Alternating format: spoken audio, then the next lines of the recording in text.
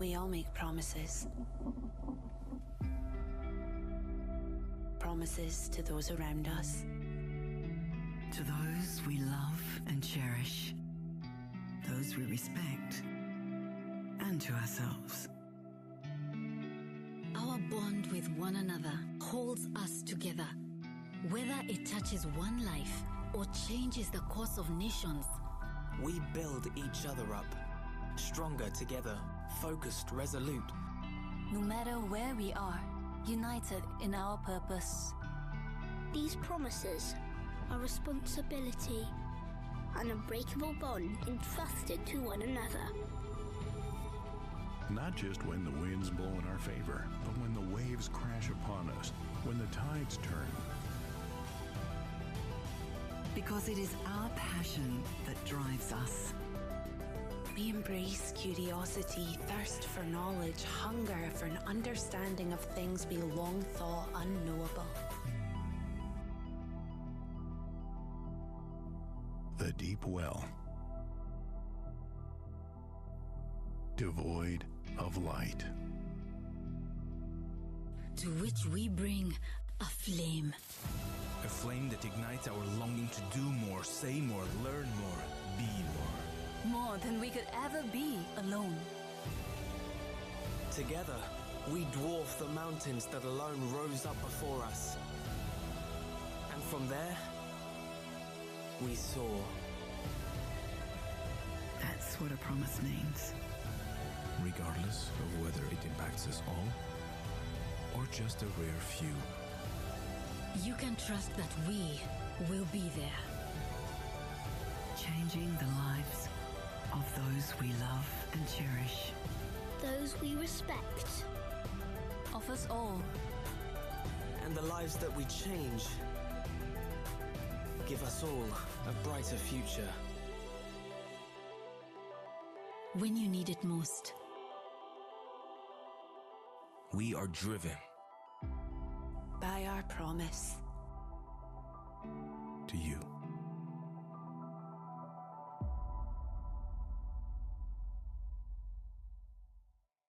V roce 1995 jsem založil AMI, firmu, která neměla být jen dodavatelem zdravotnických přístrojů, ale opěrným bodem pro lékaře, pacienty i jejich rodiny. Naši vizi nese dál můj syn s respektem k hodnotám, na kterých stojíme, kvalitě, spolehlivosti a stabilitě.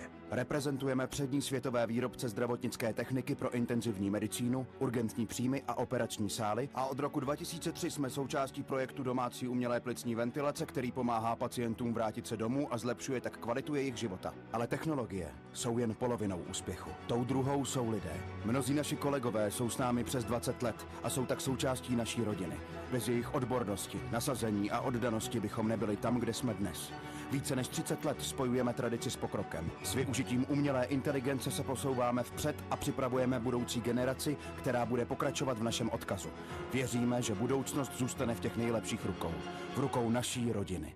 A my dýcháme s vámi. Embesin. Řešení katecholamin refrakterní hypotenze v septickém šoku. Embesin zvyšuje šanci na přežití u pacientů s méně závažným septickým šokem. RapidBlock poskytne rychlou kontrolu srdeční frekvence bez kompromisů. AOP Orphan, váš partner také v intenzivní medicíně. Zkrácené informace ke jmenovaným přípravkům najdete ve zmíněné podsekci.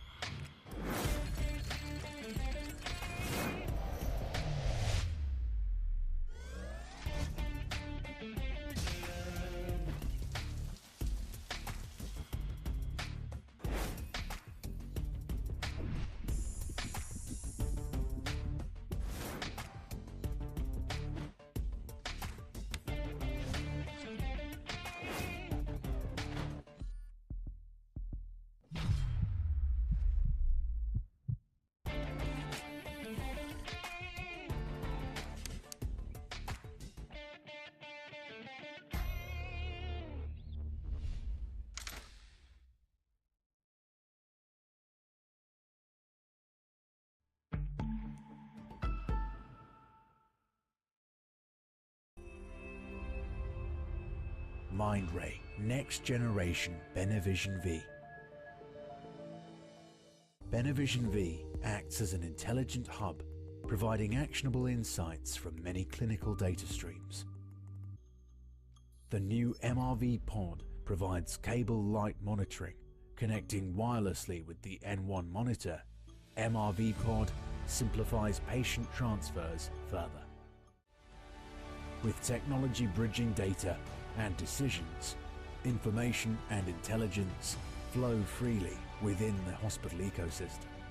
We're redefining future standards of care through unparalleled visual clarity and control, insightful patient data integration, and simplified caregiver workflows.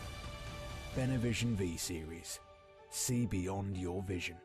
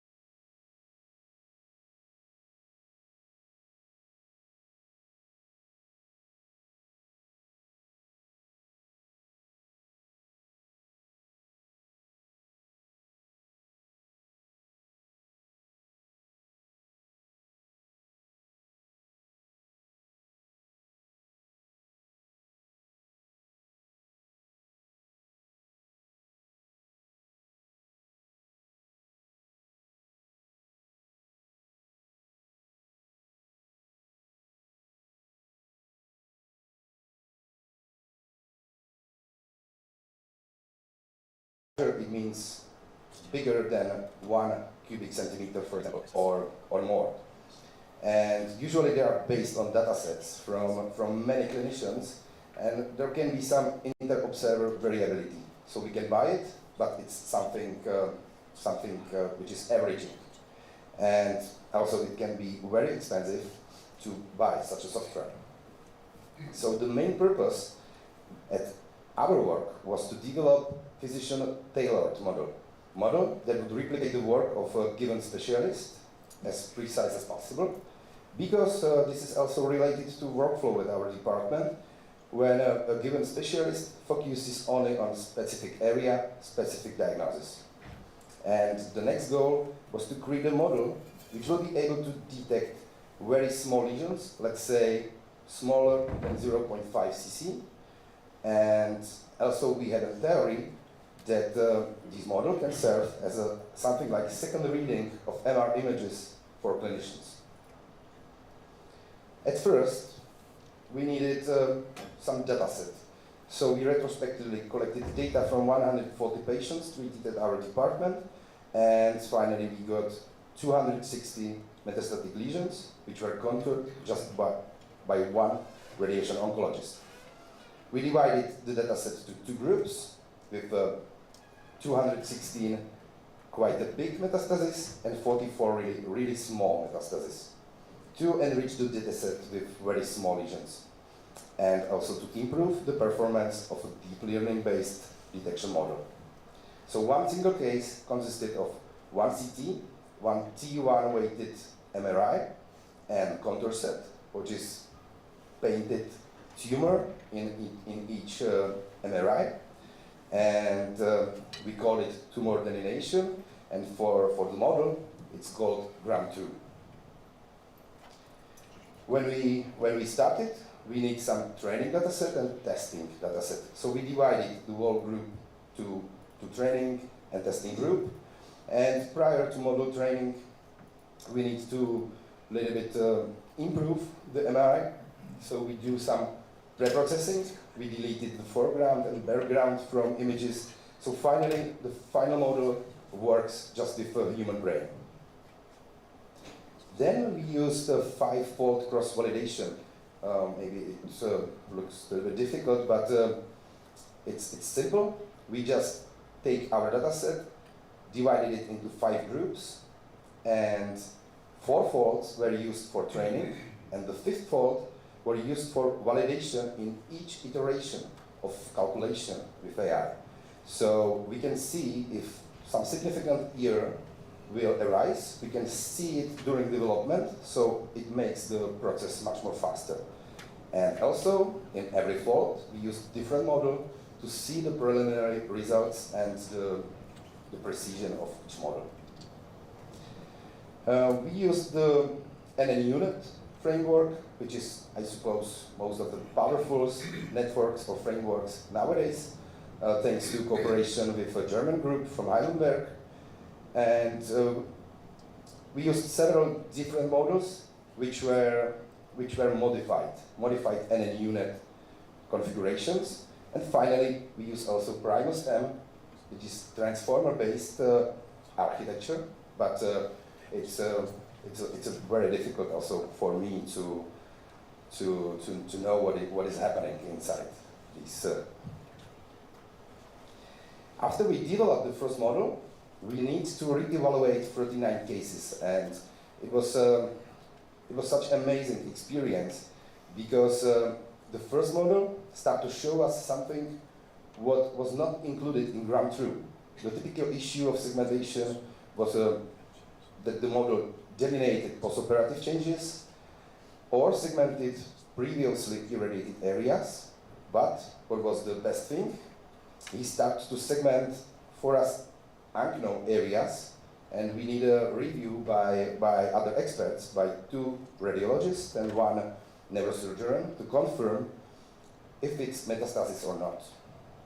So this is the example when the model delineated the postoperative changes. So it's a detection of pathological saturation of meninges. Here is the example when the model segmented the previously irradiated areas. Oh, I'm not sure if you see the pointer, but it's the red area, and you can also see the green area. It's the ground truth, and around is a small red color. It means that the model successfully detected our lesion, but something more. And we tried to remove all these cases from the training dataset because we didn't want to teach the model to delineate the previously irradiated areas. And finally, what was the best surprise? We need a revision from our experts because the models start on the training dataset to show us much more small metastases or small lesions. And we need confirmation if they were undetected, but to be honest, I say undetected, but all these cases were retrospective. So maybe they were not seen before, but they were just left for observation because they were too small, like 2 or 3 millimeters in diameter, and that's normal to wait a little bit because sometimes also experts are not sure if it's metastasis or not. So we had many cases like this in the dataset. You can see above, it's a really small lesion, and in the red, it means that the algorithm show us these points. So we had really many similar cases, and all of these were confirmed that it's metastasis. That's actually perfect. So another more. And usually we found more lesions like this in one patient. Here is the example of false detection. The experts told us it's a blood vessel, but it's for me, it's almost the same like the previous lesions. And for example here, the experts were not sure if it's a blood vessel or metastasis. So even it's unclear finding, that's typical case when we recommend observation a few months to see if it will grow or not. But for us, it's really good that it was identified because for such a model, it's always better if we detect more things than less. And here, there was a very nice case because we confirmed 8 small metastases like this in the dataset, really small metastases. Oh, sorry. And finally, we found in a patient protocol that all these metastases were treated 3 months later. So with this model, we had kind of detection much more earlier. Also, there were another false detection, or we had in the dataset some cases which were not very good for teaching because these samples were just one time in the dataset. So we exclude them. The algorithm was not able to show us, for example, metastasis within the skull because we trained mainly for brain area. So after this, when we corrected all the ground truth, so we needed another specialist who made the contours in MRI again, just for metastasis. We did another round of calculation and we get the final model. Here are just a few technical things, and you can see the list of names of NN unit models, different architectures. But what is interesting, you can see the total parameters, and it means each model needs a lot of parameters to be able to do this job. And you can see that, for example, the first model needs 88 million different parameters, and the last model, it's almost 400 millions. But finally, the models, the results were really similar, even the total parameters numbers are totally different. Here is just an example. We needed such a good hardware, so in general, we always need GPU as much as possible. So thanks to colleagues from Germany, we were able to use their hardware with 40 gigabytes of GPU at minimum. Sometimes it was doubled. But even we had a very good hardware, the one calculation took 1 week, from 1 week to 10 days to get some working model. And here are the results of several models. Our final model is kind of a mixture of all of these. And you can see here our two most important metrics. The DSC is dice similarity coefficient. It's in general coefficient which is very used for comparison of segmentations. It measures just the overlap of a gram true and the generated contour. And the range is from 0 to 1, and 1 it means 100% success that the contours will be totally same. And another parameter is NSD. It's a similar thing like dice similarity coefficient, but it takes into account the surface area. And F1 score, it's a measure how powerful is the model, how powerful is our accuracy. So again, it ranges from 0 to 1, and 1 indicates really, really good precision. And you can see in these numbers that all models have very similar results. And from some international recommendation, when the dice coefficient is above 0.8, it means it's perfect and you can use it. So we are above this threshold. So when finally we started to validate the first clinical cases, but the model is still not validated. So I let the physician to do his job, and in the same time I started with my model to be able to compare how powerful the model is in clinical practice. And you can see that the contouring time really differs. For me, it's always 1 minute. If the case is really, really hard, like 16 or 18 metastases, it was 2 minutes with my computer. But for physician, it can be 150 minutes. So it's a proof that it's really time consuming. And in many cases, our model detected more lesions than physician. In one case, a little bit less.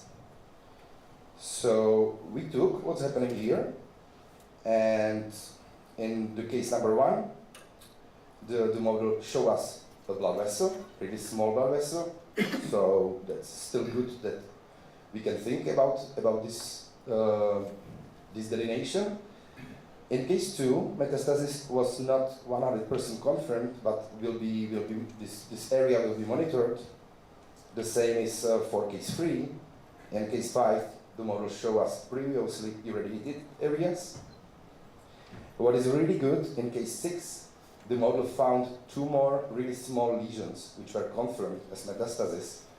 And in case 7, also, the model found additional metastasis, which was not previously seen by human. And in case 1, we had a failure. 1 lesion was undetected. So the human won. Here is just an example of very hard case with multiple metastases. So you can see in the middle image, it's MR. We usually need MRI image and also CT image, which is on the right, because the calculation of radiation dose, it's necessary to do it in CT, so we always need CT and MR. And on the left side, you can see the difference between a human and for one metastasis in one slice, between a human and the AI model. And the difference is really small. Usually, it looks like this. The difference is about 1 voxel. And also, it depends if it depends on your contrast setup. If the human is contouring on the left, on which border of the voxel, if the internal or external. But 1 voxel, it means approximately 0.3 millimeters. So it's actually really good. So in conclusion, The developed model shows really good detection capability, even for small lesions, and lesions under 0.5 cubic centimeters, what is actually what we wanted.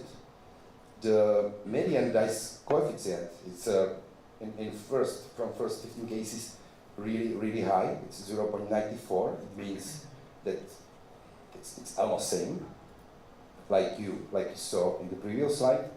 And we already know that the model can significantly reduce the time needed to delineate metastasis for physician. And also, we are happy because the initial results show that it can serve as the second read. So this may be the most important thing, because we can double check what the radiologists see. And if the patient has multiple metastases, like 10 or more, sometimes it's really difficult to be focused for such a long time on many cases in a row. So that's about our story. But I have one more slide with something like future directions of our team, because we were previously asked with our colleagues from our colleagues from surgery department, and they would like to have a model which will be able to segment the vascular system of the abdomen for preoperative 3D visualization of blood vessels in the colon area for the surgery of cancer within colon. And they told us that the anatomy, you can learn the anatomy whole life, but the reality is always different, and they are not able to see everything what they need on the CT. They need some 3D image of some map of all small vessels, and the vessels are really small and thin, sometimes like 1 voxel in diameter. So when we started to delineate some cases manually, so human did it, one case took, for example, 8 hours. And you can see on the image below, you can see that the vessels are really small. So we are cooperating again with German Cancer Research Center from Heidelberg, and also with Technical University of Ostrava. But with our colleagues from Heidelberg, we again have a chance to use their hardware, but also the really new kind of model, which is called skeletal recall. And this is the best thing, because normally the human is not able to prepare really perfect data set, because when you are following really small vessels, sometimes you will lose them on the CT image. It's impossible to contour them at all.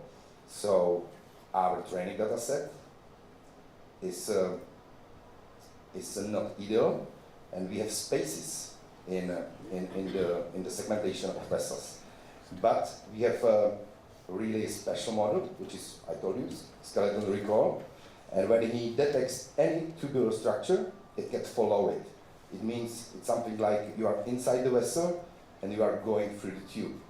It means that our first results are very good, because this model is able to generate better segmentation than we prepared for teaching. And that's all. Thank you for your attention.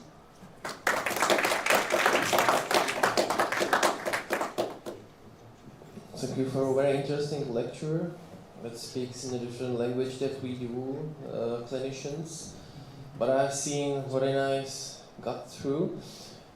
I have a question regarding your future assessment of usability of your method, since you are now at a training point, I would say. So it's ongoing clinical practice, and beside clinicians, you try to teach your AI to do the job better than we do, faster than we do, more reliably. So what is your suggestion? When it's gonna be higher on the top of us, that it will do the job on its own and we'll just can focus on something else?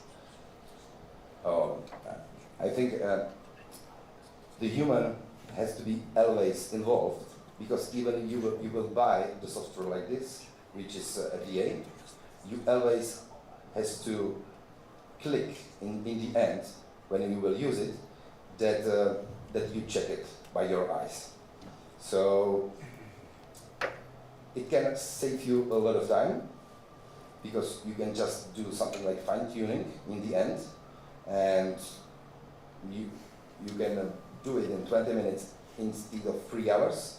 So our physicians, or the specific physician, can work a little bit more at the different places with patients. Yeah, that was the point, yeah. Okay. When it comes, we are in a development mode now, and when the time comes that the model will be working at first place, and the clinicians will just be there to, confirm it. The curve goes up to 1. Yeah, so when it's gonna take place, I wonder, you are still on the development curve, right? Yeah. Yeah, and when you think you will finish the model, when it's gonna be working like reliably, that the clinician will only then, make a signature of that as a revision? It's already finished, but now we need to deal with some law and legislative. It's not possible to officially use it. It's much more hard. What is now in front of us. But during the validation process, what I can tell you, we are already using it, as I showed. It's still unofficially, but it's something like second read. So it's very interesting that even the physician still has to do his own job. He has some tool which can help his eyes to show the specific areas where he needs to do double check. So for now, that's the main thing. Thank you very much. Any other questions? Any other questions? I mean, as an almost total outsider in that field, I was quite surprised that you identified in a few patients more than 10 metastases, right? And these must be very small. Yeah. So before that that time, these went unnoticed. So these were not discovered, these metastases? We are not sure, because we take just the retrospective cases and we didn't check what was happening. But in a few of them, we really know they were undetected. And we also see it now when we do it during validation prospectively, that it's really possible to miss some metastasis if it's really small. And if it is really small, are you going to treat it? Yeah. We are with technology which we have. We are already able, for example, with CyberKnife. Even those small metastases? Yeah, let's say the lesion like 3 millimeters, we are able to treat. Unbelievable, really. But it's the word, the stereotactic. We are able to navigate like neurosurgeons in 3D space. We use the robot, which is extremely accurate, because his reproducibility is 6 microns. It means it's a little bit less than thin of your hair. So with such technology, we are able to do that. And the main thing is that we are able to do that in 1 fraction, also for multiple metastases. So the patients spend at our department like 40 minutes.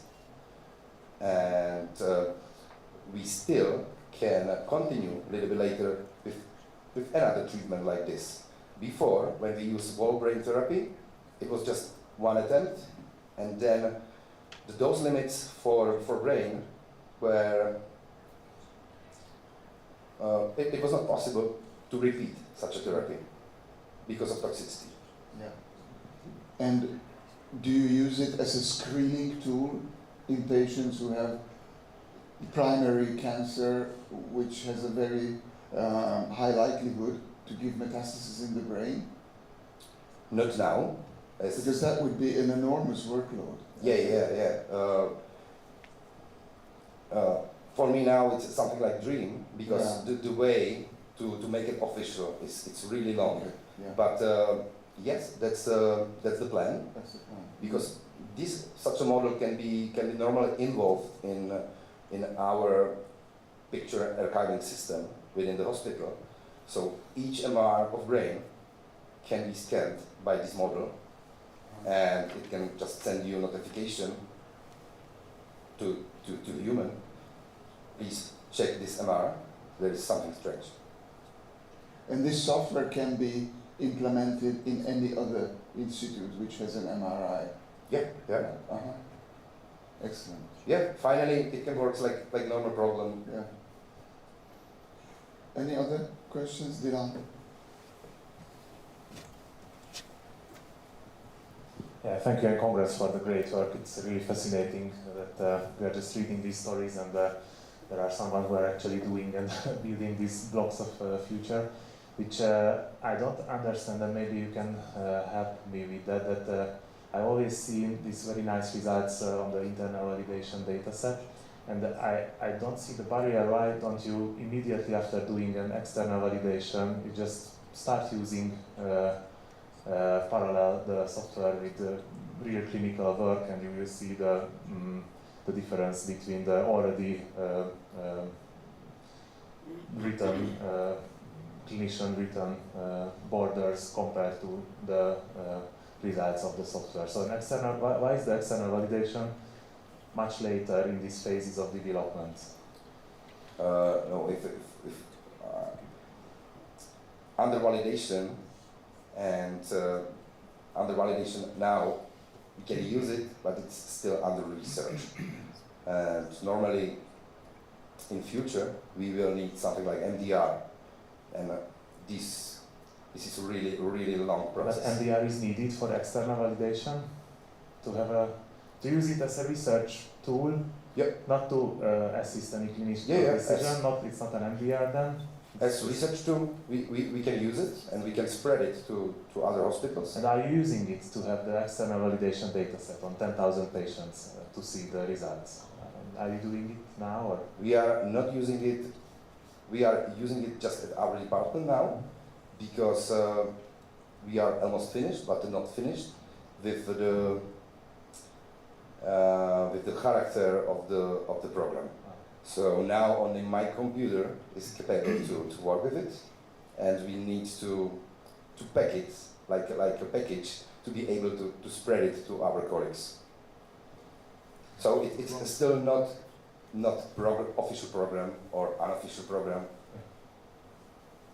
Thank you so much. Thank you very much. Thank you.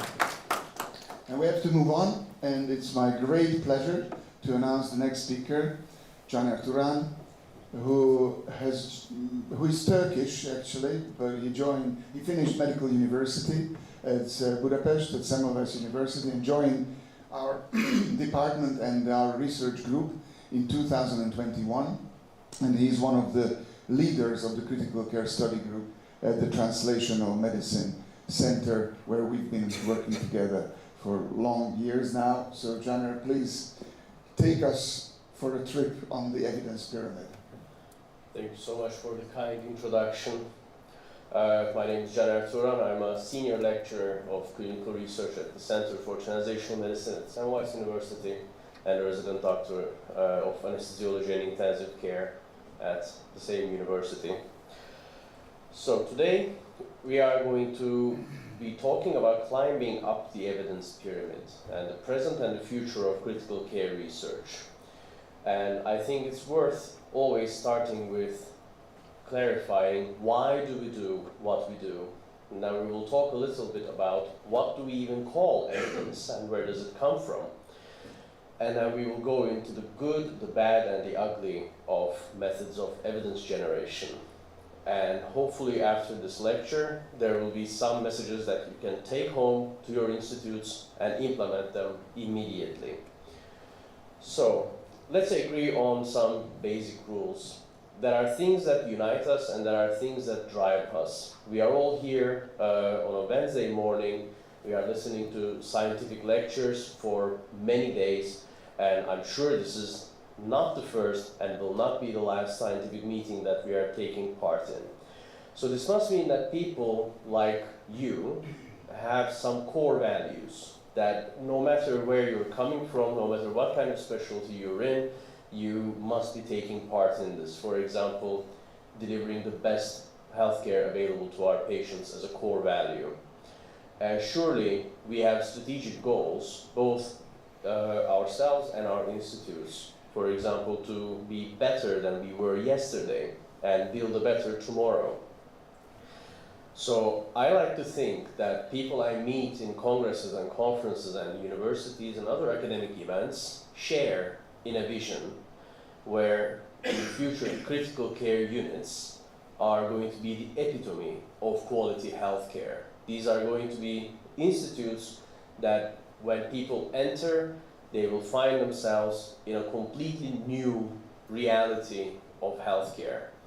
But to make this vision into a reality, we must have the mission of creating or working with or generating a community of motivated, curious, visionary, scientifically literate, and clinically up-to-date colleagues. Now, how do we do that, and what does it look like? When you're practicing in a modern ICU, your everyday work is standing on 3 pillars. Of course, the most important is the patient management. How the patients are coming, how they're treated, and how they leave your unit. But as you are working for patient management, you are continuously doing training and education. New colleagues are coming, they're coming up to speed, you're bringing them up to speed, but nobody knows everything. You must continuously train yourself and educate yourself as well. And by extension, a natural extension of patient management and training education is the scientific development in the institute. Whether it is scientific literacy or scientific productivity, there has to be a certain sense of scientific development continuously ongoing in a modern ICU. And this is not only my opinion, it's not only my personal opinion. In fact, there was a joint community statement from multiple societies involved in critical care in the United States, and they published this statement on the role of clinical research results in the practice of critical care medicine. This is a very, very interesting read. It's not a very long read, but I'll summarize it for you. Basically, our American colleagues have made 4 statements that I think everybody can agree with. Number 1 is that good clinical practice consists of clinical research, pathophysiological reasoning, and clinical experience. These are the 3 elements you need to have to deliver good clinical practice in a critical care unit. They also go and say each field of knowledge has their own strengths and weaknesses. And no single source of knowledge, whether it's clinical experience or pathophysiological reasoning or clinical research, is enough by themselves. And finally, no kind of knowledge is more important than another. This sounds great, fantastic. I'm sure every kind of university teacher is, of course, going to say that science and research is very important. But how about real life? What happens in real life when we actually do clinical research at healthcare centers? Well, colleagues from Stanford University conducted a study together with the National Bureau of Economic Research of the United States, and they were trying to figure out whether boosting research funding in local healthcare institutions translated into patient benefit. And in fact, what they have realized is as the clinical research funding increases in local institutes, risk of all-cause mortality in the local communities decrease parallelly. For each 1% increase in the funding, all-cause mortality in later years decreases by 0.2%. So this gives us a signal that putting resources into clinical research at healthcare institutions is worth it. So is the solution to preventable and treatable diseases and mortality just throwing money at the problem until all-cause mortality is 0%? Well, not so much, because we also know that scientific productivity depends on a lot of different things. For example, which country you're coming from, what kind of hospital you're working at, who are your colleagues, who are the people who are actually conducting and interpreting and translating the results. And most importantly, it depends on the patients that you are treating. There is another complication, that from time to conception until it reaches clinical practice at the bedside, it takes time. And different types of studies will take different amounts of time, from conception to evidence generation until they're actually implemented into clinical practice. For example, a new drug development takes sometimes more than 20 years until it can actually be delivered to the patients. Even if we go beyond and successfully achieve from conception to evidence generation, we are still facing a problem at local healthcare institutes. Before scientific evidence can be implemented into bedside practice, it has to go through many checkpoints. So I think we all know the Swiss cheese model of complications in healthcare delivery.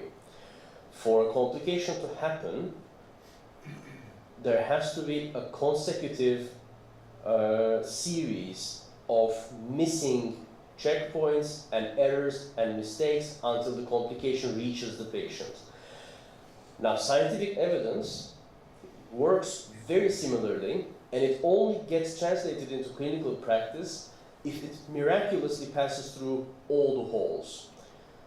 The leader of the institute, the financing, the legal framework, the practitioners, and the patient who happened to be one of those patients who is going to benefit from the evidence. So this might sound very pessimistic as a message. And we are, at least in the Central and Eastern Europe, we are used to this idea that, well, okay, then the only feasible way forward is we have to have this king who's a big, big, big professor, and we just have to say whatever he says. Well, obviously, we also know that this doesn't work either. So the same colleagues who made the multi-society statement also recommended that implementing evidence into bedside practice should be a continuous and collective effort. Sure, the department head, the big professor, the king of medicine, can stay there. Sure, every throne needs a king. But it also takes nurses, it also takes physicians, it also takes IT specialists, biostatisticians, and all other associated healthcare workers working continuously and together. And only this way we are coming to a pyramid of evidence. First, we need to generate the evidence, and then we need to contextualize the evidence. So typically, traditionally, we have thought that in clinical research, the higher you are on the pyramid, the more quality evidence that you have. So if you are doing animal or laboratory studies, clinical researchers used to say, that doesn't count, that doesn't mean anything. If it happens on a pig, there is no saying that it will also work in a human patient. And we hold clinical practice guidelines and meta-analyses of randomized controlled trials as sources of truth. And okay, this is a very high level of evidence, this is what I'm going to listen to. Well, okay, we will get back to this. And not only the level of evidence, there's also the level of evidence certainty.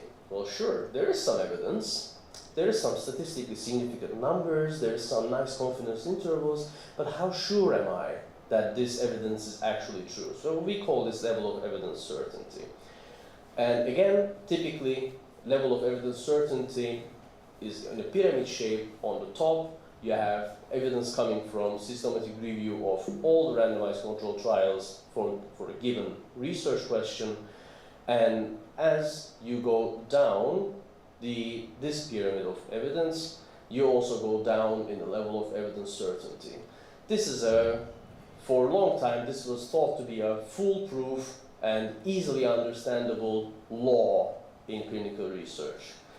And based on this idea of evidence and evidence level and certainty, the Oxford Society, the Oxford Center for Evidence-Based Medicine, developed this grading criteria that leads physicians to decide when they can recommend certain interventions on their patients. And they said that, okay, if there's a systematic review of randomized controlled trials with a meta-analysis that is answering this question, only then you can actually recommend interventions to your patients. Well, this doesn't really sit right. And this doesn't sit right for many reasons.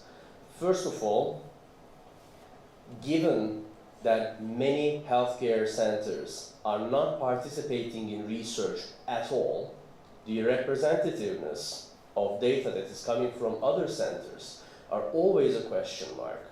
It is always questionable whether the evidence that we are reading on the literature is applicable to the patient that I'm caring for at the moment.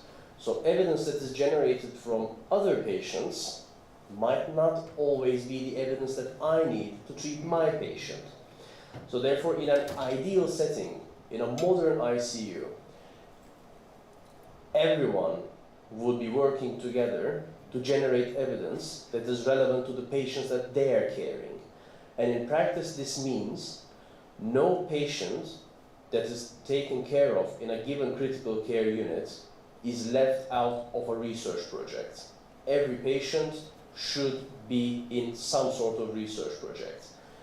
Every colleague that is working in a critical care unit, which is, as we want to envision, epitome of evidence-based medicine and healthcare delivery, every colleague should be involved in some sort of research work.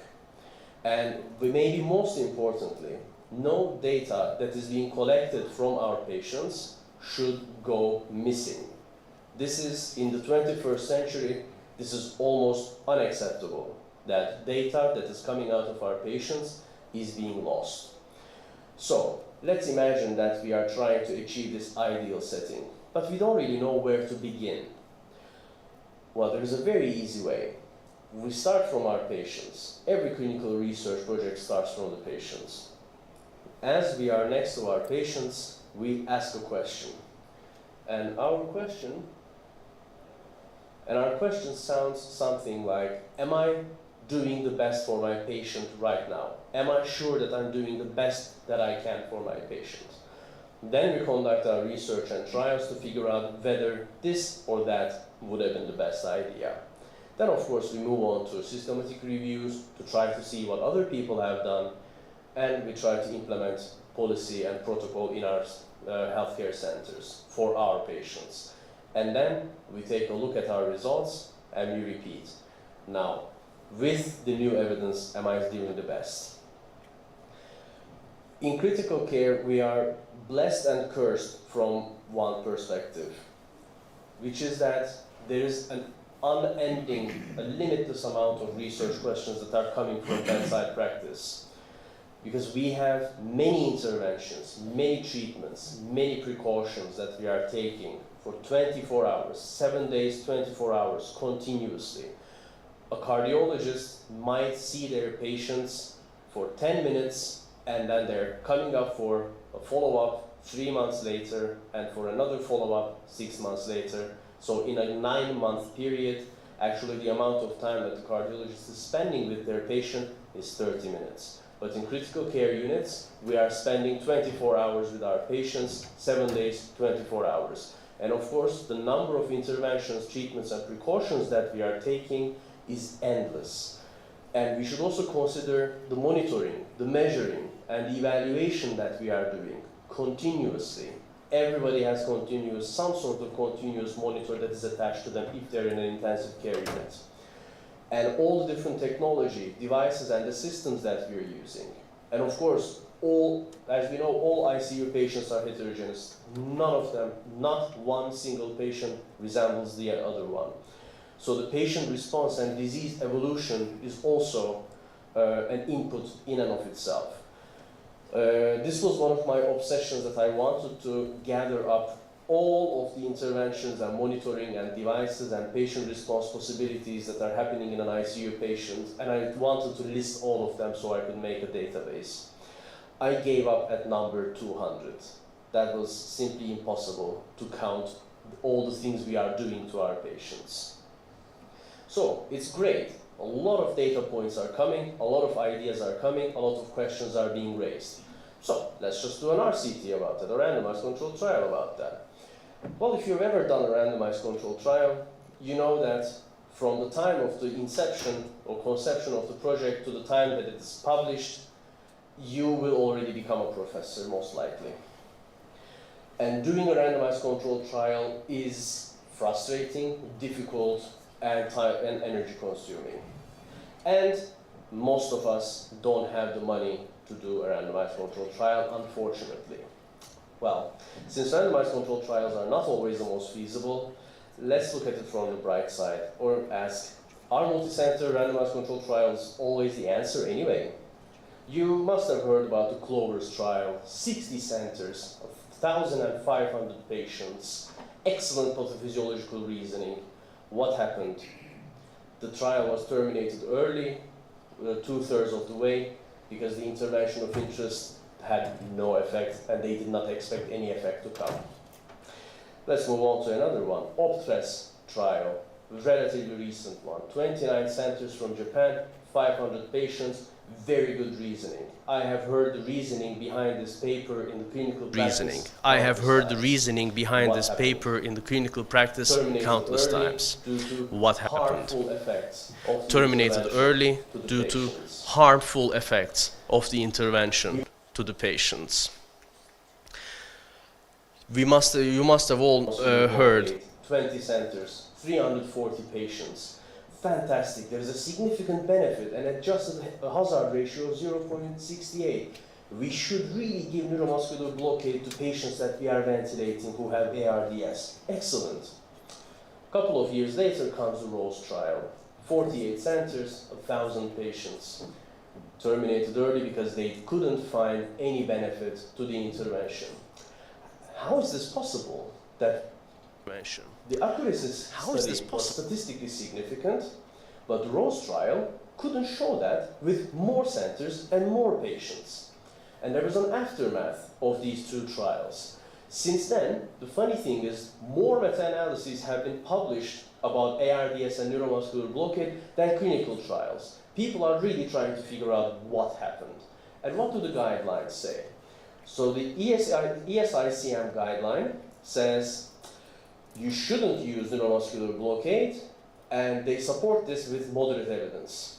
And the American Thoracic Society says they recommend using neuromuscular blockade in ARDS, but with low certainty. Now, please let me know, do you use neuromuscular blockade when you're ventilating ARDS patients? 1, 2, maybe 50-50. But I think the answer is, it depends. It depends on the patient, right?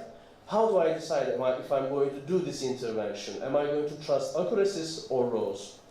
I can ask, I will decide based on what my boss likes, or maybe what country I live in. If I'm in Europe, if I'm in the United States, it's different. Or maybe whatever is the latest fashion in critical care circles. But no, I need to check the characteristics of the patient, the pathology, the current status of the patient, and most importantly, what the patient actually requires at a given moment. So here comes the importance of proper, high-value evidence coming from clinical research. But before we go a little bit deeper into the evidence, I think it's worth clarifying what evidence isn't in clinical research. Evidence is not statistical significance. It is not what randomized controlled trials say. It's not what is written in the guidelines. And it's not just facts alone. Because we have tried these models. We have tried the one-dimensional evidence. If P is below 0.05, do it. That's evidence. Well, we tried that. Then we made it a little bit more complicated because biostatisticians were angry, and we made into two-dimensional evidence model. We added a 95% confidence interval and effect sizes. But what happens when you overestimate the p-value and confidence interval? Here's the Leuven surgical trial from 2001, where they tested intensive insulin therapy for tight glycemic control in the ICU. And wow, the mortality, ICU mortality rate is almost 50% in the intervention group, in the tight glycemic control group. You must be stupid if you are not doing tight glycemic control based on this p-value. 7 years later comes nice sugar trial. They are doing the exact same thing. And what they find is that, in fact, tight glycemic control is increasing the ICU mortality significantly. So now you're stupid if you're controlling if you're controlling blood sugar tightly. Now, surely we need something better than just p-values and confidence intervals.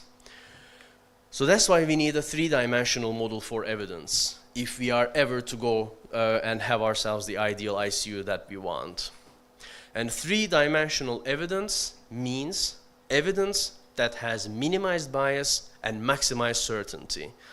We need evidence that is coming from studies that have protocols, that are complying with reporting guidelines. They don't have missing data, or they dealt with missing data.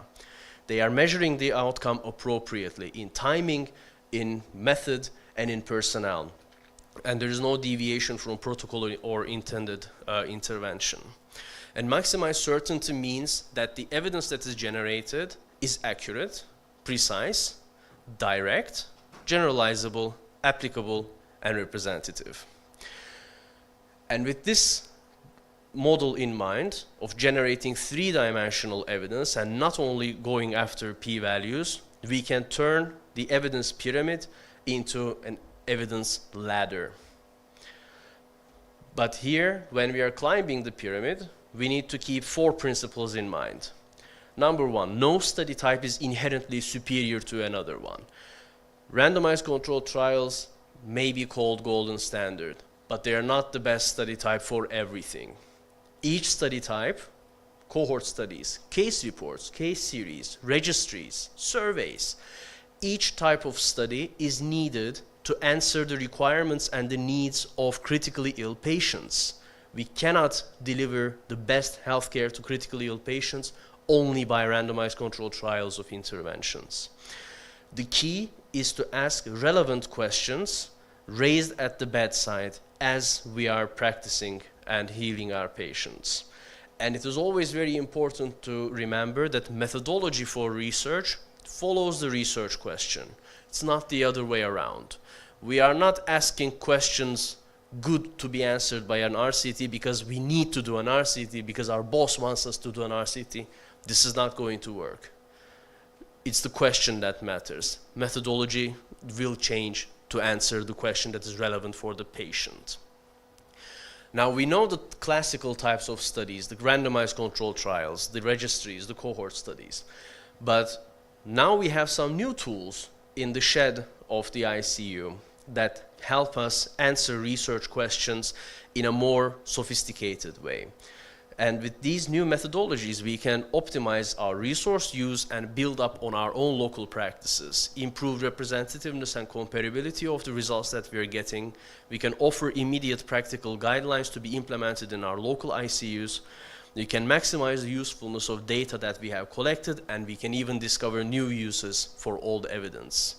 And I would like to talk about 5 of these new methodologies to inspire you to go back to the ICU and ask some questions. So the first very interesting methodology is called target trial emulation. This has been on the market of academia since around 2020. And there's a really interesting study here, emulating target trials comparing early and delayed intubation strategies. So here, what they have done was they took an observational data set and they have asked the question based on the data that is already available out of the observational data set. What would have happened if we had run a randomized control trial, simulate a randomized control trial comparing early and delayed intubation. So the patients were not actually prospectively enrolled to be intubated early or later. They just took the patients who were early intubated or late intubated and simulated statistically, computationally, that what kind of hypothesis we could have tested if it were an RCT. And the interesting thing is, with this study of early versus delayed intubation, the observational study itself found early intubation to be significantly safer. But the target trial emulation, which said if this would have been a low bias, high certainty randomized controlled trial, now early intubation was not significantly safer. And what is the point of these kind of studies? They help us with causal inference hypothesis testing, like an RCT, and they help us overcome ethical or feasibility barriers that we might be facing when we are doing a randomized controlled trial of interventions in the ICU, like life-saving interventions, or when patients can't actually consent to studies. There is another type, which is called stepped wedge cluster randomized controlled trials. And these kind of studies are randomizing centers or teams rather than patients. And they are randomizing these clusters of institutes or teams to start assigning patients to an intervention, and then they stop and go back to standard of care. And they don't know when they are supposed to start the assignment to intervention. So suddenly, during the study period, you might get a message from the trials coordinator saying, starting Monday, you are the intervention group. And starting from Monday, every patient is prospectively treated with the intervention of interest. And this minimizes the risk and consequences of futility and harm to the patients, like in the RCTs that we discussed previously. And the big benefit is that this JAMA paper, for example, tried a certain patient referral system, and those centers that have tried out the intervention of interest consequently changed their practice to the intervention immediately, without even waiting for the results of the trial. And I'm sure you have heard of the third kind, the adaptive platform trials.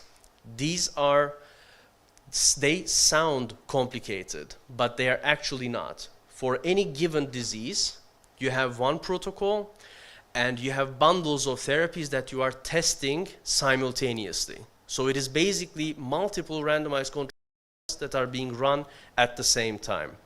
And the most famous example of this is the REMAP CAP, which was about all the different types of treatment and ventilation strategies and antibiotics for community-acquired pneumonia. And here you can see a list of all of the different randomized controlled trials that they have actually run in 5 years. In 5 years, there is no one else on this planet who could have run this many randomized controlled trials simultaneously in 5 years. But platform trials help us do that. And one might ask, why are we not already doing this for sepsis?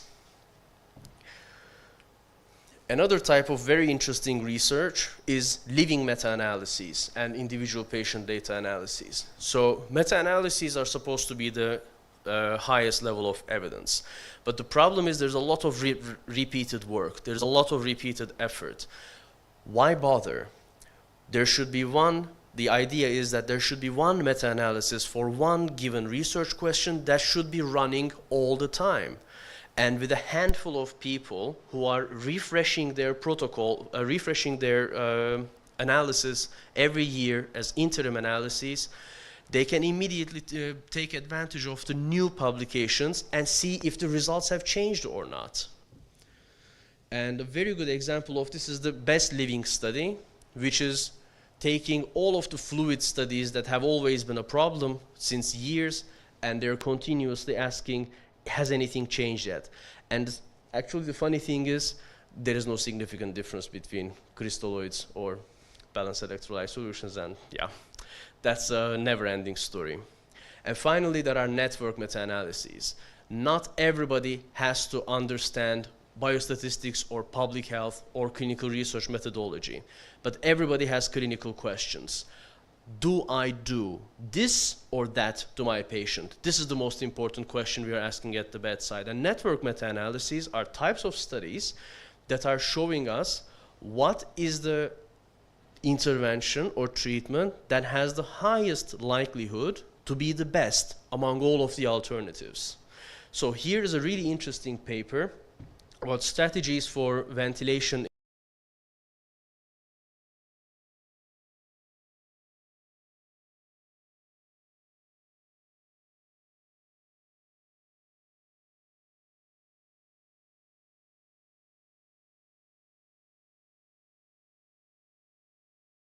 At least 18 different randomized controlled trials until we ended up with the same results.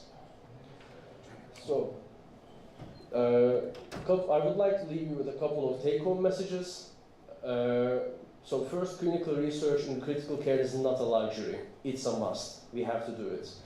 It's only doable when we do it together. No patient, clinician, or unit should be left out of the research landscape. In order to appreciate evidence, we must understand where it comes from, and we mustn't overestimate it. And there is a method to answer any clinical question. The secret is to raise these questions at the bedside. And when we go home tomorrow, we should ask ourselves, starting from tomorrow, each day, how do I know I'm doing the best I can for my patient with this intervention? Thank you for your attention. Thank you, Janet. I think that after Dylan's talk, we're going to have questions, okay? If Dylan takes a good, customizes his time very well. So it's, again, I would like to thank you, Ondra, and the organizers for allowing us to come to Ostrava again, and especially that you gave a platform for our junior, senior lecturers, and so it is my great pleasure to ask Dilan Karim from our department to give the next talk. Dilan, jump on the stage, please. Dilan is a specialist in intensive care and anesthesiology, and he has joined our critical care study group in 2022. So Janer has already defended his PhD. Dilan is on its way. So he decided to give a talk to us now, Beyond Vitals, high-resolution data. Dilan, the stage is yours. Yeah, thank you for the invitation, and it's always a pleasure being here. As yesterday I showed you that 2 years ago I had a chance to talk about microbiome research in critical illness, and I showed you this slide how microbiome research was booming. But we also discussed that basically with any keywords that you are looking up on PubMed, you will see this booming, this exponential elevation of results year by year. Even for the word Ostrava, there was an exponential booming. And meanwhile, Ostrava in the last 2 years was continuing this boom. There is a new hype which is exploding even faster, the AI hype since then, which penetrated our everyday work and will penetrate even even better. It was funny that these AI-related publications are so dense and so much that they couldn't even feel the reality. And I found the publication AI-related even in the future from 2027. There is a publication already about AI in breast cancer. So the amount of data is so much, we have to deal with it. Also, the public interest. There is this, I don't know if you're familiar with Google Trends, how it creates an interest scale of the society's opinion and interest in a topic. And in the last 2 years, there is a huge exponential boom related to AI. And I'm not sure if you're buying any stocks or familiar with the stock market, but what you can see with AI-related stocks is almost unprecedented now.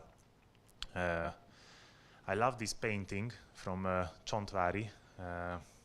I don't know if you're familiar with the story of it. This is a old fisherman, but when you cut the picture in half, actually magic happens, and the two-sidedness, the two faces of everything in life is embedded in the picture. If you're mirroring in the middle, the left side is a wise old man with a calm sea behind him, and the other side is the Satan itself, with the Etna and the water just erupting behind him.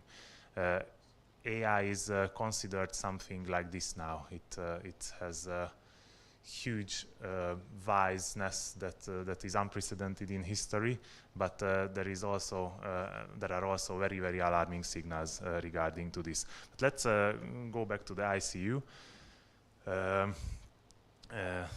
What is beyond vitals? We have these vitals currently, hemodynamics, respiratory related lab data that is continuously flowing towards us, and we are charting them, and they are sometimes highlighted by alerts, and thresholds are crossed, and we get some alert, and our focus is focused on this data. So what we are doing as the thinkers, thinker physicians, we are taking these snapshots when we are focused for thinking and reacting to this continuous huge amount of data flow. But that's a very small fraction. A lot of data is continuously generated from our patients' physiology. Some of them is not even on the monitors. And sometimes we are manually charting them hour by hour, and every some hour or some occasions during the day, we have our thinking on them to make the decisions. The future is a bit different. We have to collect, timestamp, and align all these data that is flowing from the patients, and match this data flow together. And then we're gonna have this big data that machine learning and deep learning algorithms can work with, and they are much, much better in this continuously mining this data flow for patterns. So we will have these high resolution data streams which are synchronized and aligned together, and we need trend analysis, pattern detection, and good prediction models that are continuously thinking on any patterns that is coming out of this data flow. And this is gonna be something like a decision support for clinicians, even without anything changes visually on the monitors. There can be a pattern that is recognized that a deteriorating trajectory is started and impeding hypotension is on the way. But don't forget, this is only a copilot giving you some red flags to have your focused attention on it. And you have to decide if you do anything with that. And in most of other professions, that is much deeper implemented than in healthcare. For example, programmers are using this copilot for years now, and it's actually called Copilot, as you may know. So to have a first step, we have to widen this data flow that we already have. As we discussed, we have continuous waveforms of pressures, we have pulse oximetry, ventilatory waveforms, but we also have a lot of other devices that we use not regularly, but generating a lot of data. I like registering EEG and imagine implementing EEG signals into these algorithms to have non-convulsive status and sedation depth monitoring continuously by these algorithms, because the human brain is not capable of reading EEG signals because they are very complicated, but these algorithms are very good in this. We have a lot of other devices that we don't use regularly, but can give continuous data, like continuous blood glucose monitoring, continuous intra-abdominal pressure, and digital urine output monitoring devices, continuous core temperature measurements. And every hour or 3 hours we are just checking, does the patient have fever? But the pattern in changing of core temperature has much, much more data in it. And there are parameters which we are not using, but there are devices that can generate as data, like the pupil diameter reactivity. And okay, this is an experimental device, but this can be done through a camera lens, which is very far from the patient, that is continuously monitoring. Also, bowel sound could be continuously monitored. And we are assessing peripheral microcirculation a lot. We are checking the CRT, but this skin perfusion parameter can also be digitalized and can be a continuous signal. Activity, sleep, lab results, micro results, genetics as well can be taken into consideration. And there was a new correspondence letter in New England Journal recently about the feasibility of same-day whole exon sequencing in critical care settings for children. So we have this huge amount of data flow now. It's synchronized. Do we have these AI-based pattern recognition models? There was a big advancement in this field in the last 2 years. A lot of machine learning and deep learning algorithms were published, and some of them were already implemented. So this data-driven ICU management has now the evidence to use big data and algorithms to improve the outcomes, and we have actual data about improving outcomes. I just downloaded 19 articles assessing this question about big data and AI-based innovations in critical care. And the evidence has a huge consensus that these big data and AI-based innovations are improving decision support, and also have data that they are improving outcomes in critical care. Evidence is very strong regarding this continuous digital monitoring of novel and old parameters, that they are enhancing data richness, and they support precision medicine that we want to achieve. And we have moderate evidence that AI and big data analytics can improve early detection and the prediction of any critical events happening to our patients. And we have not so many, but already implemented real-time AI dashboards that are published, and this decision support system can reduce response times and adverse events. We have data on that. The many research that is ongoing and was done lately is mostly related to this digital parameter integration part. But the next step is to actually build an algorithm to have these AI decision support systems. And we also have quite many from the recent years. And only some of them has already prospective validation from the bedside, and very few have already integrated to the workflow of ICUs. And like in a post-marketing phase, data is started to be published. But we have huge amount of systematic reviews and reviews, much more exceeding the amount of reviews than the original data, and that's a bit alarming. We will talk about this later.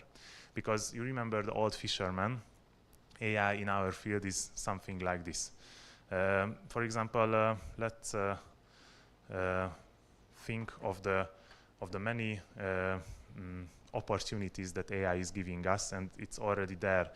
There are machine learning algorithms for the prediction of volume responsiveness.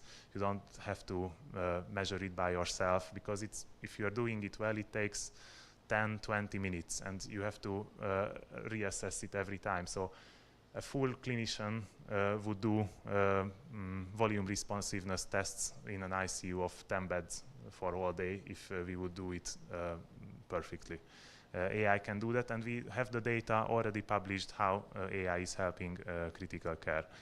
But we have to always be cautious about this content that we are getting. Check this graph, for example, which was generated by AI, of course, for this lecture.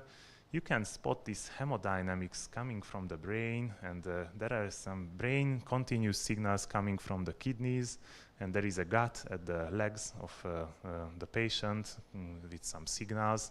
And you can see that to have this good decision support for clinicians about impending hypotension, the clinical interventions can be fluids, vasopressors, or sedation and nutrition. So with AI, the problem is always that it gives you a very nice picture, like 80–90%, but there is something in this 5, 10, 20% that is a bit that can be a bit misleading. So it's a copilot. And while I was reading these many reviews about AI in healthcare, it's easy to spot that a big part of them is generated by AI, about AI, praising AI, easy to publish, so this publication pressure is penetrated to the evaluation of AI as well. Another very important topic is that patients are consulting Dr. ChatGPT, and this is a very, very useful tool. We don't have to be afraid of generative AI responses that much, because accessibility to healthcare, if anyone has a problem, has a lot of barriers. Maybe it's a little bit in the Czech Republic than in Ghana, but still every patient has barriers accessing good quality healthcare consultations. And AI can be good in that, but also it has the downsides. The very first published case report was about a bromism influenced by ChatGPT talk. This poor patient was asking generative AI what to change in lifestyle to have more energy and to be healthier, and AI generated a very good response. One part of it was to decrease sodium chloride intake, and the patient asked AI that, okay, what to use instead of sodium chloride, and the response was perfect. Most certainly, sir, alternatives to sodium chloride are this, and that.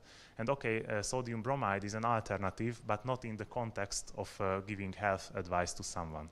So these AI advices can contribute to preventable patient harms because they lack the clinical context and the safety checks that is between doctors and patients. And the AI can very, very confidently generate inaccurate health information. So we have to be always aware when using it.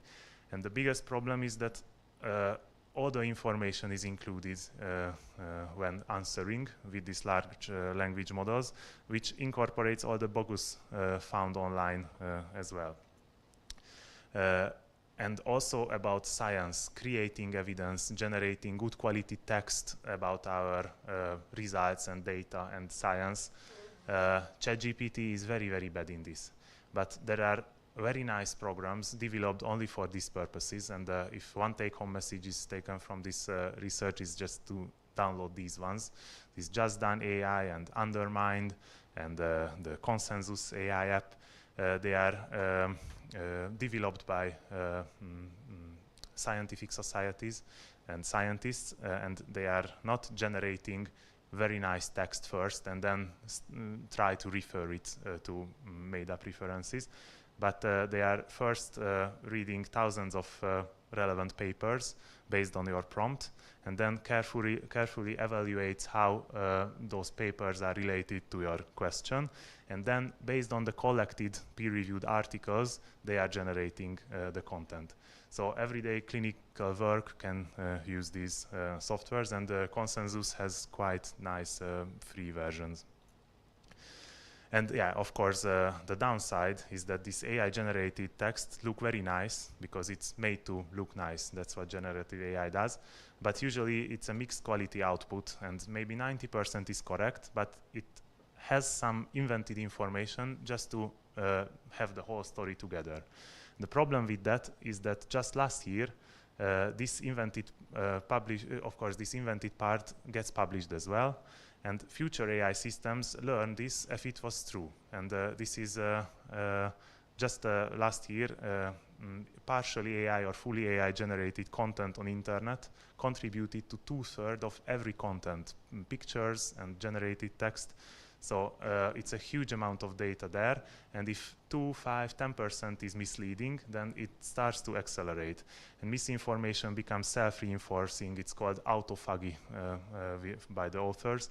And we are aggregating this slop. And that's called the death of internet dynamic by some authors. And the current softwares are very confidently incorrect.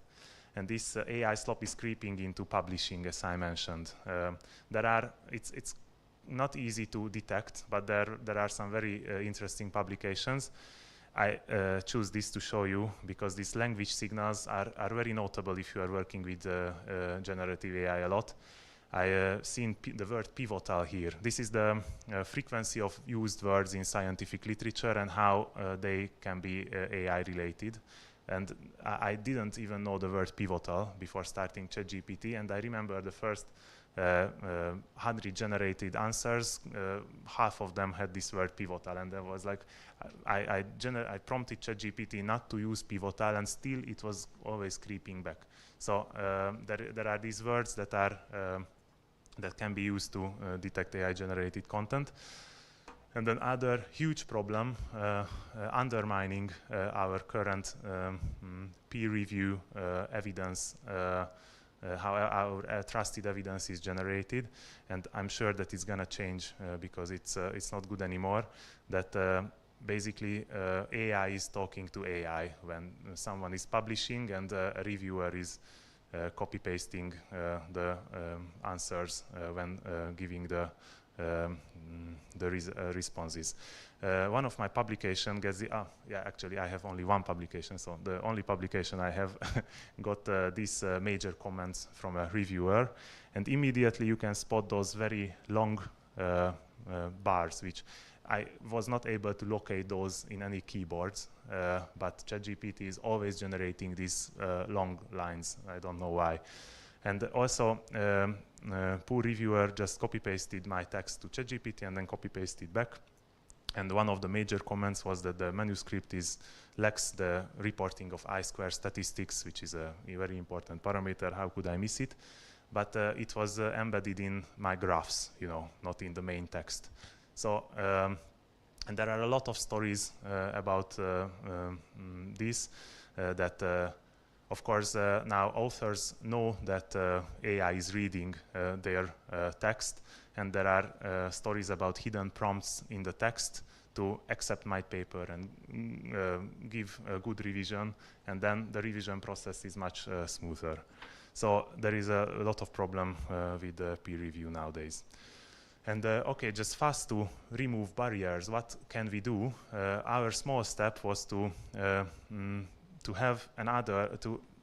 have urine output monitoring to be digitalized, because that is one of the last manually charted vital parameters, and I believe that it's a very important parameter. And we know that with automated versus manual urine output systems, there is a big difference between the two, and manual charting deviates significantly from the true urine output values. That was published very nicely by Minor and his colleagues. And this delayed data leads to late recognition of oliguria, missing the fluid targets, but also we don't have the good quality continuous data that we were looking for. This is a methodological problem, and we already have the automated urine output monitoring devices that are able to generate this continuous good quality data. But the systems on the market, if we check, the weight-based systems have high accuracy, but they were discontinued from the market because the movement and orientation, they were very sensitive to movement and orientation, and you had to buy big stands next to the patient bed just to collect urine. It was not working well. Other types are on the market, but the main problem with all of the ones still on the market is that the consumables have the sensors embedded in them, so the prices are unacceptably high to just have urine output data.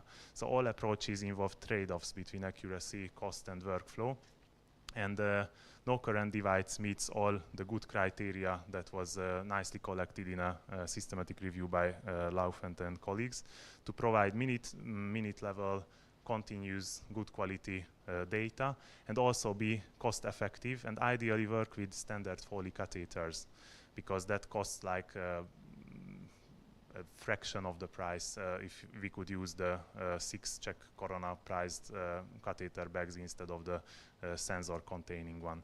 And this motivated one of our projects. The first idea was affordability by design to achieve that, because if Walmart can build something like this for 10 euros or $10, and we smart up a little bit the concept at durability, battery lifetime, connectivity. We had this project, and we could get a company who actually built it, and we have a prototype which has lower overall costs, reducing disposables, and is capable of producing this high quality continuous data. The bench testing was already done, and you can see that the minute diuresis was very perfect and continuous and digitalized, not at the bedside, but in this basic validation phase. So to go to clinical validation study, to have the first prototypes disseminated to ICUs, operating theaters, that would be the next step. But as we heard, to have an MDR patch on something to be let us able to use with the patients is very, very hard. So one of the main take-home messages should be that clinician driven innovation is needed, and that's what will drive innovation in AI as well. But we need a bit of deregulation, and we already know that digital monitoring improves signal detection, and this continuous monitoring generate high quality data sets. And these data sets that we are working with is not for the human brain, but we are getting the tools to work with by AI.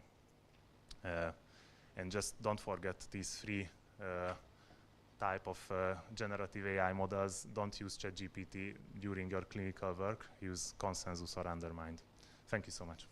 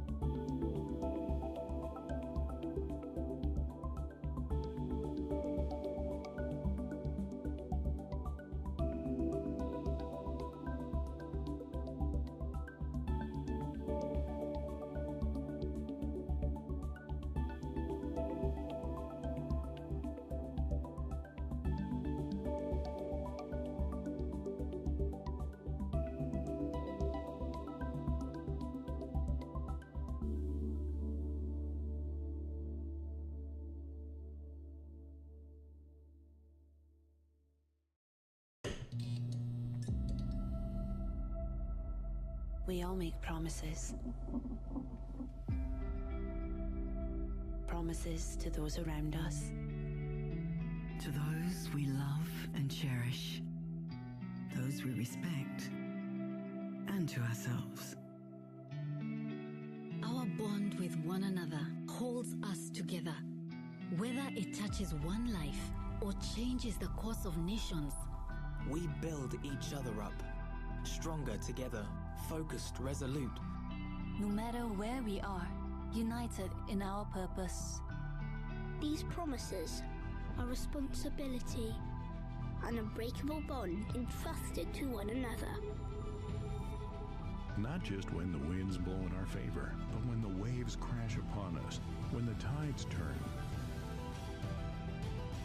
Because it is our passion that drives us. We embrace curiosity, thirst for knowledge, hunger for an understanding of things we long thought unknowable. The deep well, devoid of light, to which we bring a flame. A flame that ignites our longing to do more, say more, learn more, be more. More than we could ever be alone. Together, we dwarf the mountains that alone rose up before us. And from there, we soar. That's what a promise means. Regardless of whether it impacts us all, or just a rare few. You can trust that we will be there. Changing the lives of those we love and cherish. Those we respect. Of us all. And the lives that we change give us all a brighter future. When you need it most. We are driven by our promise to you.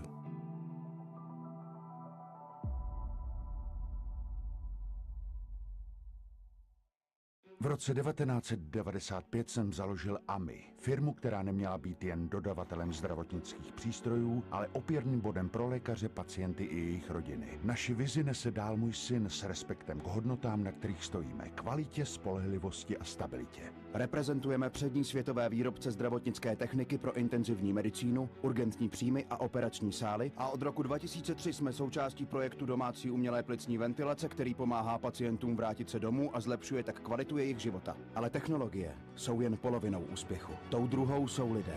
Mnozí naši kolegové jsou s námi přes 20 let a jsou tak součástí naší rodiny. Bez jejich odbornosti, nasazení a oddanosti bychom nebyli tam, kde jsme dnes. Více než 30 let spojujeme tradici s pokrokem. S využitím umělé inteligence se posouváme vpřed a připravujeme budoucí generaci, která bude pokračovat v našem odkazu. Věříme, že budoucnost zůstane v těch nejlepších rukou. V rukou naší rodiny.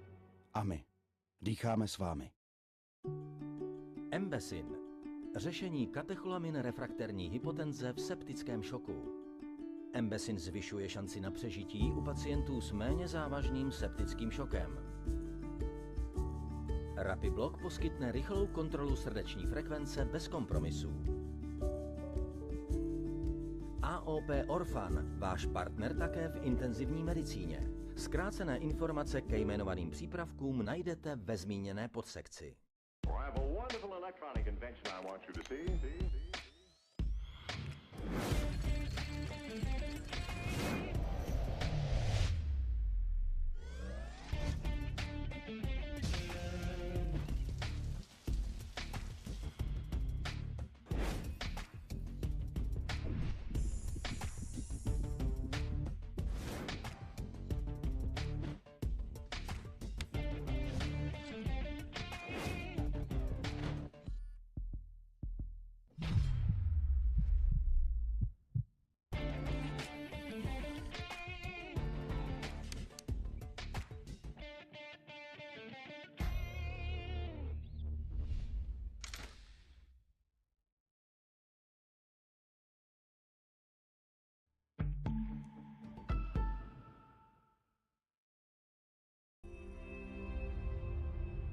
Mindray Next Generation Benevision V.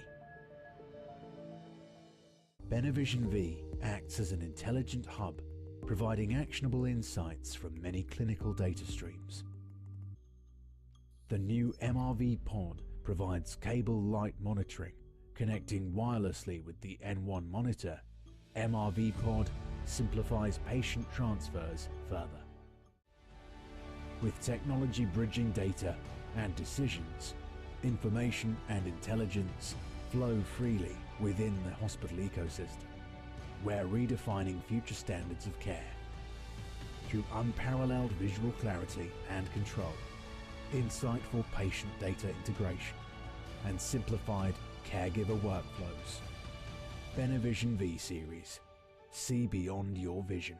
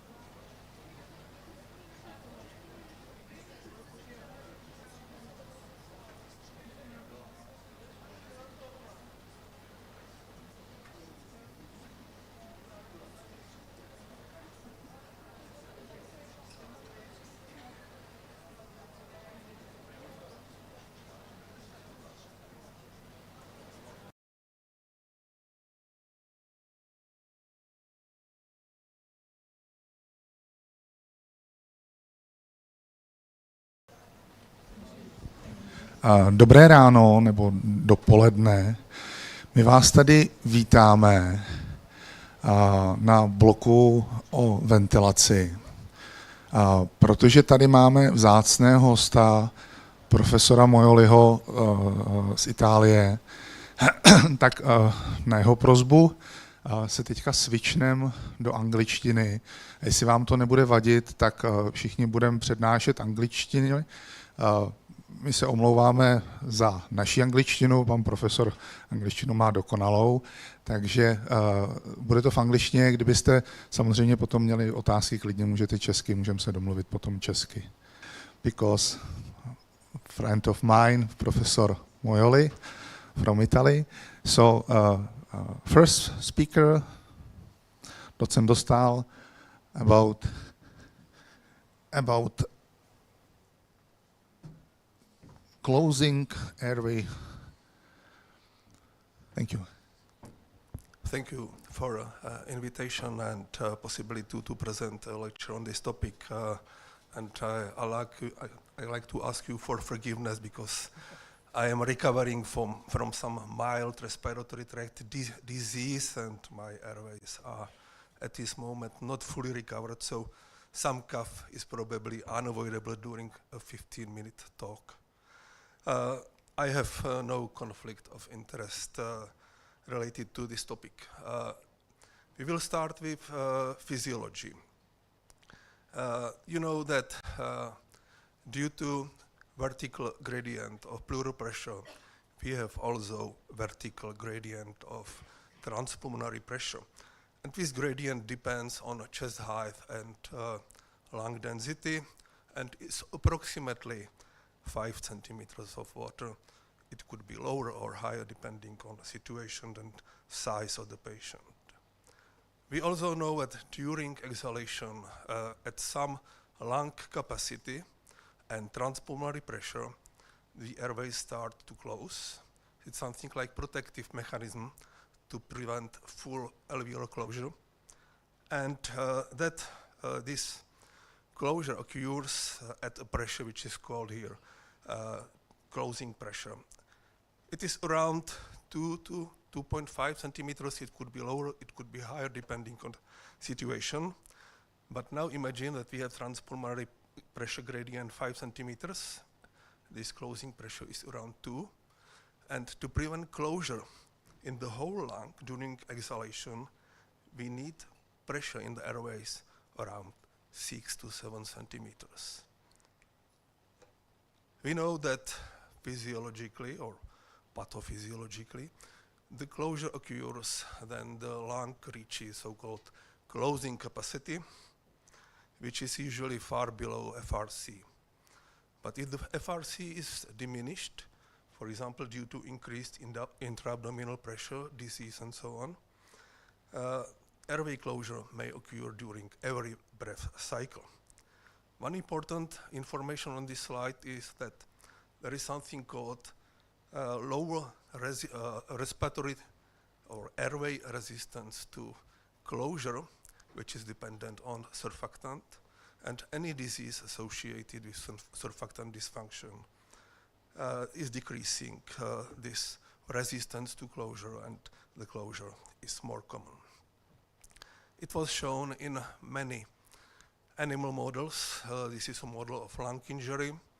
Then the airway closure on the right part of this slide is nicely visualized and is at least partially preventable with PEEP.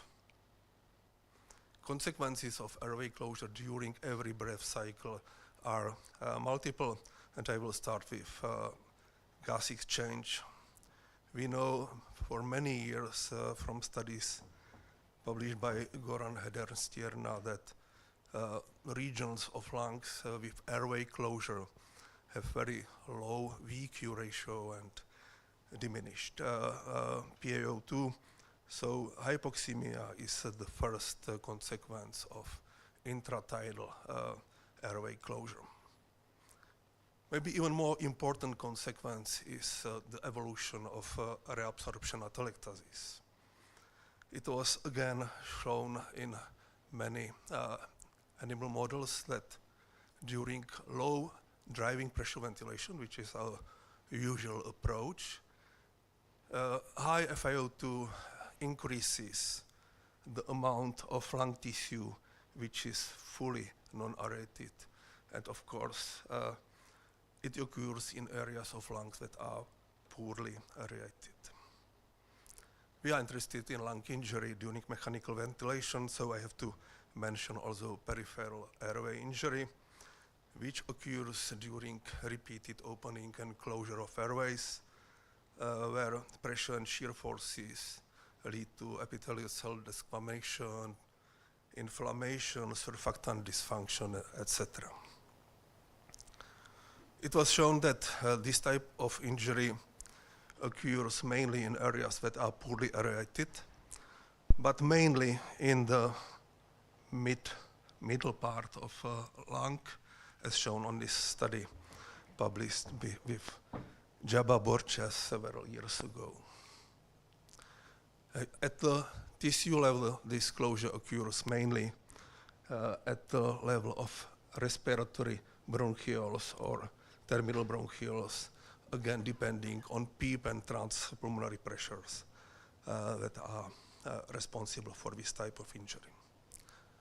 Last but not least, the consequence of airway closure is expiratory flow limitation, which is considered a herald of expiratory airway closure.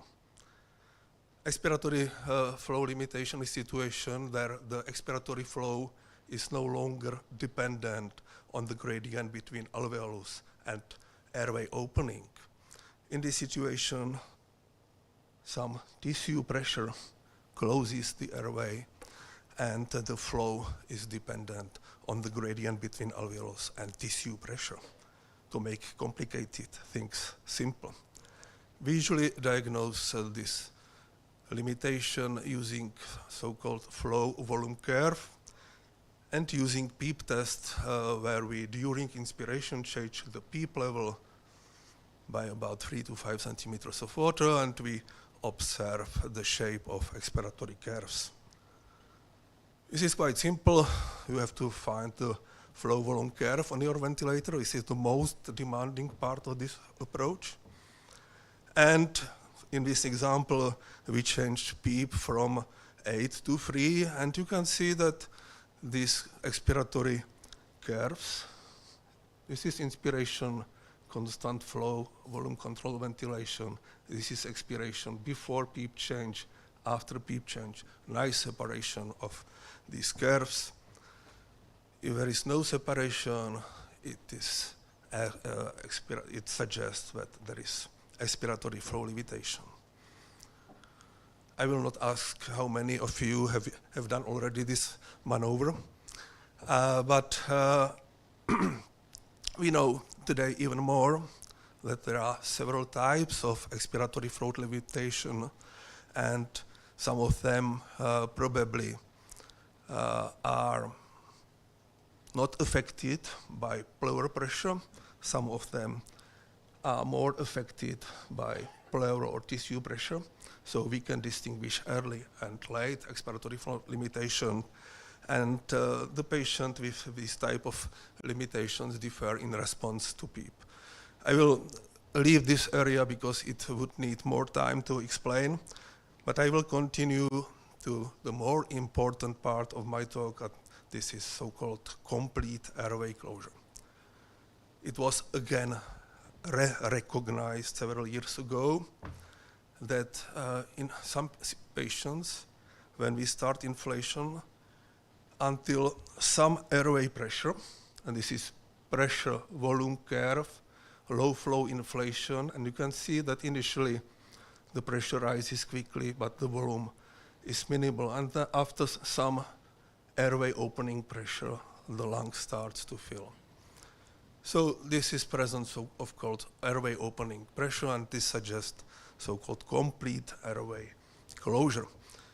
Complete airway closure is not rare, as it should be present in almost half of ARDS patients. So we should have idea if this phenomenon occurs in our patient or is not present. It was shown that this phenomenon is present in patients undergoing laparoscopic surgery, bariatric surgery, etc. And usually,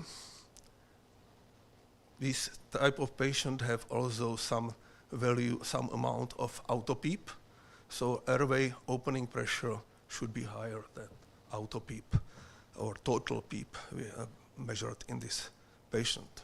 This study shows that obese patients have quite frequent airway opening pressure, which is higher than routinely used PEEP during anesthesia, and that the level of airway opening pressure depends strongly on intra-abdominal pressure. You can see mean value around 9 before pneumoperitoneum, and mean value 21 after pneumoperitoneum.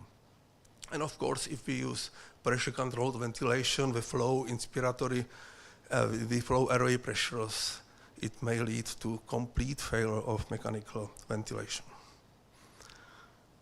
As I have already said, the most important mechanism for airway closure is probably surfactant dysfunction and pleural pressure.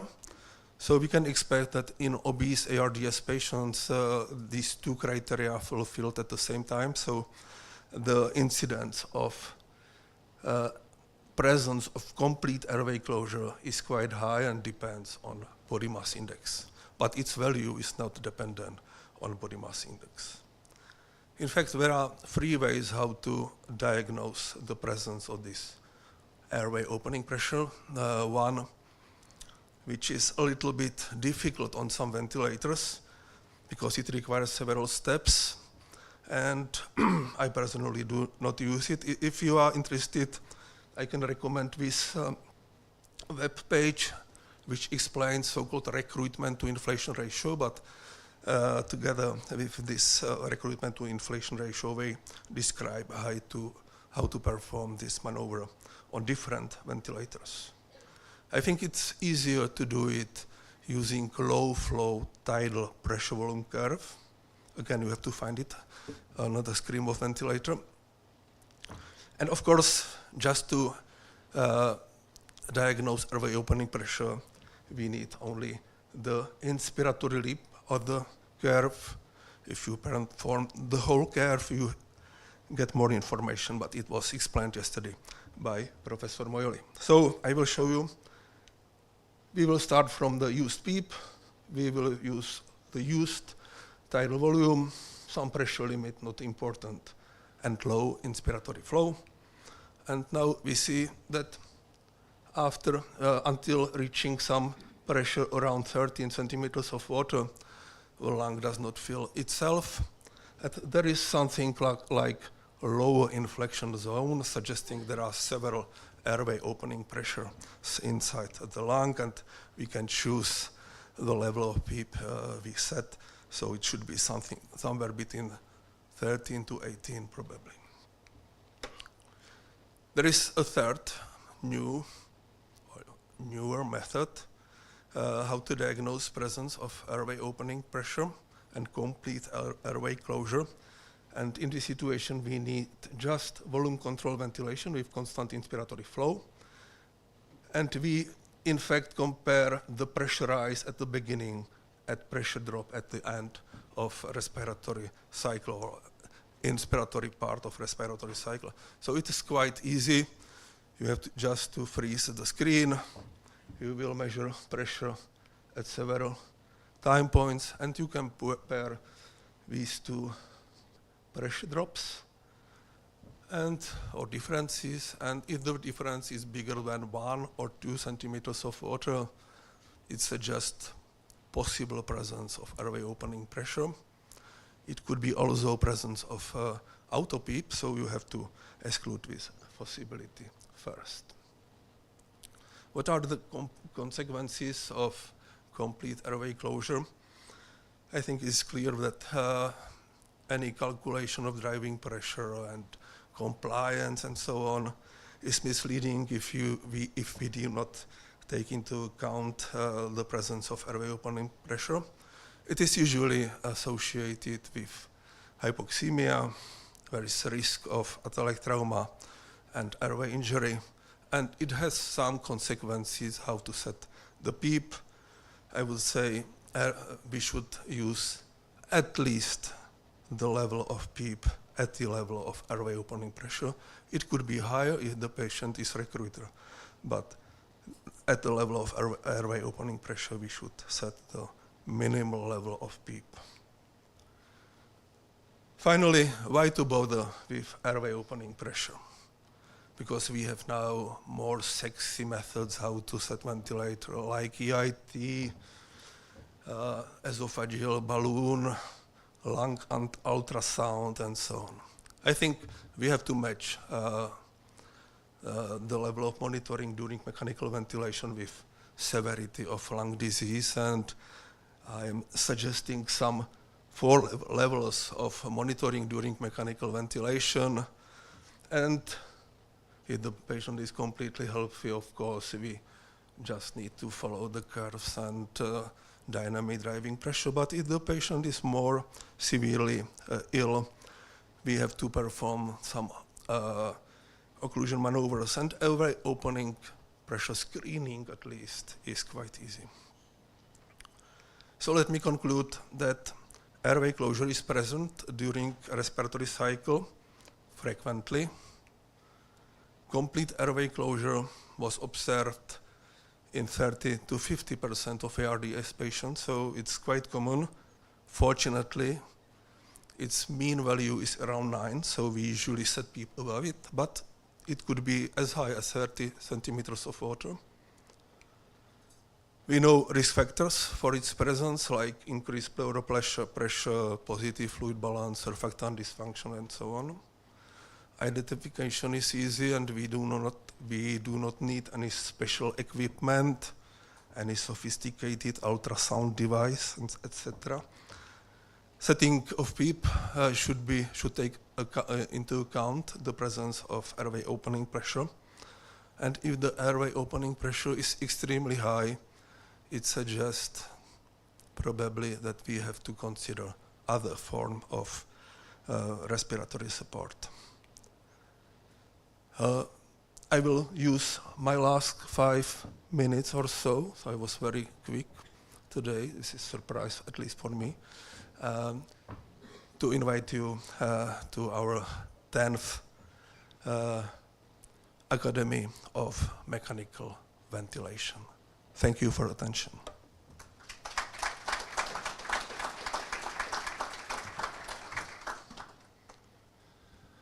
So, any question from the audience? Francesco?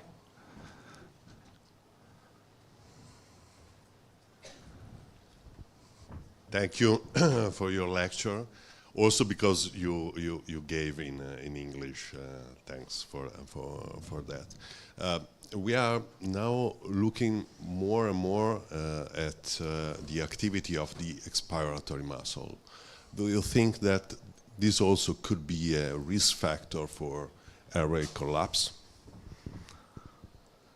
Certainly, it was shown that expiratory activity is a sign of dyspnea, and it suggests and it should be avoided, at least in patients with unstable alveoli or airways. So I think it's a must to sedate usually the patient in the way to prevent active expiration, or to modify it at least. So active expiration is a sign of poor management, according to my opinion, but sometimes it could be very difficult. Thank you.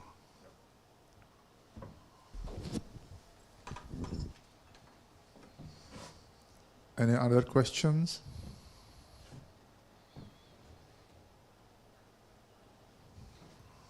Okay, thank you very much. So we will continue with Professor Moyoli, friend of us, master of asynchrony. So thank you, Francesco, and space is yours. Thank you, Michal, for the introduction. And of course, I have to thank Professor Roman Kula for the invitation and all the organizer.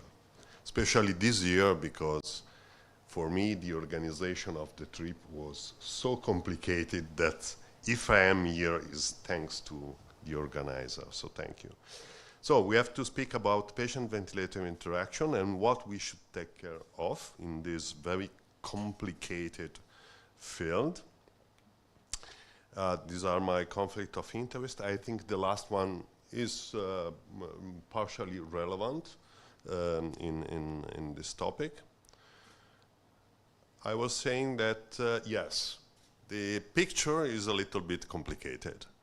So when we speak about patient-ventilator interaction, we are not speaking only of asynchronous, but also of the interaction between two pumps, no? The patient muscle and the mechanical ventilator. So it's even if we focus only on asynchronous, the point is not that clear. No, the big question is, does patient ventilator asynchrony really matter? The answer is certainly yes, but there are really very, very different asynchronies and condition, so we have to consider also differently. So we know that there are asynchronies that are promoting direct injury to the lung or to the respiratory muscle, other synchronies that are promoting indirect injury, and at least according to experts, it looks like that there is some possible benefit coming from some poor patient-ventilator interaction. Mainly when asynchronies that you see on the screen are suggesting changes in your mechanical ventilation setting. So I will focus just on these two clinical scenarios: the weak patient, the one that is very difficult to wean, and the hypoxic with acute lung injury.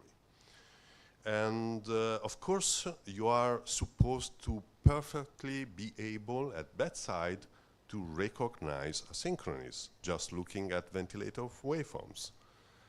If this is not the case, because you didn't read the textbook, then you are strongly invited to the late afternoon session where we can discuss how to detect asynchronies just looking at ventilator waveforms.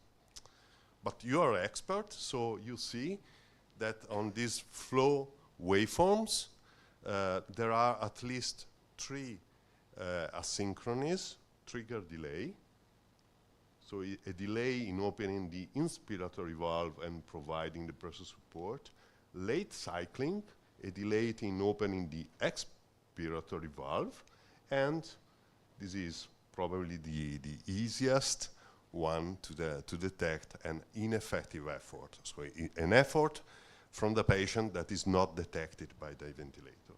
The message here is that such asynchronies, so trigger delay, late cycling, and ineffective effort are very, very common when we do a big mistake.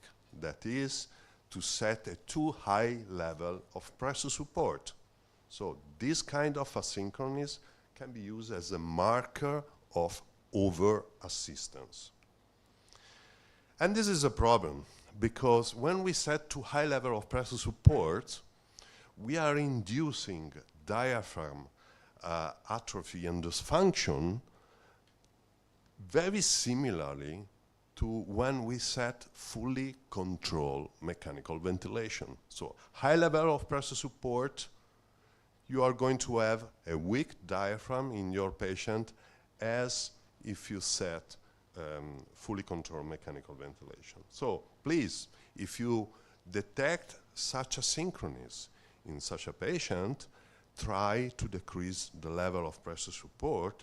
If over-assistance was the case, this is what is going to happen. So an improvement of patient-ventilator interaction without any side effect in gas exchange. But sometimes our patients are really weak. We try to decrease the pressure support and they are not ventilated enough. So to be able to manage very weak patient where it's impossible to decrease the level of pressure support, we have to ask some help from technology. Could be NAVA, no? An advanced mode where the pressure support is triggered by the electrical activity of the diaphragm, or could be IntelliSym Plus. What is this mode? Is a mode where the ventilator is continuously and automatically checking waveforms to identify the real start and the real end of the patient effort. So this is just an example of a weak patient. Is a COPD patient, very difficult to win.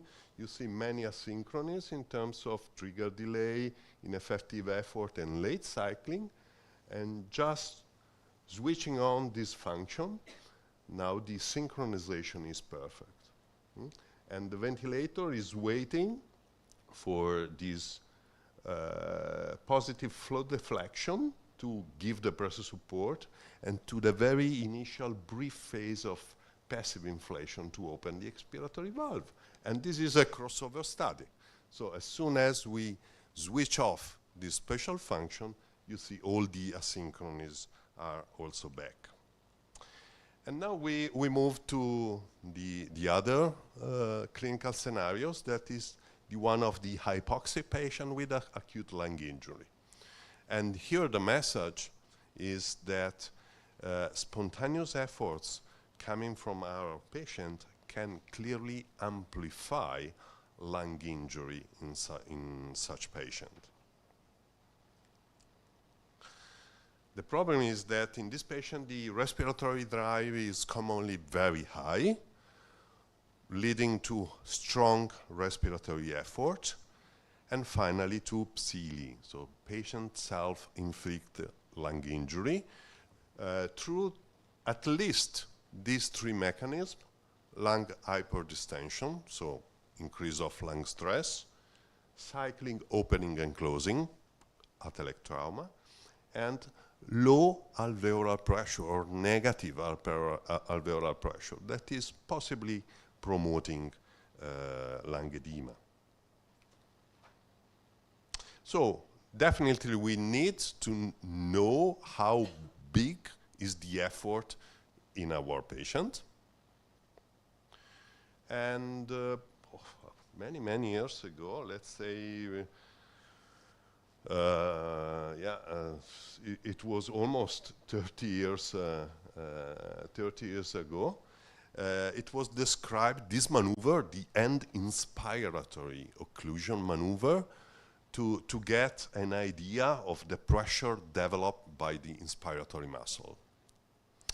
Unfortunately, we now know that this is not a good maneuver to get P-mask, so the pressure from the muscle, but is a very good maneuver to get the plateau pressure, so the maximal level of lung stress in our active patient. Because this is a very important message, plateau pressure in active patient can be higher than the pressure that we are setting on the ventilator. So you are in pressure support mode and you set 10 of PEEP and 10 of pressure support, the plateau pressure of your patient can be higher than 10 plus 10, higher than 20, because of the activity of the patient. So it's very important that you do this maneuver to check your patient under assist mode, but the target is not to measure the activity of the patient, but to measure the total stress applied to the lung, so the plateau pressure. Of course, there are rules, because it's not always simple, and you have to consider that value reliable if this plateau pressure is reached. It should be fast, prolonged, and stable. Okay? If it's not, you have to try again, or that is not the right patient to measure plateau pressure. The real maneuver that you need to know how big is the effort of your patient is this one, is the end expiratory hold. So an hold at end expiration. This way, in this picture probably there are too many waveforms. Just focus on airway pressure, esophageal pressure, and P-mask, so the pressure generated by respiratory muscle. And you see that during Now in the gray zone, so during the occlusion maneuver, you can get by airway, this airway pressure drop that is called POC, or occlusion pressure, exactly the pressure that is generated by the inspiratory muscles. Another interesting point is that here you have also the continuous monitoring of esophageal pressure. Is it possible to use this continuous monitoring of patient's activity in our clinical practice? Yes, but pay attention to this, because during standard assist ventilation, the drop in esophageal pressure are always a big underestimation of the pressure generated by inspiratory muscles. Why? Because of physiology. We are comparing POC, so the drop in airway pressure during an occluded effort. The chest wall is not moving.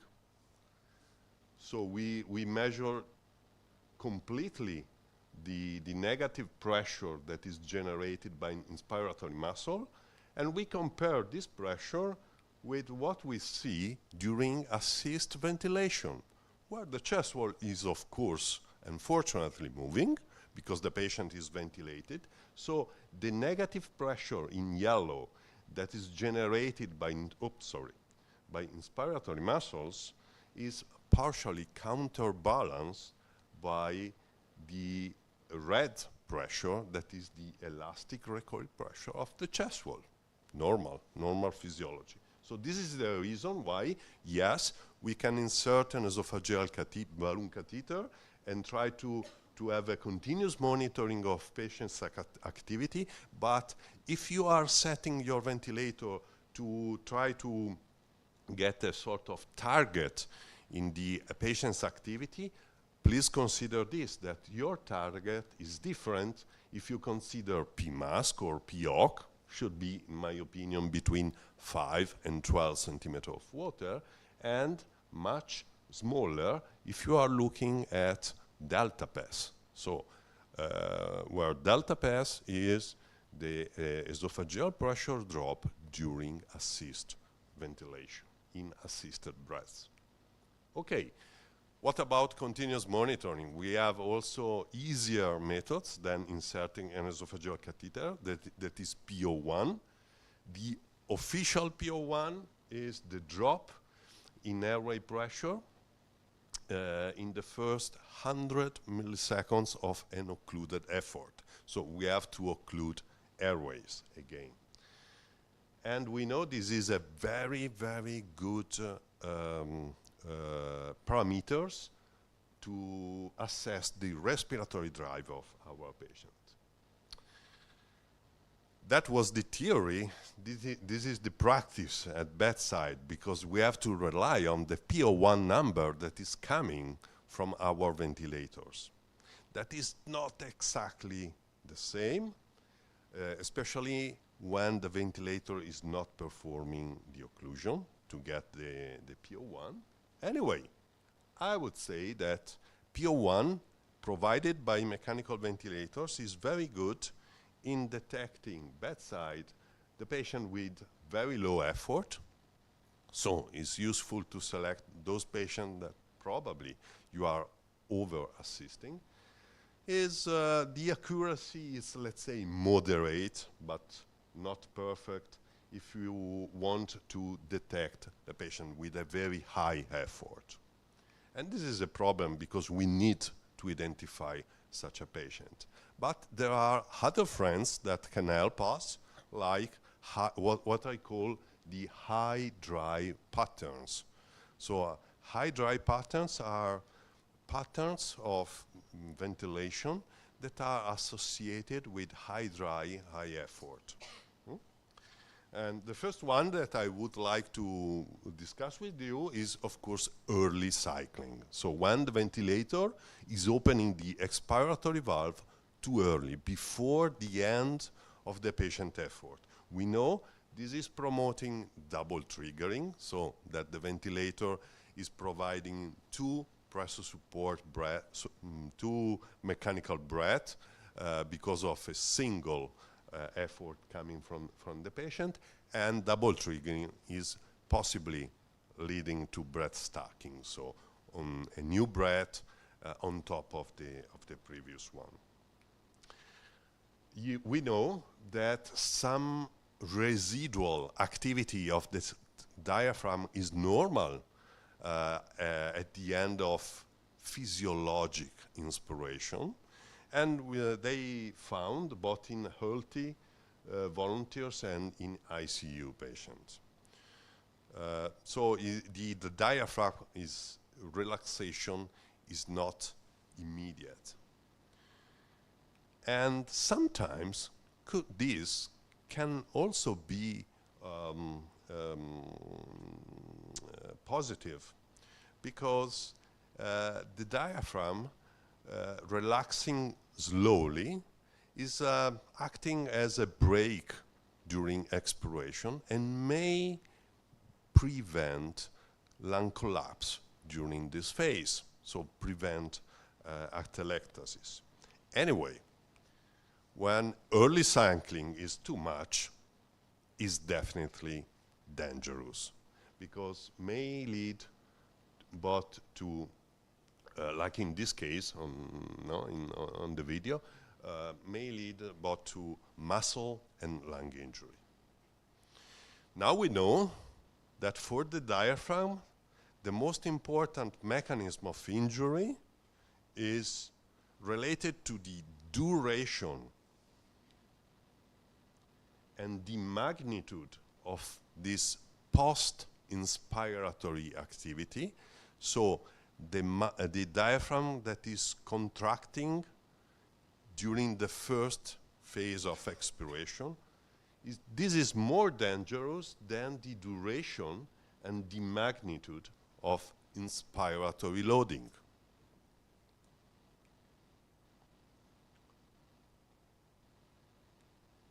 Okay? And the other problem is related to the lung. So early cycling may promote double triggering and breath stacking. That is this condition. No? This is two breaths, the second on top of the previous one, without any, in this case, expiratory flow in between. So it's a real breath on top of the previous one. So it's a double tidal volume. You set 6 ml per kilo, and your patient is receiving 12 ml per kilo. And it's quite similar, but the effect on lung stress and lung volume can be the same in case of reverse trigger. So the patient that is taking a breath because of a previous mechanical passive insufflation. And it's very interesting, this paper showing the red bars, so the condition with high risk for lung stress, high lung stress, so for barotrauma and volotrauma, that are mainly associated with double triggering and reverse triggering. And this is a fantastic experimental study where they try to compare what is happening according to the mode of ventilation when they induced a very high respiratory drive in pigs by CO2 inhalation. So they increase CO2 to have a very high respiratory drive and promote double triggering. That was terrible for the poor pig, of course. And they randomize pigs for volume on the left or pressure control ventilation. And the hypothesis was that probably the double triggering is more a problem in volume control, because you are really giving 2 breaths, whereas in pressure control, you are just applying the same pressure. And if the alveolus is already pressurized to that level of pressure, you are not giving a new breath. You see, this is flow, of the breath stacking, but is not that much. So the hypothesis was good, and that was confirmed, no? That the double triggering is promoting a breath stacking that is more dangerous in volume than in pressure. Because, pay attention to this.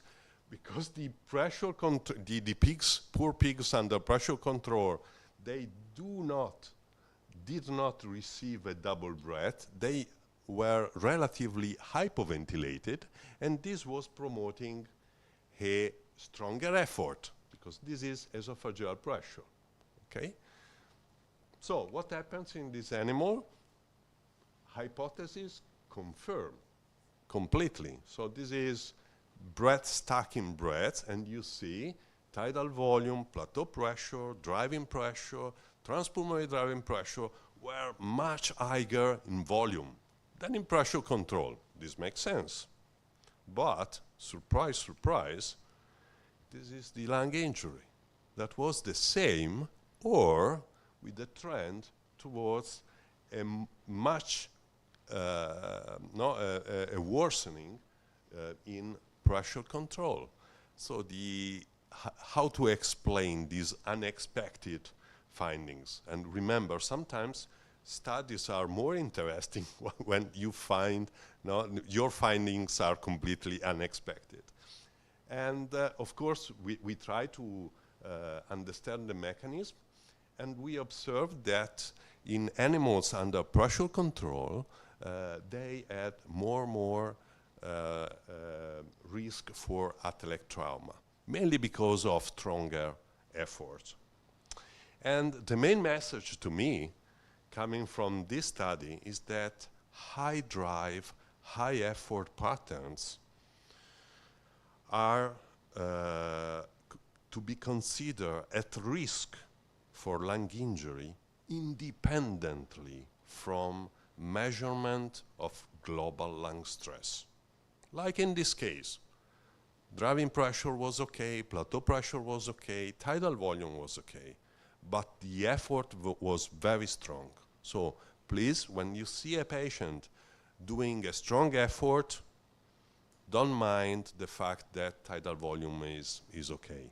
This is a dangerous pattern of ventilation. Probably because we know that we measure an average value for PMASC, but locally the pressure generated by the inspiratory muscle can be amplified. And this activity may be associated to other dangerous pattern of ventilation, like pain in the Luft. What is pain in the Luft? Is a movement of gas content from ventral part of the lung to most dorsal part at the very start of the inhalation. I try to explain because I know my statement was not that clear, so my picture I hope will be more clear. So this is an active patient during expiration. The diaphragm is moving up, event possibly promoting some collapse in the most dependent part of the lung, and of course the air is coming out the respiratory system, so the lung volume is decreasing. And then there is end of expiration, maybe a short pause, and the start of a new inspiration that is driven by the patient activity, because this is an active patient. And as soon as there is the start of the contraction of the diaphragm, what may happen in this patient is that there is pain in the Luft, so gas content that is not coming from the ventilator, but is moving from ventral alveoli that are very well aerated down to most dependent part of the lung that was collapsed. So this is actually opening and closing. And then, of course, there is finally, the ventilator providing the support. So we have gas, pressurized gas, coming from the respiratory circuit to get full inspiration. And then again, is starting a new expiration, promoting collapse. So this is why spontaneous activity may promote atelic trauma with cyclic opening and collapse, and why we can detect this problem looking at Pendeluft. So this strange pattern of ventilation, and how I can see Pendeluft at bedside. Unfortunately, I am with the imaging guys in this case. So EIT is the perfect machine to do this. This is a pig, again. It's a very famous video from Takeshi Yoshida. This is passive inflation. You see, it's regular, It's very symmetrical and in phase.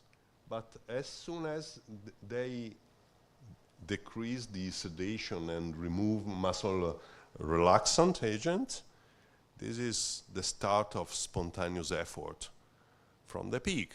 You see, ventilation is starting in the most dependent part because of this sucking of air from the ventral part, and then finally, is moving to the ventral part. So whenever you put a belt of EIT on your patient and you see something like this, is not good in acute hypoxemic respiratory failure patient because it's probably associated with atelic trauma. And the last point is also my question to the previous speaker is about expiratory muscle activity. We now are starting to identify more and more this activity in our patient, probably also promoted by sedation, especially sedation with opioids. And you see in this case, they observed when they paralyze the patient, so giving a muscle paralysis, mainly two things: an increase in end expiratory lung volume and a decrease of the level of esophageal pressure during expiration, suggesting that the activity of the expiratory muscles was squeezing the lung, decreasing the end expiratory lung volume, and making our PEEP, a little bit ineffective. So when we see patients that are showing strong inspiratory effort plus expiratory activity, this is the worst scenario because the risk of atelic trauma is super high. And again, I love pictures, and this is the condition. So this is expiration, but now is active expiration. So you have abdominal muscle that are contracting, increasing the pressure in the abdominal compartment and squeezing the lungs. This may favor some expiratory flow, but is mainly promoting collapse in the most dependent part of these lungs. And then there is inspiration, a strong inspiration with a strong activity of inspiratory muscle, may be associated with Pendeluft, so sucking of air from ventral alveoli down to collapsed one in the most dependent part. So this is the perfect way a poor patient may promote injury by himself or herself. So by promoting collapse with active aspiration and then reopening of the collapsed lung with strong inspiratory effort. And I think, yes, this is my last slide. 1 minute and 10 seconds, so I'm perfect today.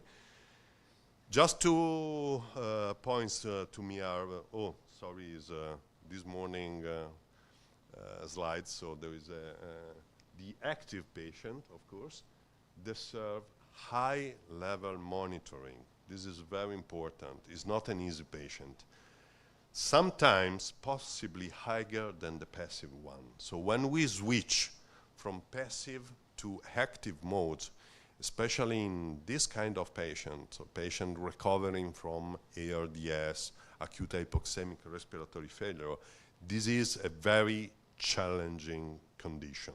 So we have to take care at this transition phase. And the second message is that to me is very important and is quite new to me, is that whenever you see signals of high respiratory drive or you measure high spontaneous effort in your patient, the risk of lung injury is increased, irrespective of plateau pressure, tidal volume, so irrespective of global lung stress measurement. Thank you for your attention. In the end, I was 10 seconds late. Sorry. Thank you very much for excellent speech. So, any question from audience?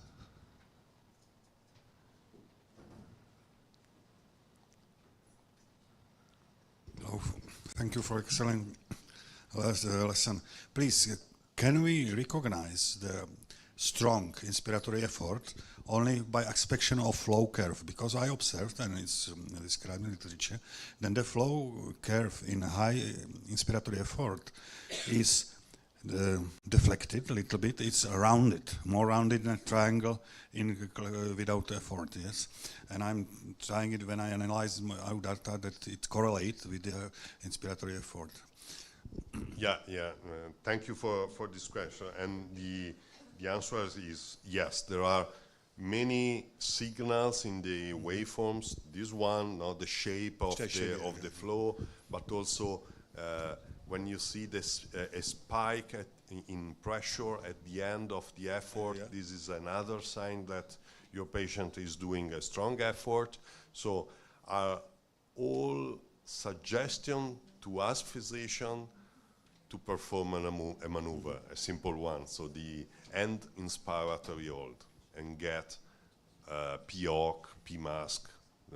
It's not important how we call the pressure generated by the inspiratory muscles. Yeah. Thank you. You have suggested that pressure-controlled ventilation is more dangerous. Should we avoid it or completely abandon pressure control and ventilate with volume control only? I think this is a provocative question, especially to a physician that is using pressure control in 100% of his patient. I think you are discussing that experimental study showing more lung injury in the group of pigs ventilated in pressure control. But the point there is not a mode to me. Is that the experimental protocol that was inducing high drive with inhalation of CO2 was actually promoting a stronger effort in pressure control. So in volume control, that was breath stacking, that is dangerous because of over-distension, but is ventilating the patient, so it's removing CO2. In the group of pigs with under pressure control, double triggering was not over-ventilating, so they were, let's say, pushed to increase and increase and increase the effort. So to me, the main message is don't mind global measurement of lung stress when you see high effort from the patient, because high effort for the patient can be dangerous even when tidal volume and plateau pressure are safe.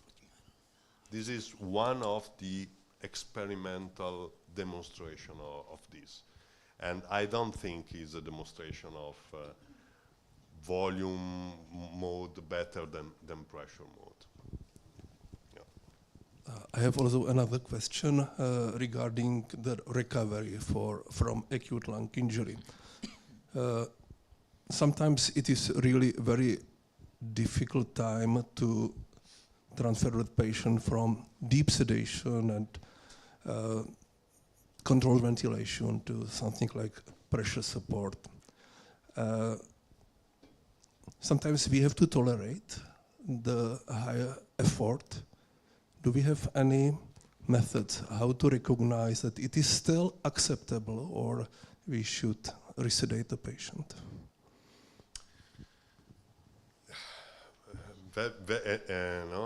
Yesterday we had $2 million question, and this is another, the same level of question. Yeah, this is a very difficult transition time. Sometimes the patient are not doing what they are supposed to do, so to breathe quietly. We ask, but they want to take strong efforts. And of course, we have many things to do to try to decrease the respiratory drive. First of all, to me, it's very important to check whether there is pain, agitation for whatever reason in your patient. Maybe the reason for high effort, high drive is not respiratory failure. Is the nurse doing something, or and of course I think you can try to increase a little bit sedation without reaching that level, suppressing at all the respiratory drive. Sometimes we use CO2 removal, but not just for this purpose, so we not insert cannulas to help this transition phase. Sometimes it's very effective providing an extra oxygen. This is a very old but safe and, let's say, cheap method. So sometimes this patient like to have a PaO2 that is slightly higher than 100. So it's one of the few cases where a slight hyperoxia can help. Try. So if you have a patient with very strong effort, try to increase to 100% for 2 minutes the oxygen and see what happens. There are patients that are responder to this, and then you can decrease again, of course, the level of FiO2. And then the last point is time, I think. So the earlier you are in trying to shift from control to active ventilation, the stricter should be your rule to stop the spontaneous activity of the patient. So if you are doing too early, it's probably to restart sedation and maybe check the day after. Of course, there are patients, you are ventilating for 20 days. At a certain point, you have to accept some bigger effort, bigger than what is your target, to promote weaning from positive pressure or mechanical ventilation. Especially because later in the disease, sometimes there is some decrease of compliance that is not related to lung edema, but is already some fibrosis. And we know that we can apply a little higher pressure in such a condition compared to the very acute phase of ARDS. thank you for this very challenging question. Last question. Hi, sorry. I've got a slightly easier question. I'm a physiotherapist, and I would like to know if in those patients, is for us better to leave them or avoid them, not to promote further lung injury, or is it for us, what would you suggest? Wait until it's more synchrony, it's not such a high effort or high drive? For us as physiotherapists. You mean a respiratory therapy, yeah, manual techniques, therapy yeah, and stuff program. like that. Yeah, yeah. No, I think we need help bedside. Mm-hmm. You are more than welcome. So in such a patient, probably you have not to ask the patient to do more work. Yeah. That is probably your standard of care. Yeah. But you are important because you can help the patient to be quiet, to understand what is happening. Because sometimes, they are awaking and are in a strange environment, connected to a machine, and are not able to speak, and no one maybe is telling them what is happening.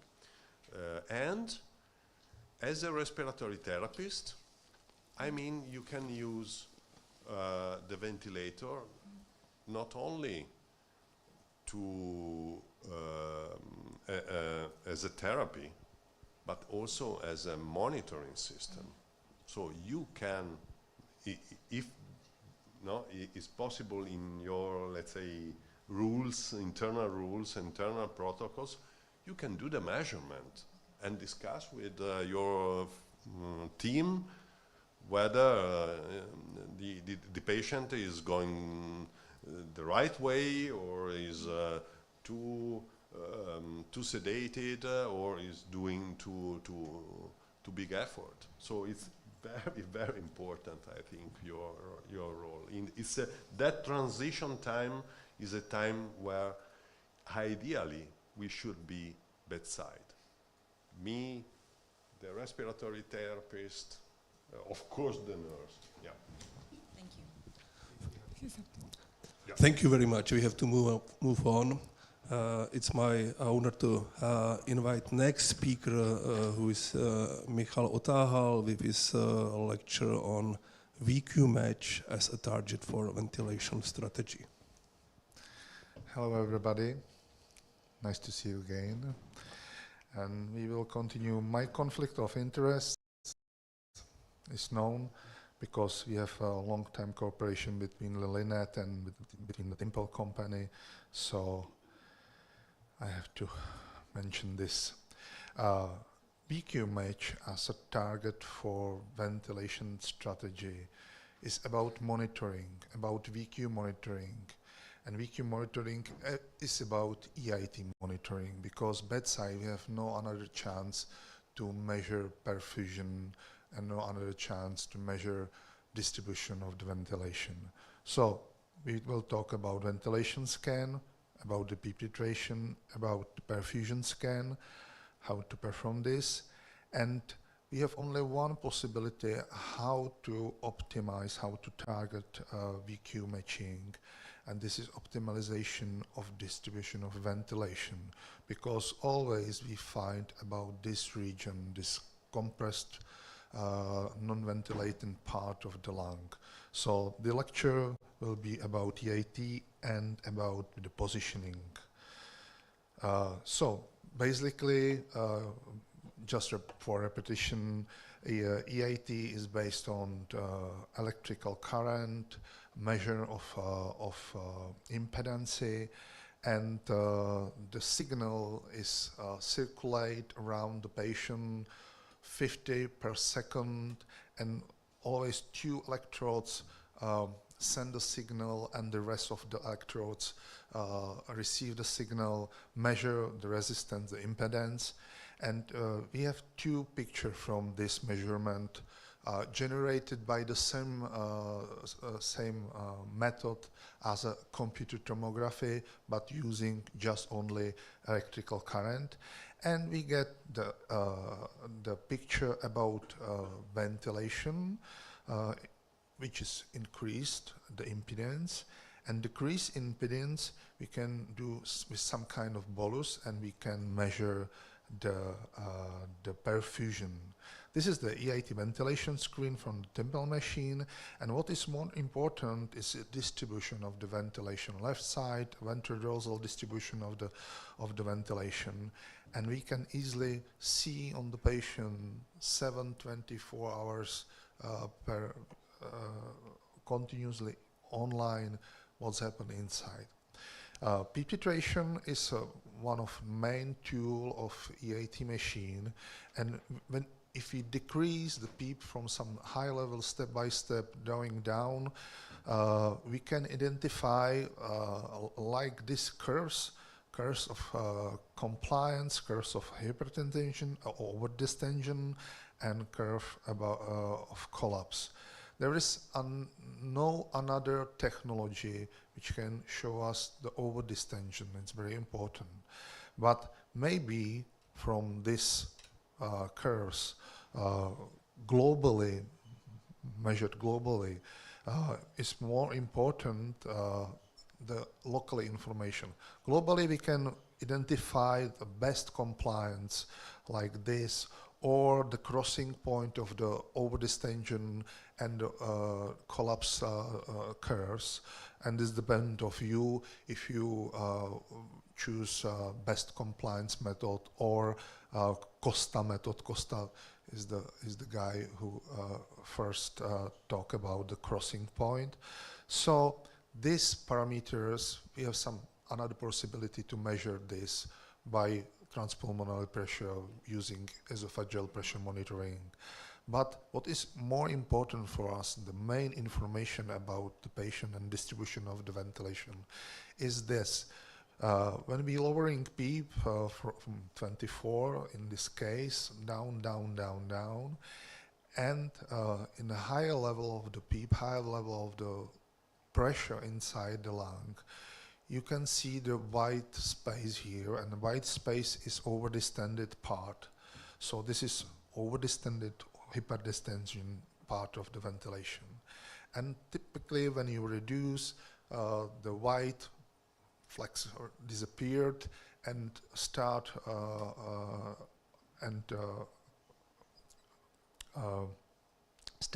the part of the collapsed tissue, typically dorsobasally of ERDS patient. As we said before, more time, optimal PEEP here, we choose the level of the PEEP where is no or less white and no or less blue color. We also can perform perfusion scan. Perfusion scan we have to perform by bolus technique, I will show you later, and we can easily see what's happened with the blood inside the lung. How we perform perfusion scan? Perfusion scan have to be performed in apneic pause. So this is part of the ventilation. We start with apneic pause and then inject in the central venous catheter saline, typically 10%, 10 milliliters.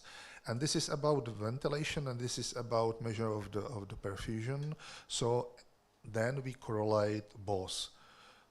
Picture, perfusion, ventilation map, and we can compare this region, how many is the region ventilated and how much is perfused.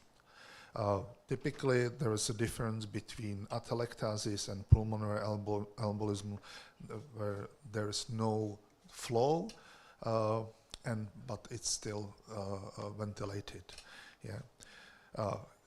If it's accurate as a measurement, EIT, yes, there are so many studies about the comparison between EIT and gold standard, because gold standard of perfusion is gallium labeled microspheres, PET-CT method. So these guys in this paper try to identify which concentration of saline is the best one for perfusion bolus technique, and you can see the relatively same picture. It depends of condition. You can see opti-PEEP, open lung ventilation, atelectasis, and they compare occlusion, PA occlusion as an embolism model or maximum PEEP, and you can see the picture from the EIT. This is the picture from the EIT, and this is picture from the PET scan. Is same or very similar, and the conclusion of this study was that for everyday using and everyday measurements of EIT perfusion, the 10% of saline is the best bolus technique and was satisfactory for clinical using clinical purpose. Back to our patient. This is PEEP titration about one of the patient. You can see decreasing of the PEEP, and when we have to choose optimal PEEP, we decide for this patient 14 because there is less of white and not starting the blue curl, and we can identify the optimal PEEP for this patient is 14 in this position. The same patient and absolutely different view. You can see lowering of the PEEP step by step, and the optimal PEEP here is maybe 12, maybe better than. What's happened with this patient? This patient was in prone position. So just turn the patient to the prone position, change the distribution of the ventilation, change the optimal PEEP of the patient, and we homogenized the distribution of the ventilation just buying the prone. And later you will see coupling ventilation and perfusion. This is this guy. You can see we start with different left-hand side ventilation perfusion mismatch, and after proning and in proning measurement, the match was much better than in the supine position. Why? Because we redirect the air from the right side to the left dorsal side. Always my chief try to me and ask me, how can we redirect the air go to left on the left side? It's very easy. Always the air is up. When you turn the patient, airway is always up. So we can use this because of gravity force, and we can help with our patient to redirect the ventilation. Another outpatient, very different view, because when you're lowering the PEEP, you can see there is no level of the PEEP without white color, but here in the 14 or 12 of the PEEP start the collapse part. So we have to choose the optimal PEEP for this patient is 12, and in the same patient, after some procedure, we have absolutely different view, reducing the PEEP, and in the same level, remember 12 from the last picture, there is no white color, no blue color, so no overdistinction, no collapse, and this is because we tilt the patient by the automatic lateral therapy. For years, you know about automatic lateral therapy. We're using a tilting bed from the Lynette, and the difference between this patient, which we have to choose position for the patient with the collapse part up. Yeah, so we put the patient on this tilting with the left side up, and difference between this on the same level 12 and this is just 15 hours of tilting, just 1 hour on the back, 1 hour with the left side up. And we reduce overdistension, reduce the collapse, improve the compliance, also improve the oxygenation, and you will see how much effect we can reach. This is this guy or this ladies, it was lady.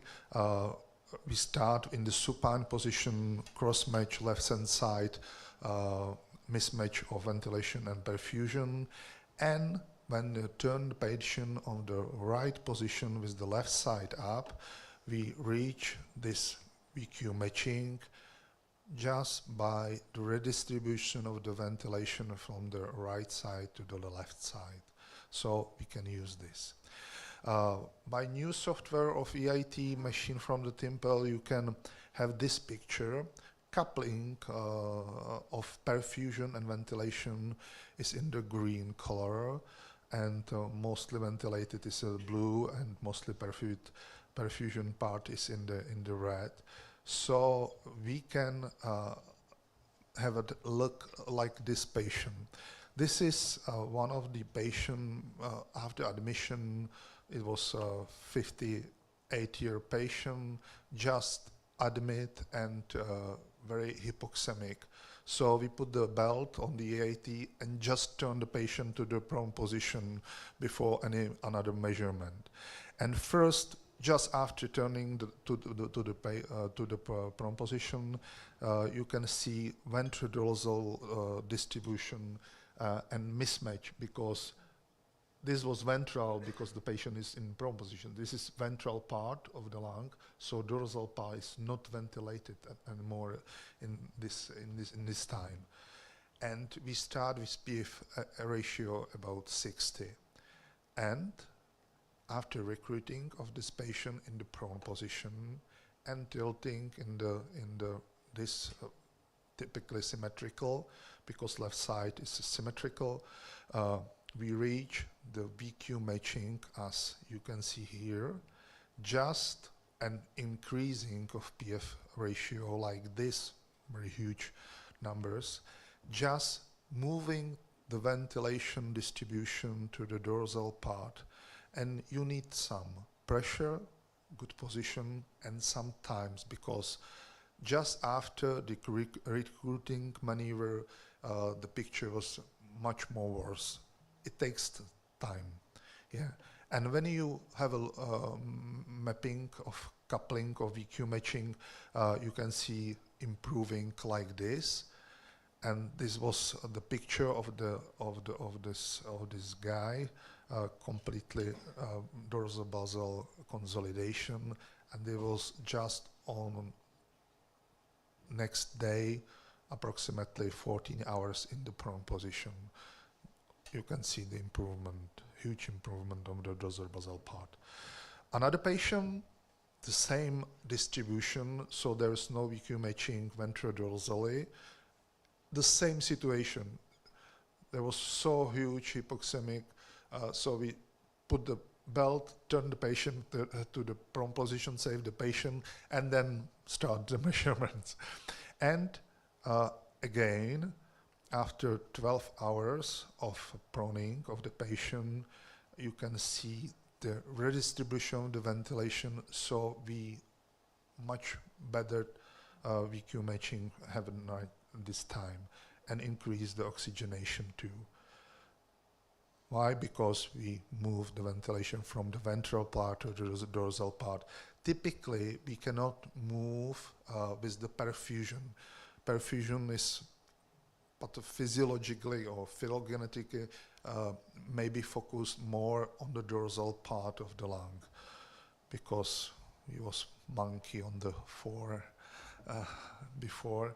So the picture and the coupling of the VQ matching is like this, and you can see this was lady, old lady, immunosuppressed lady with pneumocystis, pneumonia, and second day was like this improvement of the X-ray picture. Next patient, typically not ventrodorsal, but left-hand side redistribution, more ventilated on the right side and more perfusion on the left side, so, or vice versa, different. We start with this PF ratio with 73, and because it was very severe ARDS, we put the patient again in the prone position, but this patient was tilting with the left side up, so on the prone position, typically to left side on a higher position, and we improve the VQ matching, we improve the oxygenation like this, just redirection of the ventilation. So coupling was like this in the prone position.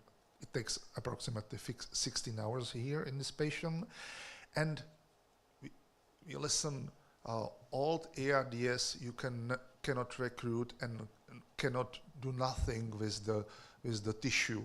Look at this. This was 5 days continuously ventilated patient with HAFNO and then admitted to the outpatient with huge left side pneumonia. And after 16 hours of our therapy, look like this. Miracle. So it's not just only this our patient. We have some literature. VQ matching as a mortality predictor can be used. This is a paper from the Spinelli. 50 patients with ARDS patient, EAT using Pulmovista, bolus saline method, and one measurement, just one measurement, typically in the second day of enrollment of and after the start of ARDS therapy, 10 patient, 20% underwent prone position before this measurement. Average hospital mortality was 26. This is picture a little bit same in the Pulmovista. You can see here the matching map, and there was no difference between setting of the ventilator of the patient. Yeah, the PEEP was the same, driving pressure, plateau pressure, and PF ratio between survivors and not survivors. But unmatching was much higher, VQ unmatching was much higher than in the dead patient than in the survivors. So there's this strong signal that VQ matching may be have influence in the mortality. So positioning and redirection of ventilation distribution is just what we have into hands, because we have to thinking about the position, and if we decide to perform recruitment maneuver, please do it in the right position. It means use these principles and recruit the patient in the prone position or on the lateral position, typically with the consolidate lung on the up position, and we can optimize the VQ matching just by optimizing of distribution of the ventilation. It's not fully proven, but our data you saw, and the paper about mortality has a strong signal for us. So never please forget for right position when you set off the ventilator. Thinking about this and changing position cures the patient, and my very like picture, which evidence-based medicine should not kill the medical reasoning, and this is the true.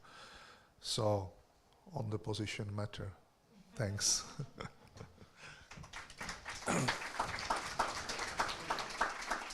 Thank you very much. We are slightly behind time, so one question is possible. Yes, Francesco. One question. Thank you, Mikael. What about the selection of patient where you decide to make the tilting? You think is useful in any patient under mechanical ventilation, or there are specific indication in your mind? In my mind, typically my decision, if the patient is PF ratio below 100, I typically start thinking about quickly prone position and then some optimizing in the prone position. Between 200 and 100, the middle ERDS, you can only tilt the patient on the typically bilateral, or you can choose by the distribution of the perfusion ventilation matching. So, and maybe it's not so important for the patient below the PF ratio below 200. But our nurses like this, and when I say, okay, we will tilt, everybody is happy. And I think the answer could be different if you ask a respiratory therapist. Yeah.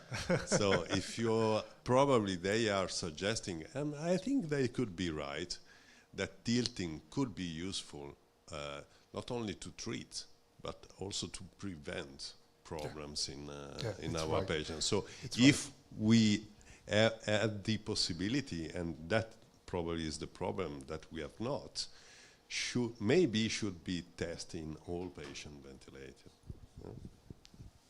Thank you. It's time for our last talk. Filip Bursha from Ostrava, quantitative lung ultrasound and ultrasound assessment of diaphragm. Yeah. So thank you for invitation to this session. I try to be fast because lunch is 10 minutes later. So we talk about the ultrasound of the chest and how to improve this examination in the context of quantified. I think that the goal for our patient is not said this method is the best and for all. I think that the goal is try to find the best position measurement method in your department, in this time frame, in this patient. So individualize the care and the methods to improve the ventilation. So the US is very easy, very familiar. I think that it's method that is we know. All of us. I trust to say that we know this method, and in many cases I said in ultrasound it's good, doesn't matter, it's good, it's okay.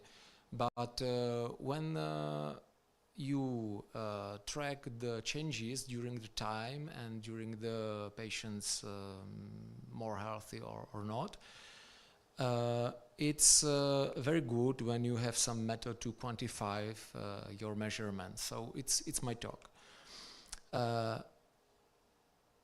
I think that also in the ultrasound examination you have to standardization or this examination. You have some defined areas which are under the probe, recording the examination, and also if you do this, you could compare this measurement during the time and between the colleagues and so on.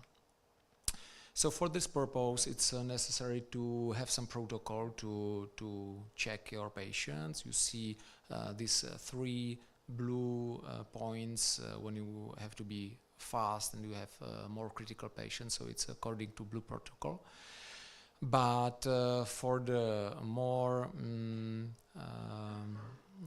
when you have more time and you have more sick patients, I think that it's better to divide the hemithorax to six parts, as you see in this slide, and get the probe in each of this side. The very important things in whole US and echo examination is that what you see in the screen is only these things when you have when you have your probe.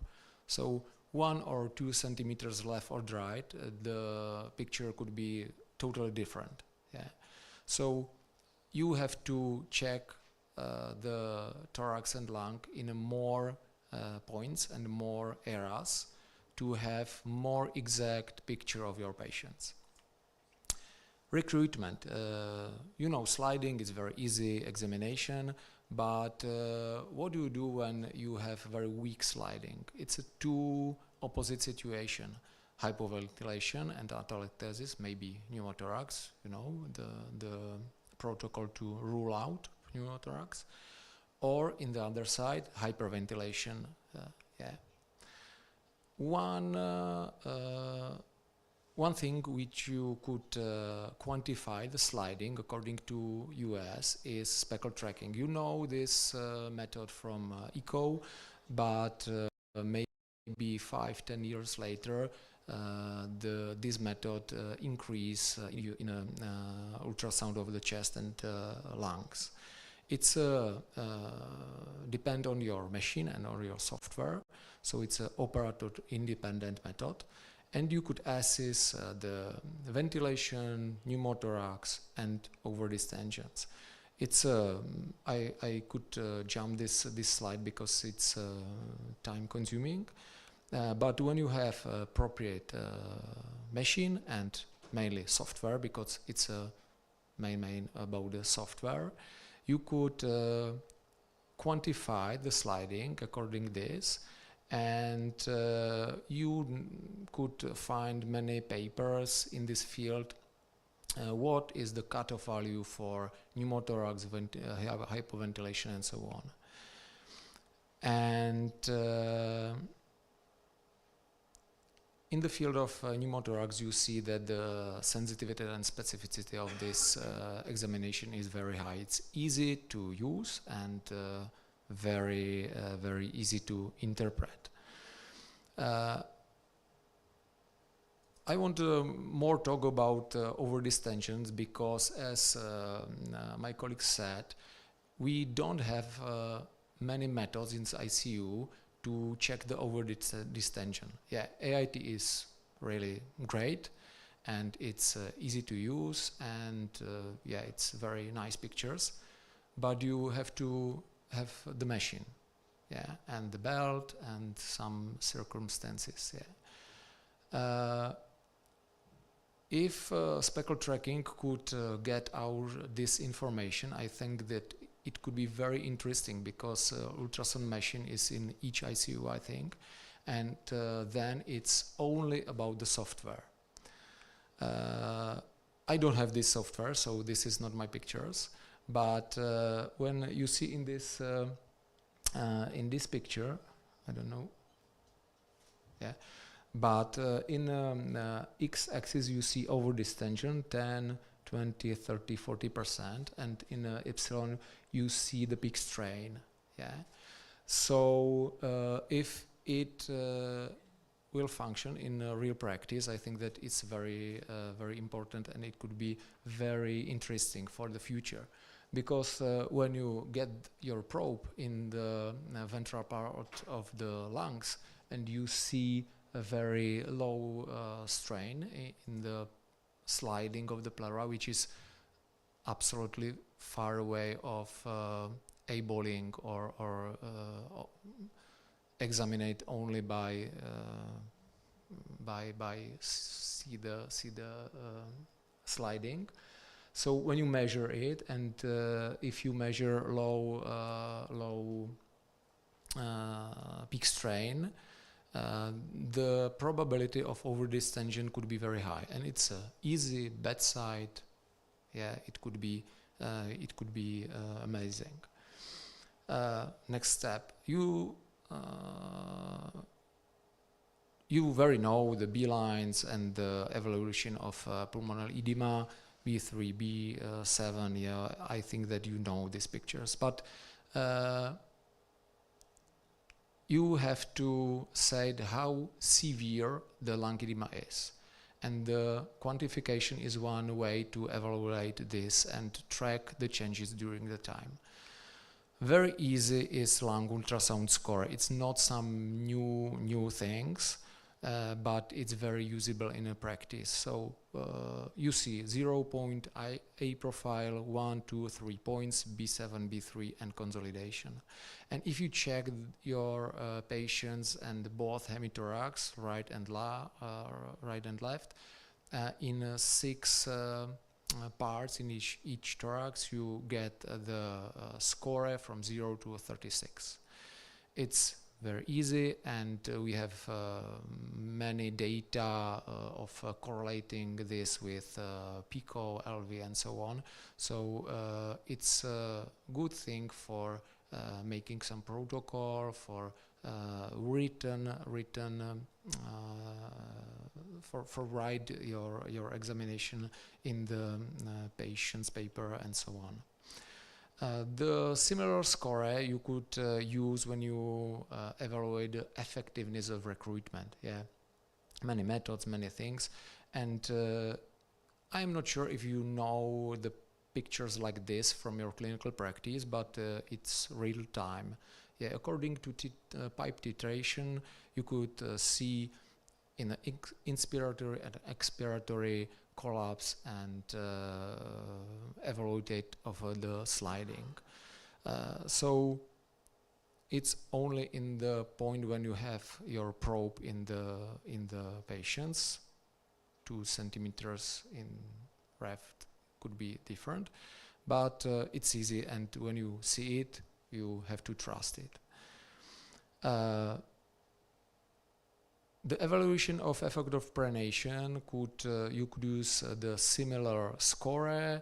You see the part in the back of the patients, and you could evaluate it, the same approach as in lung ultrasound score. You could see the cutoff value of 10 when you are in the beginning of the pronation, and after 6, I think that in this paper it's a 6 hours after pronation, and you could evaluate the lung ultrasound score in the beginning and after 6 hours, and you see how the score change. If the change in the score is over 8, the prone position could be effective, and you could prolong the proning or prone more times. What about diaphragm? I am not sure if you if you do this examination in clinical practice, because it's quite it's not easy to find a diaphragm, but diaphragm thickness fraction and amplitude of the movement of the diaphragm is quite easy examination. The diaphragm is a hypoechogenic part, which is muscle, hypoechogenic, between 2 echogenic lines. It's a pleura, visceral, and parietal. So you have to take a linear probe, and you have to find this place in opposition of the diaphragm to the thorax, and it's quite we talk about 1/10 of millimeters. Yeah, so it's a very exact examination, and you have spare more time to find the correct pictures. If you very easy measure the thickness of the diaphragm in the inspiration and you are under 1.7, it's a very high suspicion for severe atrophy and failure of the weaning. Much more exact is thickening fraction, which is according this formula, maximum minus minimum. And in the down is expiration fraction, and according this, when you are more than 50% of a contraction, it's okay, and if you see 10%, also high suspicion for atrophy of the diaphragm in this patient. Yeah, so it's time consuming. You have to find this, and it's very you have to be very exact because it's very small. Yeah, and you could do the mistake because it's 1/10 of millimeters. Yeah. In the opposite is amplitude of diaphragm. It's a very easy examination. You see the diaphragm mainly in the right side across the liver, and in a M mode you could check the amplitude. It's very easy, and when you see the amplitude under 18 millimeters, 12 millimeters, it's a problem. And also when you have some suspicion for diaphragm paralysis, it's very easy to rule out by this examination because you see the different movement of the diaphragm. Also, speckle tracking you could use in this field. I could jump more quickly. It's also interesting. Maybe in the future we have more precise the software, but you see the curves like this, so it's easy to measure the maximum amplitude and check some cutoff values. And for the diaphragm, the negative strain of more than 20 is good, and when you are lower, there could be a problem with diaphragm atrophy. Also, you could also check the strength of inspiratory muscle by speckle tracking. You mark the muscles, not pleura, but the muscles, and you see that when the effort of the patients is high, you see also the effort of the muscles according to strains. You see in a failing winning group -11, and in a success group only -2, which is also easy to obtain. So I'm in the end, because lunch is coming. I think that you use lung ultrasound score is very easy, and when you count during your examination, you could you think more exactly about what you to do, not only 1 or 2 points in the thorax and there is edema.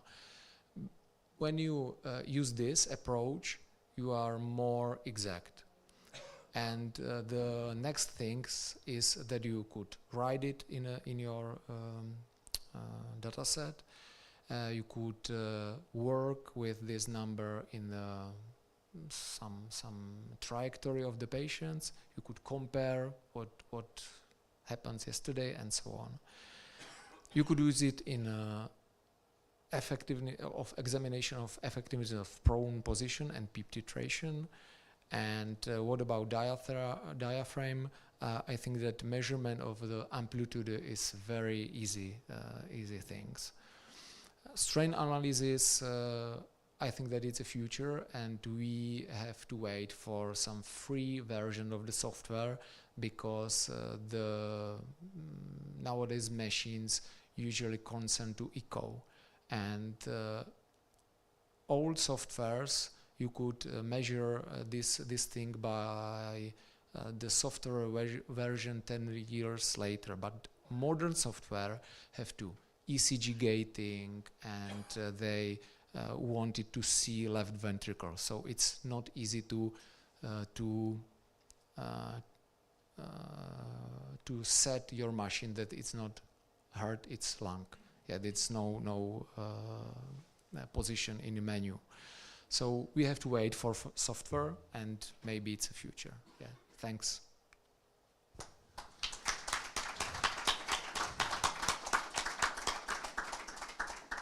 Thank you for your talk. We have an expert here because Professor Moyoli published several papers on lung ultrasound and was a member of a writing group which prepared recently European guidelines on quantitative ultrasound. Unfortunately, we have no time for questions, so I want to tell you that you have to find these guidelines, and almost everything is written there, but there are some areas, and you have discussed it, like diagnosis of overdistension and so on, that are really at this moment unknown, and we have to wait for future data. Thank you very much for your attention, and have a nice time here in Ostrava. Yeah, thank you.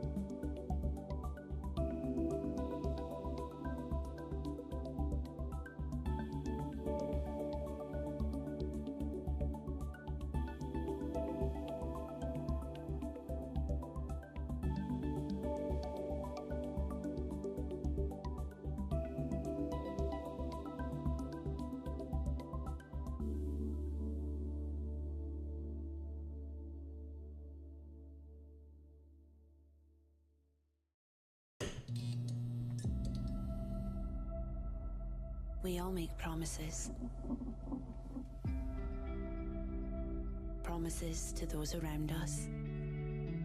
To those we love and cherish. Those we respect. And to ourselves. Our bond with one another holds us together. Whether it touches one life or changes the course of nations. We build each other up. Stronger together, focused, resolute. No matter where we are, united in our purpose. These promises are responsibility, an unbreakable bond entrusted to one another. Not just when the winds blow in our favor, but when the waves crash upon us, when the tides turn. Because it is our passion that drives us. We embrace curiosity, thirst for knowledge, hunger for an understanding of things we long thought unknowable. The deep well, devoid of light. To which we bring a flame. A flame that ignites our longing to do more, say more, learn more, be more. More than we could ever be alone. Together, we dwarf the mountains that alone rose up before us. And from there, we soar. That's what a promise means. Regardless of whether it impacts us all, or just a rare few. You can trust that we will be there. Changing the lives of those we love and cherish. Those we respect. Of us all. And the lives that we change give us all a brighter future. When you need it most. We are driven by our promise to you.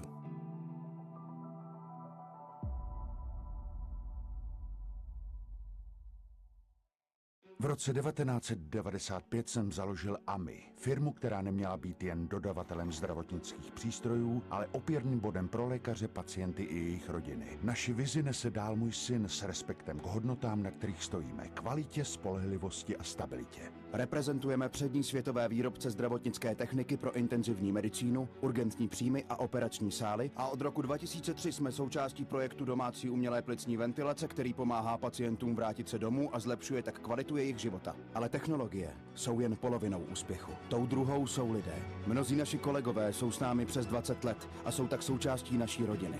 Bez jejich odbornosti, nasazení a oddanosti bychom nebyli tam, kde jsme dnes. Více než 30 let spojujeme tradici s pokrokem. S využitím umělé inteligence se posouváme vpřed a připravujeme budoucí generaci, která bude pokračovat v našem odkazu. Věříme, že budoucnost zůstane v těch nejlepších rukou. V rukou naší rodiny. A my dýcháme s vámi. Embesin. Řešení katecholamin refrakterní hypotenze v septickém šoku. Embesin zvyšuje šanci na přežití u pacientů s méně závažným septickým šokem. RAPIBlock poskytne rychlou kontrolu srdeční frekvence bez kompromisů. AOP Orphan, váš partner také v intenzivní medicíně. Zkrácené informace ke jmenovaným přípravkům najdete ve zmíněné podsekci.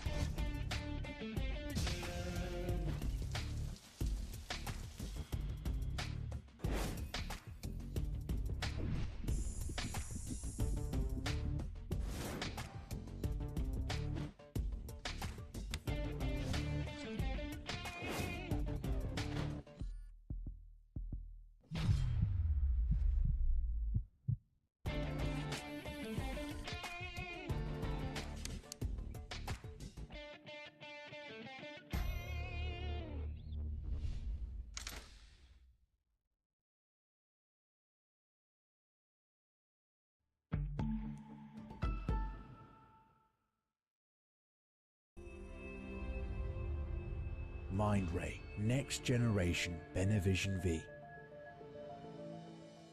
Benevision V acts as an intelligent hub, providing actionable insights from many clinical data streams. The new MRV pod provides cable light monitoring, connecting wirelessly with the N1 monitor. MRV pod simplifies patient transfers further. With technology bridging data and decisions, information and intelligence flow freely within the hospital ecosystem. We're redefining future standards of care through unparalleled visual clarity and control, insightful patient data integration, and simplified caregiver workflows. Benevision V Series. See beyond your vision.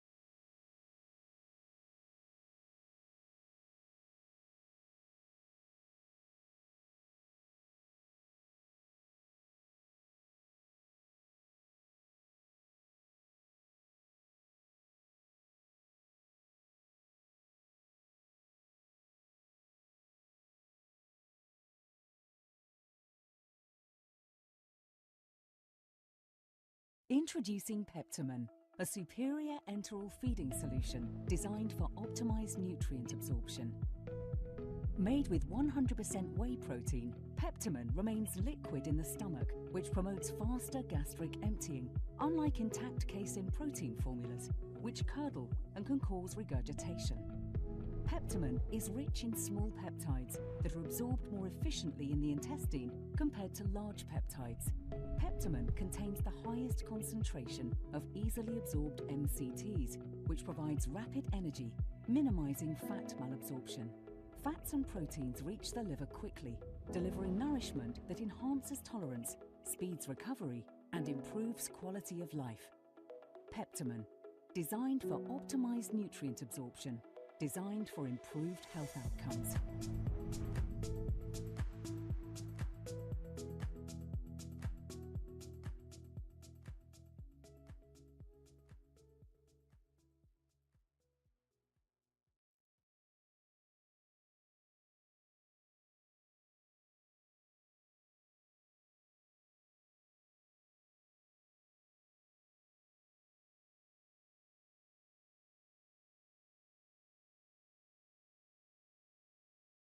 Době, tedy obědní době, a rád bych předal hned slovo našim dvěma hostům, kteří přijeli zdaleka. Jako první se ujme slova Kaisa Sutinen z Finska, která přijela odprezentovat kvantitativní EEG, a bude následovat přednáška Antona Balakireva ohledně využití umělé inteligence k analýze dat, které pocházejí z ventilátorů. Já nebudu dál pokračovat ve svém projevu a předám i hned slovo, protože čas jsou peníze a tady v workshopu to platí dvojnásob. Takže Kaisu, please, the audience is yours, and I really thank you that you came to Czech Republic to present you your product, Serenium. Thank you. Thank you, Jan, and thank you everybody for joining us today. Very nice to be here. For me, this is a great moment because we have a brand new product that just received the sales approval before Christmas, and this is actually the first place ever that we are publicly talking about it. So very happy to be here, and very happy to let you know that the first product will also be delivered to Czech Republic. And so thank you, Jan, for being a pioneer and doing this together with us. I flew in yesterday from Helsinki with my colleague, our clinical manager, Lina Heibut, who is also here with me, and she is the clinical doctor. She just joined us a couple of weeks ago, and so let's welcome her to the team as well. So my topic today is EEG monitoring and the ways of making it easy and accessible for intensive care units where usually you don't have the access that you would need. And there's a technical reason for that. EEG is vicious. This is what you get once you know how to collect it. You would need to do all kinds of filtering, mechanical things to have the raw signal available. But once you do, how many people in this room can read this? Yeah, I don't see too many hands raising up. So, well, yeah, I can guess at least one.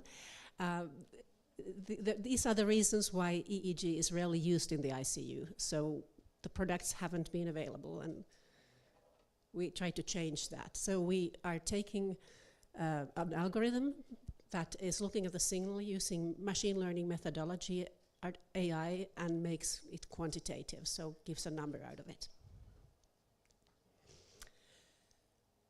So it is obvious that when you measure lungs and then you measure the heart, and very little is known about the brain in the intensive care, yet we know that about more than 1/3 of all patients suffer from epileptic seizures during intensive care. They may be non-convulsive, that there's no way of noticing them. We know that complications of cardiac arrest harm the brains of the people, of the patients. And then there's, of course, strokes. These all are medical emergencies that would need to be diagnosed fast to give the proper treatment to patients. And this is no news. The clinical guidelines have been in place for years already to say that EEG monitoring would be required in the intensive care in addition to clinical judgment to complement the scanning, whatever you have. You would be familiar with these institutions: European Society of Intensive Care Medicine, American Clinical Neurophysiology Society, Neurocritical Care Society, European Resuscitation Council with ESIC, and American Heart Association. And typically what they say, that EEG should be continuous and it should be promptly available to detect those medical emergencies. And what the guidelines say about the indications and the needs for it, they all talk about detecting epileptic activity. They all talk about monitoring the patients that are in coma, that you don't really see what is happening, what is going on there. And then they talk about the patients that have been resuscitated after cardiac arrest. So these are the indications. The need is there, but the products so far haven't been. So it is my pleasure to introduce you to the C-Trend EEG station. We don't have it in this room, but we have it actually at the booth just outside here, so I welcome you to take a look if you get interested. But the idea is that we make EEG continuous so that it's available in the ICU. We make it into numeric form. I will shortly show you how and for which indications. And this is a product that is designed for intensive care. There are a few products in the market that were originally designed for operating theater. Some of them have indications in the ICU as well, but it's for different indication. So this is different from bispectral index or Z-line. So this is not the same product directly. I'd like to argue that it meets the requirements of current clinical guidelines, and it's not intended to replace anybody. It's intended to help the intensivist know when it's a good time to have the specialist on board. Usually what I hear from speaking with intensivists is that they would like to have the EEG technician there, but especially after hours or in places that are not university hospitals, the availability is really poor. So you would want something that is available to be able to alert the specialists when you need them. And one more thing, the product is targeted for adult patients. So this doesn't have any pediatric applications. Okay, so I said our intention is to make it easy, and electrode is a big part of it. Instead of attaching the 1020 system, that will take time to adjust. This sticker can be, electrode can be attached in 2 to 3 minutes, and I will shortly show you a video of how it happens. The electrode itself will have 6 channels of EEG, and then you can additionally attach 4 more for the areas in the back of the head to have a better view. Because just like with the heart, you know, with ECG monitoring and heart monitoring, 3 leads gives you some information, 12 leads gives you more information. This is really analogous to that. And then, in addition to the EEG, you will always need 1 channel of ECG, because the electrical activity of the heart is so much stronger than the electrical activity of the brain. It is a potential cause of artifact, and you like to remove that artifact from it. So that's why ECG is always part of it. Not for monitoring heart function, but for removing artifact. And the electrode is single use. You can use it for 24 hours at a time, and then you need to take it off and just to check the patient's skin and then attach another one. So the monitoring can go on for as long as necessary. Okay, then I will shortly show you how it's done in practice, because, and I hope the voice works currently. It should. Welcome to learn how to attach the C-Trend EEG electrode for fast access to continuous EEG. First, use an alcohol pad to carefully clean the patient's skin in the areas where the C-Trend EEG electrode will be attached. This is important to get a good quality signal. Then, open the electrode package and begin attaching the electrode, starting from the center of the patient's forehead. Remove the plastic seal labeled 1 and attach it to the skin. Make sure that the ref electrode is positioned in the middle of the forehead. The correct height is about 1 to 2 centimeters above the eyebrows. Next, remove the plastic seals labeled 2 and press the electrodes onto the skin. When the ref electrode is on the right place, you don't need to worry much about the correct placement of the other electrodes. The electrode has been designed as simple as possible to attach. Now work your way behind the patient's left ear and attach the electrode by pressing gently. Then repeat on the other side. First, the right temple, and then behind the ear. This extra ECG electrode is used to make sure that ECG artifacts get removed from the signal. The ECG electrode goes right here on the patient's hip, on top of the forepart of the left iliac crest. Now connect the amplifier cable, and you're good to go. The monitor runs an automated impedance check to ensure that all electrodes are properly connected. As soon as all electrodes have passed the test, monitoring can start. This is how the raw EEG waveforms look on the monitor display.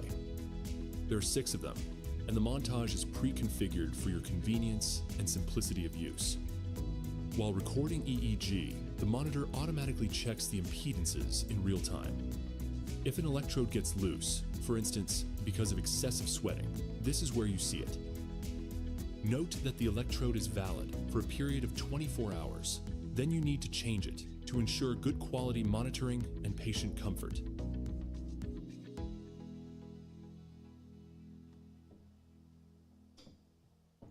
Okay, so this is how it's done, and this is pretty close to the real-time workflow.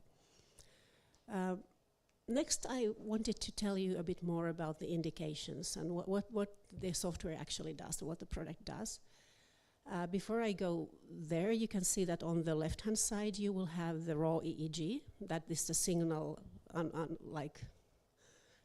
before you start analyzing it. And then on the right-hand side, you have the parameter window. That is the 4 different parameters for 4 different indications that I'm going to walk through. The important thing to do is, whenever you have the numeric value that is calculated,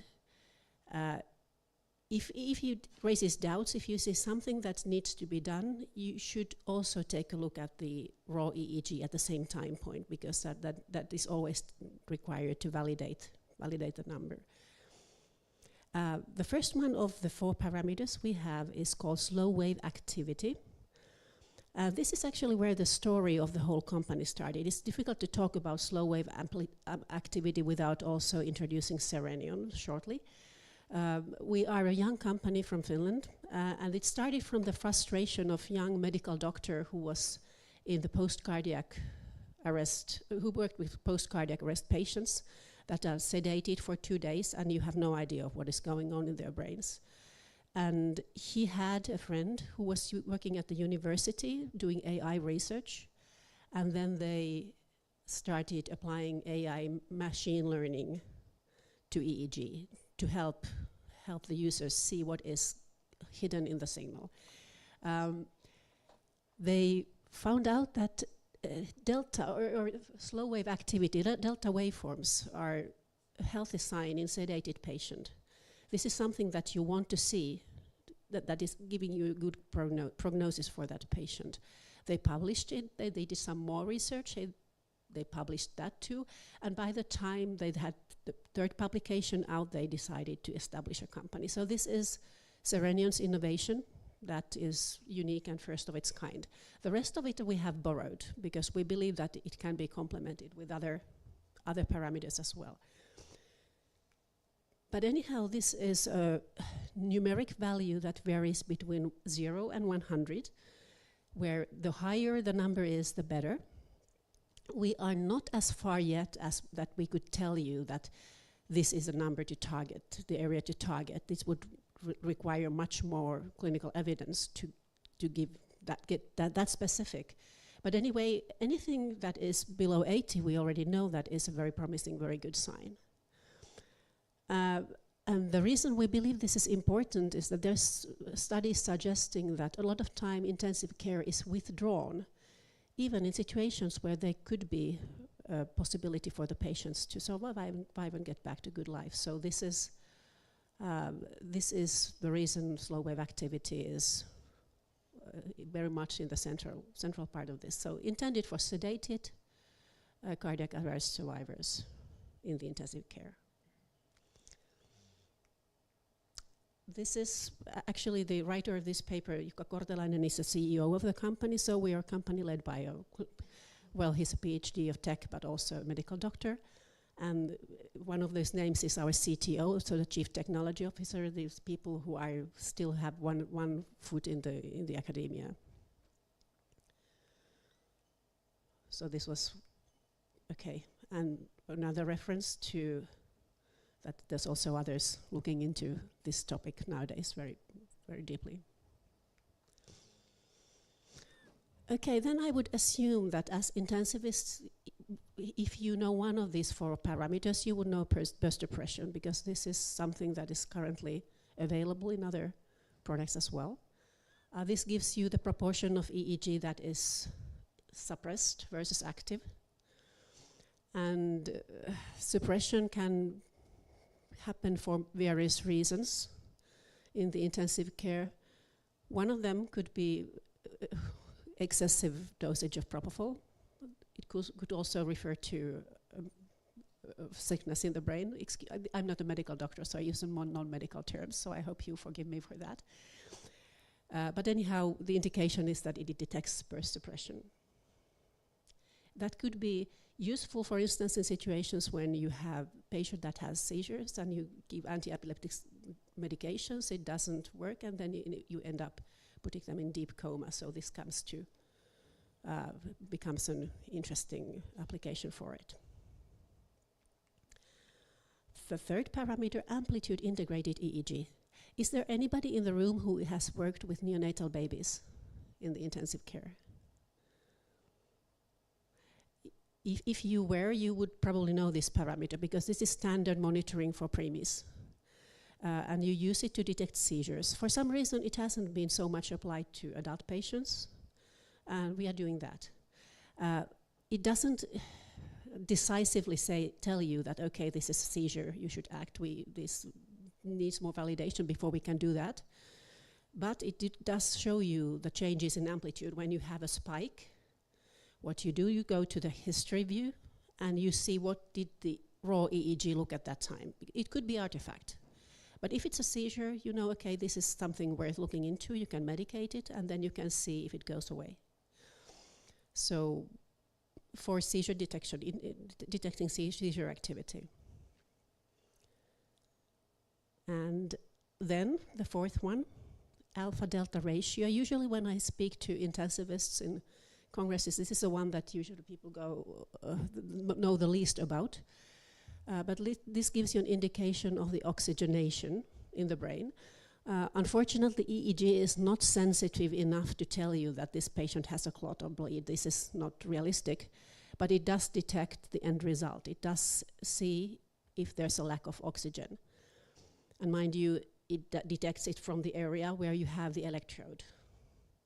The main thing to learn with this parameter really is to look at the difference between the left and the right hemisphere. And if you start seeing discrepancy, this would be ring a bell, okay, let's order the diagnose or the EEG specialists with a big cart. So that would be the fourth indication. These are the indications for the product. Prognosis after cardiac arrest, burst depression, detecting seizures, and detecting lack of oxygenation, changes in oxygenation. Okay. And then to the question of who will need this, I would like to argue that this is not a niche product. This is a mainstream product for any ICU. Because as mentioned in the beginning, we know that seizures in critically ill patients are very, very common, and they can be invisible from the outside, they can be non-convulsive. We know that cardiac arrest patients today are put into drug-induced coma for 2 days, and we have very little visibility. So that's another relevant patient population, patient group. And then whenever lack of oxygen in the brain tissue is suspected. So we know that the most typical complication of stroke is another stroke. So to be able to follow what happens there. So we humbly like to say that we understand that this is very first steps we are taking. We believe that there's a lot of things we don't know about the brain yet. And we believe that once we learn to know more, we can give better care to the patients. And this is why the company exists. We are, well, as pretty much everybody in this field, we are more or less idealistic. We want to change the world. We want to improve the patient outcomes. And this is a way of taking the steps to that direction in the EEG and intensive care. And then, well, I would just like to leave you with this picture from my home country. This is what January looks like in Finland. And this is what it also looks like for me nowadays, every now and then. But I think we have about 5 minutes for questions and answers, if you have any. And if you like, you're more than welcome to join us at the booth. It's just right outside the door. Okay, so anyone with questions that don't require a PhD in intensive care medicine? Please go ahead.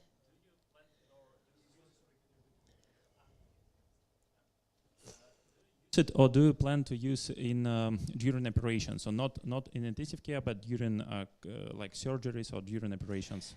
We don't foresee usage in operating theater. This is pretty well covered. They have quantitative continuous EEG available for the sedation part of it, and that's we are not into that. However, we do see a need for it in ER. So whenever you are doing diagnosing of migraine versus stroke, this is more like a vision. This is not something that is available today, but this is the direction we are going to. Of course, as we are a group of technical geeks, you may imagine we have a lot of plans for the future, and that is one of them. Yes. Mm-hmm. And for patient with also, just pops in my mind, patient with brain injury, it can be like as a sign of something improving, because from our experience, it's usually like problematic thing to treat patients with brain injury based only on ventilation data and hemodynamics. That is a broad clinical question. If somebody wants to elaborate on that, I will give you the floor happily. But yeah, sorry, not really in my domain.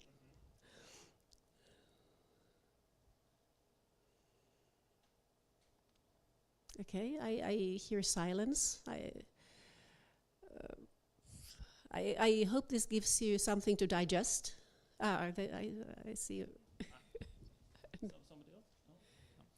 And do you export data to PDMS, or you use your own monitors, and so how it's data connectivity? Yes, you spot a very relevant question. If you think about the patient management system and what I said about never looking at numbers alone, and how we sample EEG at a very high rate, it means that we have a lot of data. I doubt that there is a patient management system that can take all that as such. This is something that we plan to solve in the next versions of the software. We start from the bedside. We start where it has the most relevance for the intensivist. Mm-hmm. Yeah. Thank you.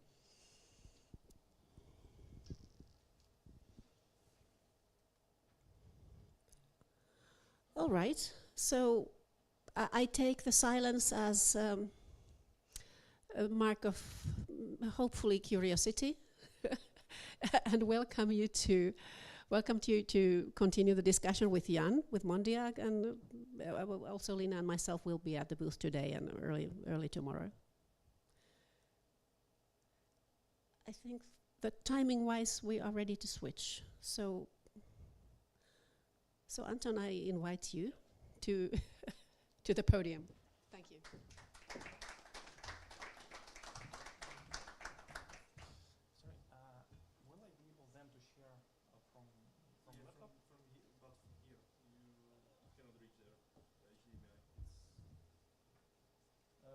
So there is no HDMI? Because it's not usual. Okay, we will... We prepared your presentation. Your presentation is ready for the project. And then you can continue from the table. Use your laptop to transfer.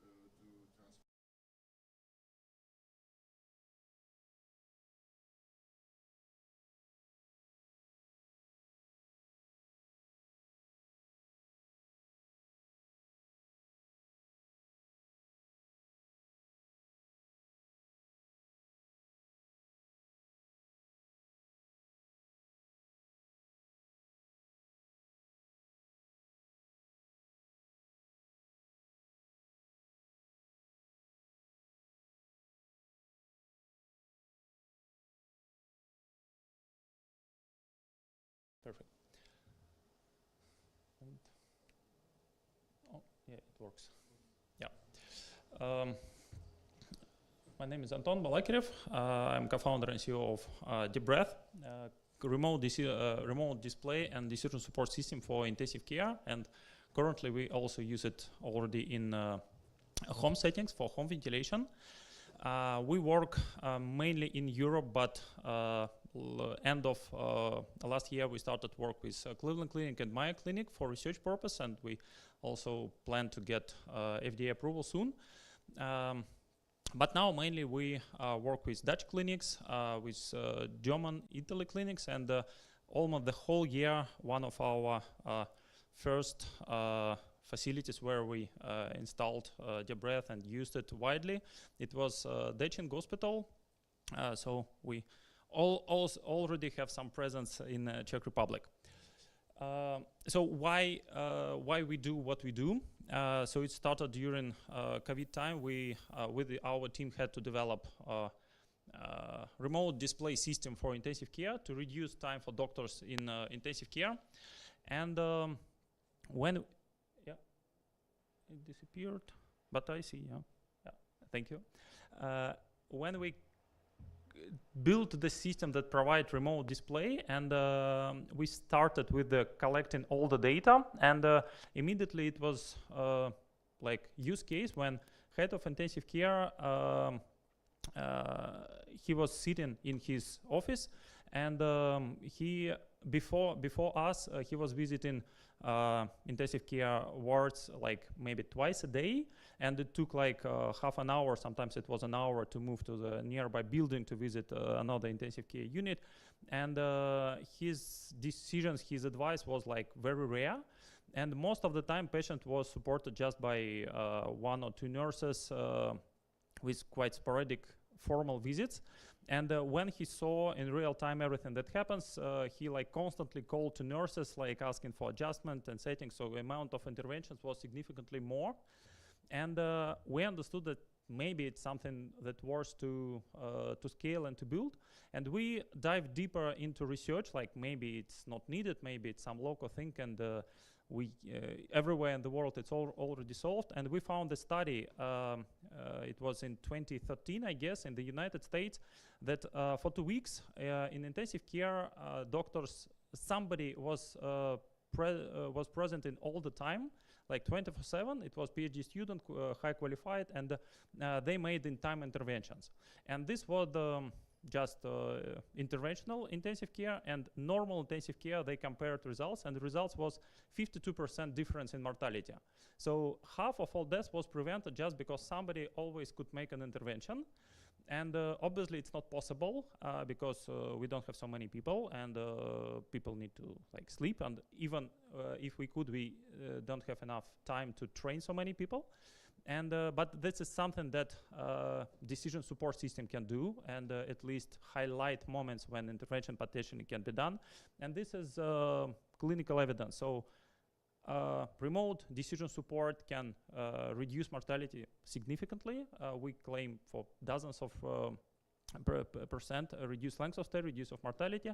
And we focus initially on patient ventilation interactions. So moments when patients start fighting the ventilator, these moments strongly associated, and last year there was first study when it was interventional study, and they proved that intervention to make changes to ventilator settings when patients start fighting it, because of better condition or worse condition, it depends, reduce length of stay up to 30%. So that's really significant in terms of impact, in terms of cost savings, in terms of reduce of workload. And that's what we, that's how we solve this problem. So we have this size of the box, so we call it breath box, that connects to the ventilator and or monitor that sends continuous data. Data then remotely displayed. It's stored forever for at least while you want to delete it. So it's possible to store, to use for education, for management purpose, for case review study, for quality management. I will show later dashboards and how it works. Also, we implement our AI algorithm, that machine learning based algorithm that detects in real time and classifies patient ventilation interactions.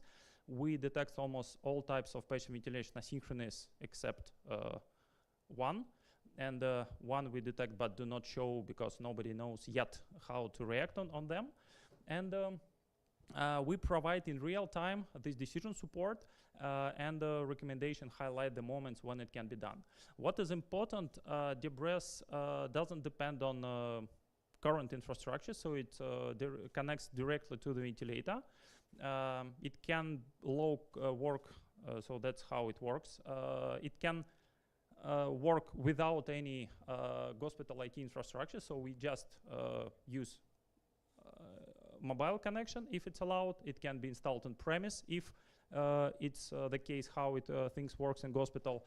And we compatible almost with all the ventilators, at least in Europe and the United States. So there are some regional in Latin America and like India, China, that we are not compatible, but for Europe and the United States we're compatible with almost all of them. Both ventilators and monitors like Philips, soon it will be GE and others. So what we do, except providing remote display, real-time remote display, so it's advanced analytics, breath level. So we show per breath data with alarm thresholds, with a trends like for 3, 8, 12 hours or the whole time of ventilation. Wave level waveforms, also regardless when recording was done, like last year or last minute. So it's always possible to review what was happening, and it's always possible to review on the breath level with highlighted abnormal asynchronous, abnormal waveforms, what was happening. And there are some charts regarding patient ventilation interaction that are also important and valuable to review to understand patient ventilation interactions. All data can be provided in automated reports. It can be done per patient. It can be done per ICU unit, just to understand some aggregated metrics regarding lung protective ventilation, regarding spontaneous breathing tile readiness, percentage of asynchrony index, clusters of asynchronous that are strong, even more strongly associated with higher mortality and higher length of stay. And things like percentage of patient trigger breaths to understand how in time intervention or spontaneous breathing trials are done. Other metrics are also possible to integrate, depend on the facility. So one of the things that we are focused on and what we understood working with multiple hospitals, there are very different protocols everywhere. So if something works well in a hospital, I don't know, in Rotterdam, it wouldn't work in Amsterdam or even like a nearby city, like it will never work. If we go to Germany to see how things work there, it's completely different protocols, completely different workflow, and even completely different documents, I think that should be documented for reimbursement. So that's why reports, we make it flexible, we make it customizable, and it's possible to export or add some metrics, so it doesn't matter. But regardless of the country, alarms in intensive care is always too often than it is needed. So based on studies, at least 60%, but in a lot of cases it's more than 80%, even 90% alarms are false. Everywhere where we showed, where we talked with clinicians, they said that usually nurses just skip alarms, like silent them, time to react like not so often, and such kind of dashboards help to understand why there is too many alarms, like what we can do to reduce them, and it works. So we have a study and practical implementation where we really reduced alarm fatigue just because of some changing of workflow and our preventably silencing some alarms, and that was really efficient in Hoven and Katarina Hospital. Another thing, what is very useful, since all the data is collected and stored, so it's possible very fast and easy to apply some protocols and or new metrics that seem to be valuable, to apply it on all the retrospective data to understand, does it work on your population? So if you have some algorithm that, I don't know, predicts weaning failure or recommends when to wean or something, what you would like to use, you can immediately check it on all the retrospective data that you have. You can implemented like in pilot study, in trial, and then immediately with the same technology you can bring it to the bedside. So that's something that allows to reduce time from research to the bedside from like couple of years to a couple of months. So and most of this time will be just paperwork. So technologically it's the same platform that can be used both for research and for real-time implementation. So it's pretty fast. Its installation takes, so we connected hospital in, the connection of hospital takes a couple of hours because it's just plug and play. In a lot of cases it happens without our presence. So we connected facilities in Brazil and the United States without our presence. So just we sent by post boxes with some instructions, they connected and it works. So it's really fast and everything works out of the box, so you don't need anything. And what I will try to show later, if I'll be able to connect my laptop, it's possible to connect other sources of data, so like arterial blood pressure, ECG, for more complex analysis. And I hope one day it will be EEG also, just to make complex things, and that's how it works. And it provides really, that's how clinicians usually make decisions, so they do not watch only on like SpO2 level, they look on the complex picture, and we provide this complex picture, and we allow to analyze retrospectively on the whole scope of very granular data, what's happened and what was happening all the time. Couple of use cases, but I would like now to connect laptop to show real time.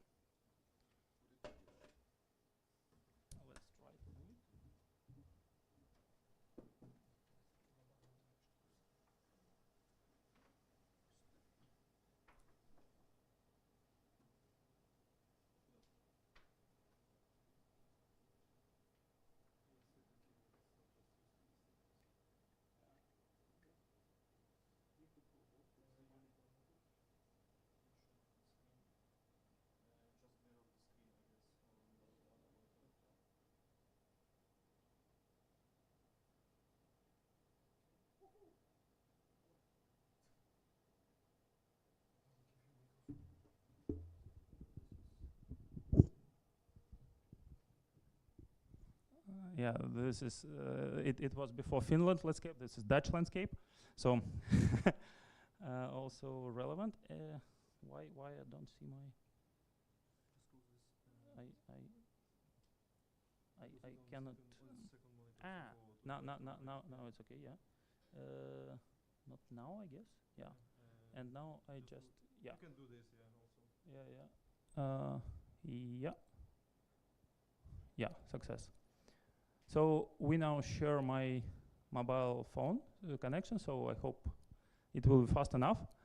And this is real intensive care, completely anonymized, so we don't see anything. But we see real-time waveforms.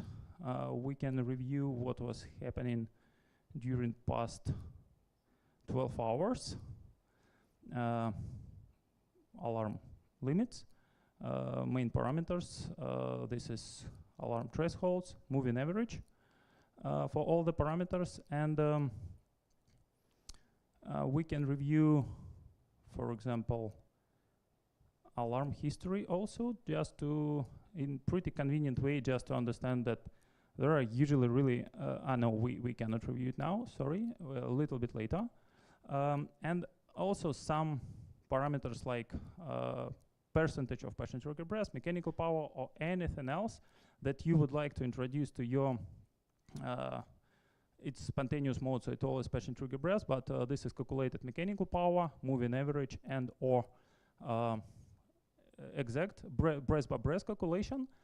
And as what I said about patient ventilation interactions, so we see that, so currently it's pretty high respiratory rate, so and this is, for example, moment when there were many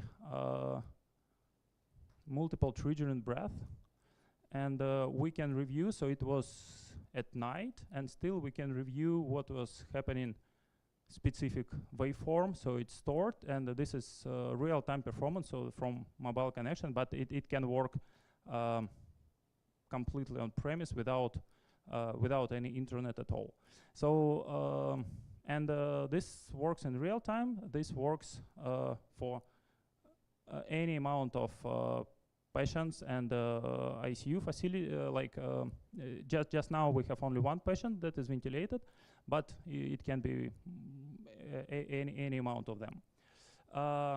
As I said, all the data that, for example, that was 56 hours of ventilation, so all the data stored, and this is like more interesting. So there were multiple modes of ventilation.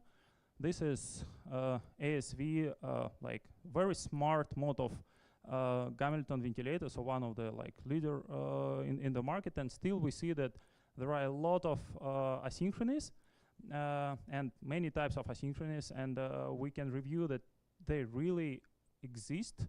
So ventilation quite strange. So that in this case it was too low sensitivity, like too low pressure trigger, so patient could not trigger breath, so it always was failed in effect for 4 cycles, and then reverse triggering. So ventilator starts pushing air, and only then patient start breathing. So completely unsynchronized, and as we see, it was like very long time, and what we see also, it's not something unique. So these cases are really quite frequent. And the problem that we see that it quite often triggers a lot of alarms, but also what we see, nurses do not know how to react, because they just see like a low tidal volume, and like they don't know why, because it claimed to be that ASV mode should provide enough minute volume, and then just they wait until accidentally patients start breathing, but we saw cases that patient didn't start breathing. So it's we consider as a preventable death, and this is really often case. Again, if we click at this button, I did it before, so we get report with a distribution for minute volume, respiratory rate, all the main parameters, modes, all the metrics, like percentage of lung protective ventilation. We see that there were 3,000 alarms, like less than, a little bit more than in 2 days, so huge amount of alarms. And statistics about patient ventilation interactions, that also important to validate and to use in education, training, etc. And the same for longer time of ventilation. So we see that long before that it was switched to pressure support mode, patient tried to breathe almost half a day before, even more, and that was reverse triggering breath. So patient tried to breathe long before, and patient could switch to support mode long before that it was done in reality. Yeah, so it's possible also to use to review with esophageal pressure. So it mainly used for research purpose. So it's compatible with esophageal pressure data to validate quality of classification of patient ventilation interactions and or patient effort. So this all possible. So we see that other sources of data or multiple ventilation sources of data are possible. So that's very valuable for research and education. That's again report for this patient. That's I think is not. This is example of multiple sources of data. So this is waveform, pressure, and flow, and this is arterial blood pressure in ECG. So it's in a couple of cases it's possible to see how cardiac oscillations look like on pressure and flow waveforms, and to distinguish, for example, some asynchronous cycles based on patient effort to breathe on cardiac oscillation. So that's also interesting to review and analyze, and to use metrics based on both arterial blood pressure and, for example, airway pressure and or flow. So that's what we have. One more thing that can be done. So as I said, all the data recorded, and what we heard from multiple clinicians, it's valuable to sometimes reproduce some cases during education or case review study, and we did functionality that any episode of ventilation can be just easily reproduced. So this patient was like ventilated, I don't know, some years ago, and we can reproduce it like it is ventilated now, and every changes in real time. And for example, we can speed up things a little bit, and we can highlight some specific episode to use it in education, to use it in training, or as some questionnaire or some support, some case review, because what we saw now, there are often some photos on the phone or just recording, a very short recording without convenient tools for review this, etc. And we did functionality that now widely used for education purpose. So all the data recorded, any episode can be reproduced. For example, how it used, nurses saw at night something that they didn't know how to react, and like on Friday or on Monday during review session, they asked to review this episode with a senior intensivist or senior nurse to ask what was happening, and sometimes these cases added to some knowledge database. So that's how technology and platform is used, and we think that it will help to reduce also time to get nurses qualified enough to fight a little bit with staff shortage, to make it more accessible and easy to start work with a high qualification. Ready to answer questions? We have a couple of minutes more, if there are. I have one question is, does it have data about setting of ventilator parameter? Yeah. Yes, yeah, okay. Absolutely. So, and the second question is, you connect it by using serial port, yes, to ventilator. Yeah. But I have connected serial port already to system, yes, information system. So I need some splitter. Does it exist, like or? Yeah. So first of all, in most of the ventilators, they have two ports, if they're both busy. So very often we can take data directly from monitor. So you ventilator sends data to the monitor sends data to this like EHR system, and then we can take data from monitor, not from the ventilator. From monitor, there is a serial port on monitor. Yeah, they usually have. It depends. They have no serial port on monitor. It depends on the model. It really depends. Sometimes its serial looks like LAN, but in reality it's serial. So it really depends. So it's some zoo of different monitors and models of monitors, but so splitter is not the chance, but it's prohibited only. But it could work, no? It depends what protocol. So if ventilator sends correct data, splitter will work, of course. But for example, Gamilton protocol, they have like Gamilton ventilator. They have 5 different protocols, and Hamilton. Do you know what protocol of Hamilton? They have 5 different. And for example, for Philips EHR, they send in Philips style. Sometimes they send like per breath data, and what we use, it used Gamilton block protocol. This sends waveform data.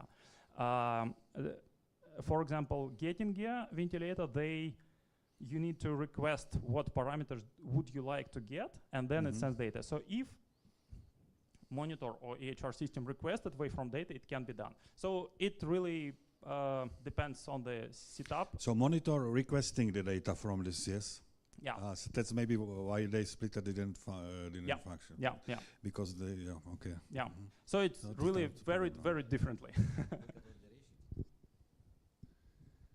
The first point is I'm very curious about who are your friends. You are collaborating with Eindhoven Technology University, right? We work with multiple university centers. We work with Katarina Hospital and Eindhoven TU.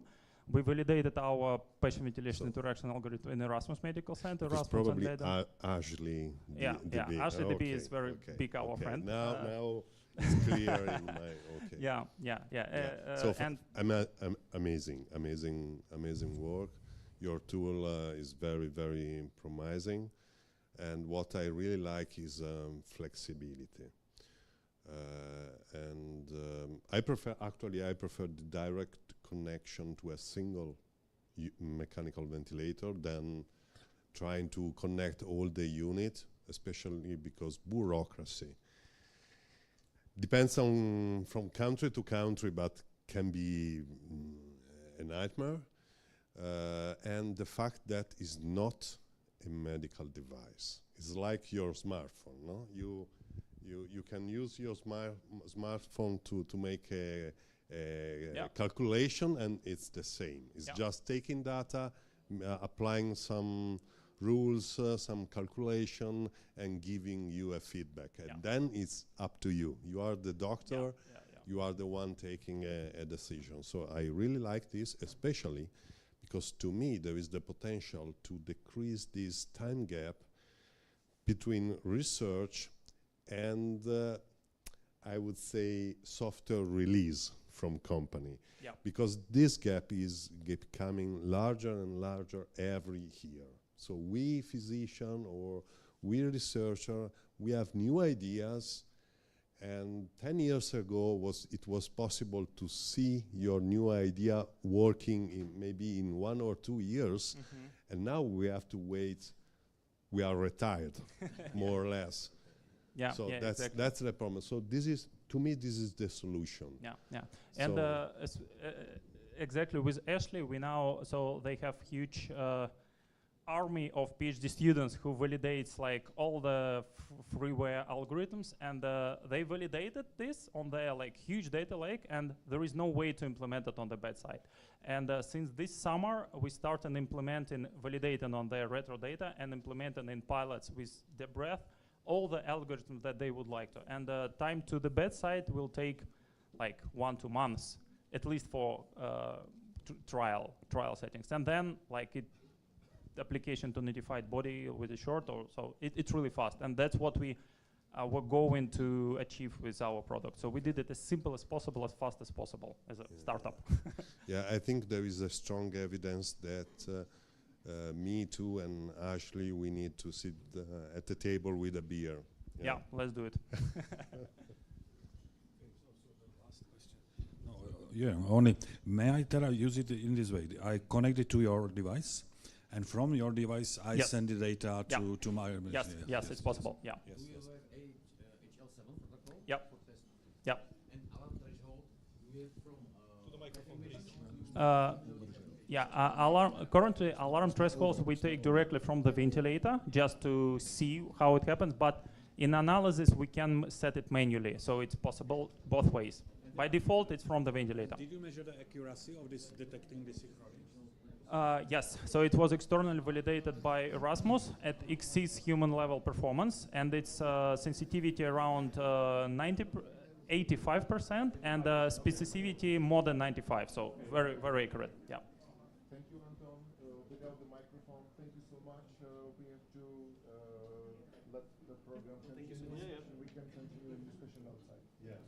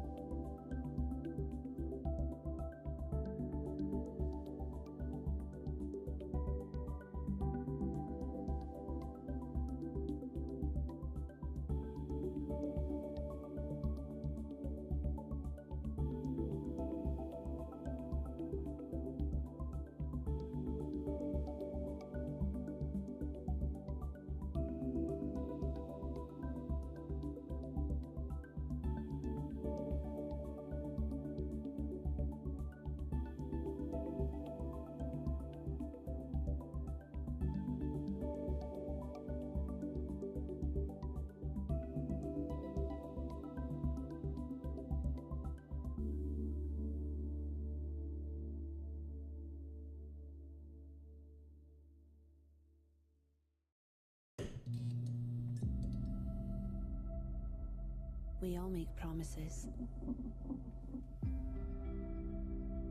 Promises to those around us. To those we love and cherish. Those we respect. And to ourselves.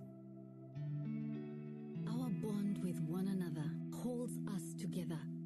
Whether it touches one life or changes the course of nations, we build each other up, stronger together, focused, resolute. No matter where we are, united in our purpose. These promises are responsibility, an unbreakable bond entrusted to one another. Not just when the winds blow in our favor, but when the waves crash upon us, when the tides turn. Because it is our passion that drives us. We embrace curiosity, thirst for knowledge, hunger for an understanding of things we long thought unknowable. The deep well, devoid of light, to which we bring a flame. A flame that ignites our longing to do more, say more, learn more, be more. More than we could ever be alone. Together, we dwarf the mountains that alone rose up before us. And from there, we soar. That's what a promise means. Regardless of whether it impacts us all, or just a rare few. You can trust that we will be there. Changing the lives of those we love and cherish. Those we respect. Of us all. And the lives that we change give us all a brighter future. When you need it most. We are driven by our promise to you.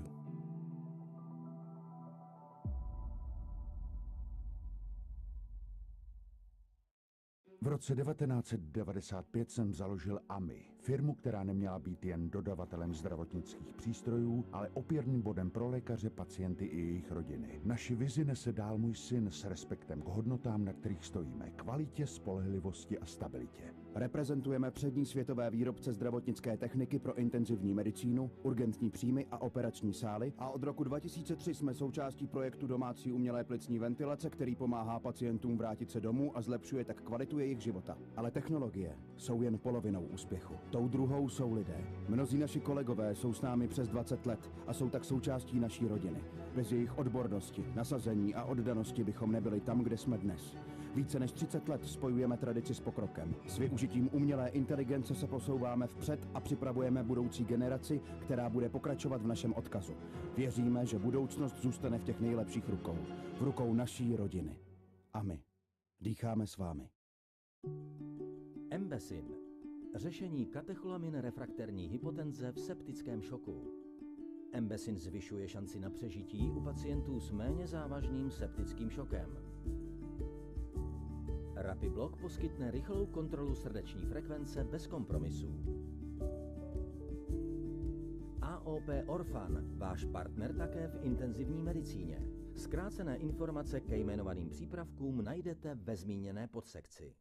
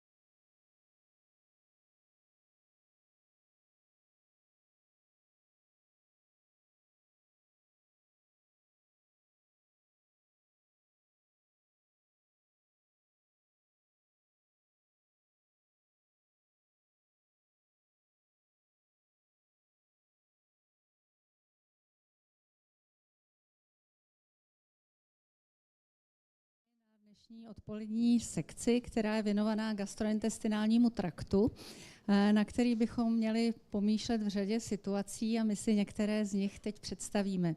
A já poprosím rovnou mého spolupředsedajícího doktora Havla z Hradce Králové, aby pohovořil na téma akutní selhání střeva. Dobré odpoledne. Střevní selhání má nějakou diagnózu. Ta diagnóza je odvozená od toho, jestli můžeme pacienta živit enterálně, jestli nám stačí k tomu, abychom ho zásobili živinami, tekutinou a minerály enterální cestou.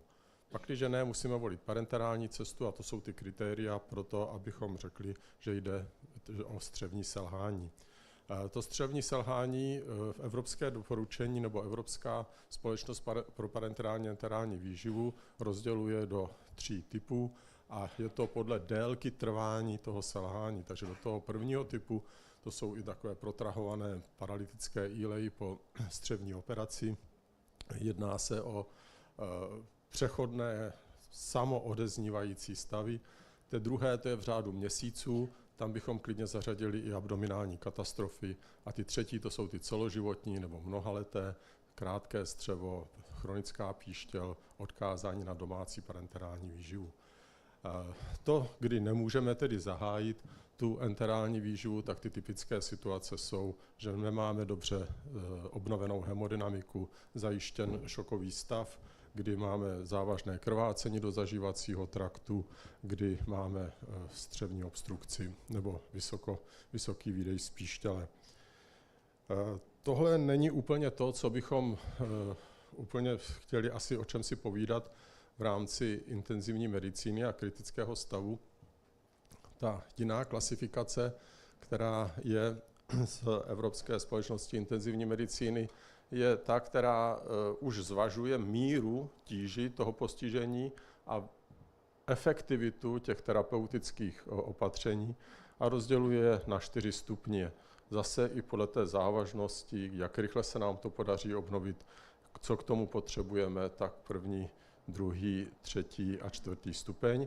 A už tam zvažuje jednu důležitou věc, a to je to, jestli to je primární, jestli to vychází z postižení toho zažívacího traktu, ta insuficience, anebo jestli to je sekundární, jestli to je třeba v rámci pneumonie, v rámci právě třeba šoku jiné etiologie. Nicméně ten význam střeva v kritickém stavu a v intenzivní péči a obecně v medicíně je asi daleko rozsáhlejší. A jsou tam takové 3 zásadní asi jakoby postupy, nebo 3 zásadní takové jakoby cesty toho významu pro celý organismus. Chronická zánětová reakce, doutnání zánětu vlivem aktivity imunitní, která vychází ze střeva, tím, že ten pacient dlouhodobě chřadne, propadá vlivem katabolismu se dostává do sarkopénie, fragility a dále slabosti a dalších komplikací.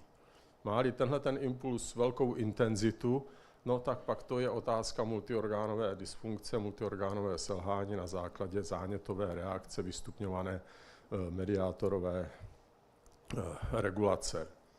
No to je jedna část a ta druhá část je tedy to, že máme snad 3 biliony mikrobů ve svém střevě a to, že teda můžeme mít infekční komplikace právě ze střeva. Ty 2 staré práce to pěkně označují, tedy to, že může být střevo motorem multiorgánového selhání, anebo to, že to je vlastně nedrénovaný absces. Před 20 lety, a my už jsme tady tohle ten případ ukazovali, jsem léčil pacienta, který přišel se streptokokovou sepsí. Bylo to z poranění předloktí, kde mu ta rána prostě se zanítila a dostal se do poctivého septického šoku.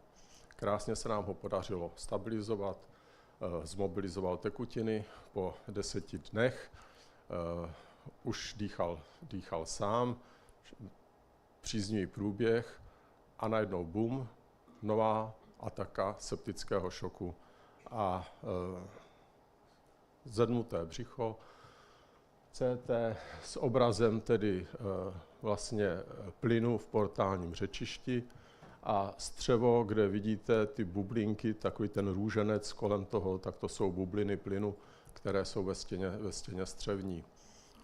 Tohle je jasná diagnóza pro cévní ileus a ku podivu na sále nebyl cévní ileus, střevo bylo živé, ale šlo o klebsiellovou sepsi.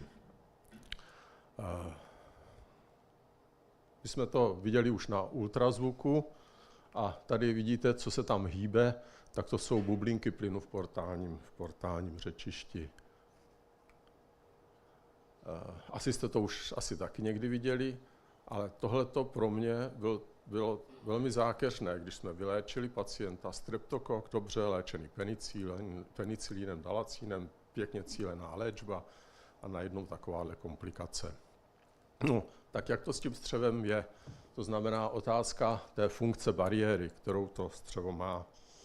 Tak to, jaké složení bakteriální v tom střevě je, už to rozhoduje o tom, jak můžeme nějakým komplikacím se dobrat. To znamená, ty nepatogenní mikroby naprosto převládají nad těmi patogenními a nedají jim se pomnožit a invadovat za normálních okolností. No pak je ten mucín, potom jsou ty enterocyty s těsnými spoji a pod tím už začíná ta lymfatická bariéra, to je ta druhá strana fronty, která to tlačí zpátky do toho střeva. No a pak, když dojde k postižení, k nějaké poruše té translokace, no tak můžeme mít septikémii, kterou běžně nedetekujeme. Ty bakterie můžou přerůst, jenom se dostanou sem na toto rozhraní a začnou aktivovat ten imunitní systém a už z toho máme vlastně SIRS. Pak se můžou partikule těch rozpadlých bakterií dostat do té drenáže lymfatické a oběhové a stimulovat imunitní systém, anebo i rozpadlé buňky a různé částice buněk, takže to jsou ty pumps a dumps, jak se o nich mluví, které můžou tuto zánětovou reakci potom vybudit. No a pak ještě mluví se o dalších střebaných molekulách, trypsínu, chymotrypsínu, astázách a tak dále. To znamená to, co se do toho střeva dostává a může následně tedy něco nám vyrábět. Takže když si vezmeme celý ten patofyziologický proces a je to ischémie a pak reperfuze a ischémie třeba z důvodu toho, že pacient prošel šokovým stavem, měl tedy hypoperfuzi z planchnické oblasti, tak je to ischémie, z toho hypoxie, pokles pH, mění se bakteriální flora tedy a dochází k poruše střevní bariéry.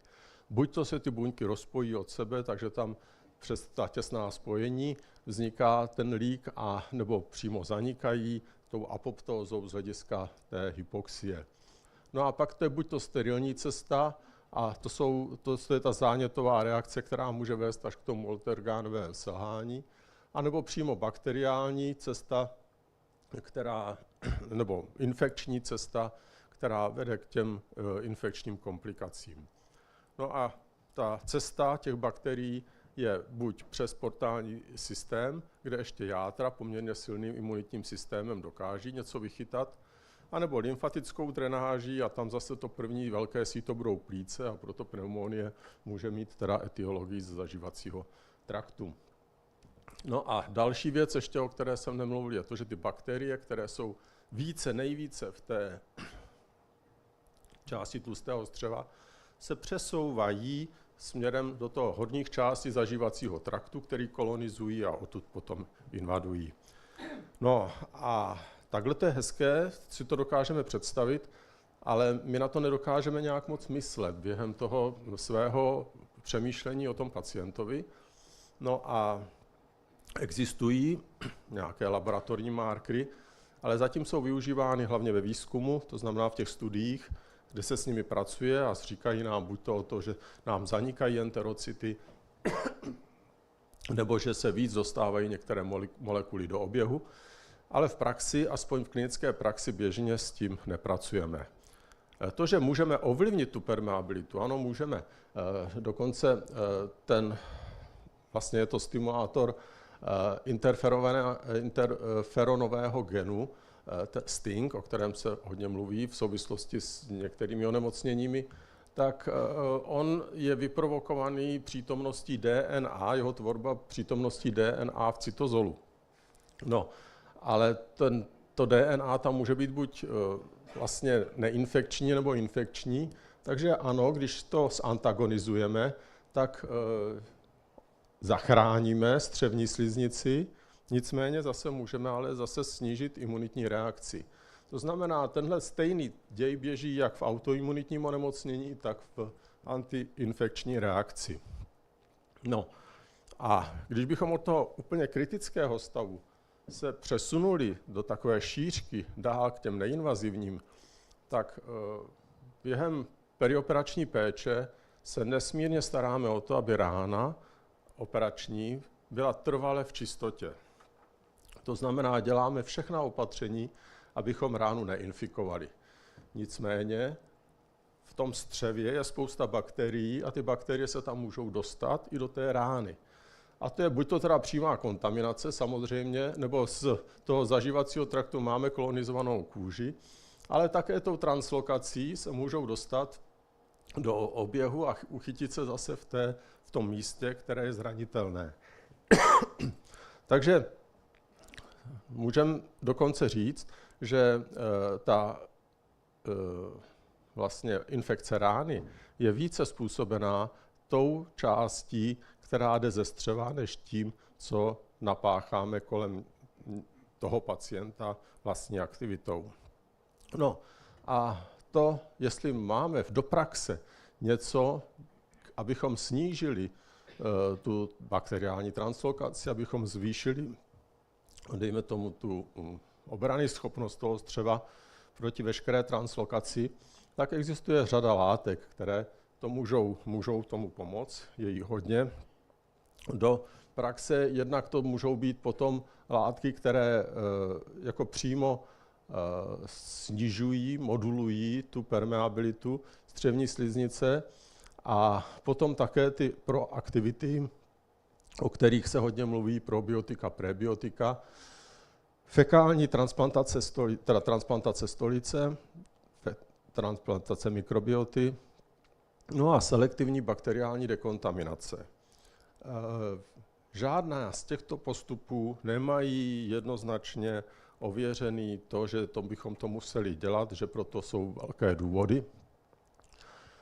Loni vyšla taková pěkná práce, je to soubor, který obsahuje hodně pacientů, je to metaanalýza a víceméně ta selektivní dekontaminace střeva nám nezajistí to, že by ten pacient méně umíral na jipce nebo se rychleji z té intenzivní péče dostal, ale jsou tam jednoznačně známky toho, že ty infekční komplikace jsou v menší míře a dokonce, co je důležité, nepotencuje nám to vyšší výskyt nějakých těch rezistentních bakterií.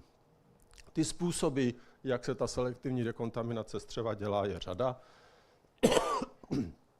Patří tam dezinfekční koupele spolu s perorální a gastrickou aplikací, s nazální aplikací, ale je tam i složka nějakých třeba 4denních kůr intravenózní aplikace proti gram-negativním mikrobům. No a co se týká té fekální transplantace, tak v intenzivní péči o tom máme hodně málo informací. Fakticky jedinou indikací, takovou, která je obecně přijímaná, je tedy recidující vlastně klostridiová kolitida, ale souhlasím tady s kolegyněmi z Vinohrad, že ten potenciál do intenzivní péče, pakliže najdeme formu lepší než doposud, kterou se stolice transplantuje, tak má ten potenciál je veliký pro osud našich pacientů. O enterální výživě asi nemusím mluvit. To, že opravdu stimulací můžeme střevo pošetřit, tak o tom se mluvilo už hodně. No a když bych tedy po tomhletom, co jsem řekl, trošku tak jako dal nějakou otázku, tak co vlastně to je plicní edém u srdečního selhávání? Je to hydrostatický tlak krve, kterou nepřečerpává teda levá komora, a nebo to se na tom podílí to, že splanchnická oblast je hypoperfundovaná, je tam městnání, hypoxie, translokace a zvýší se kapilární propustnost v plicním řečišti.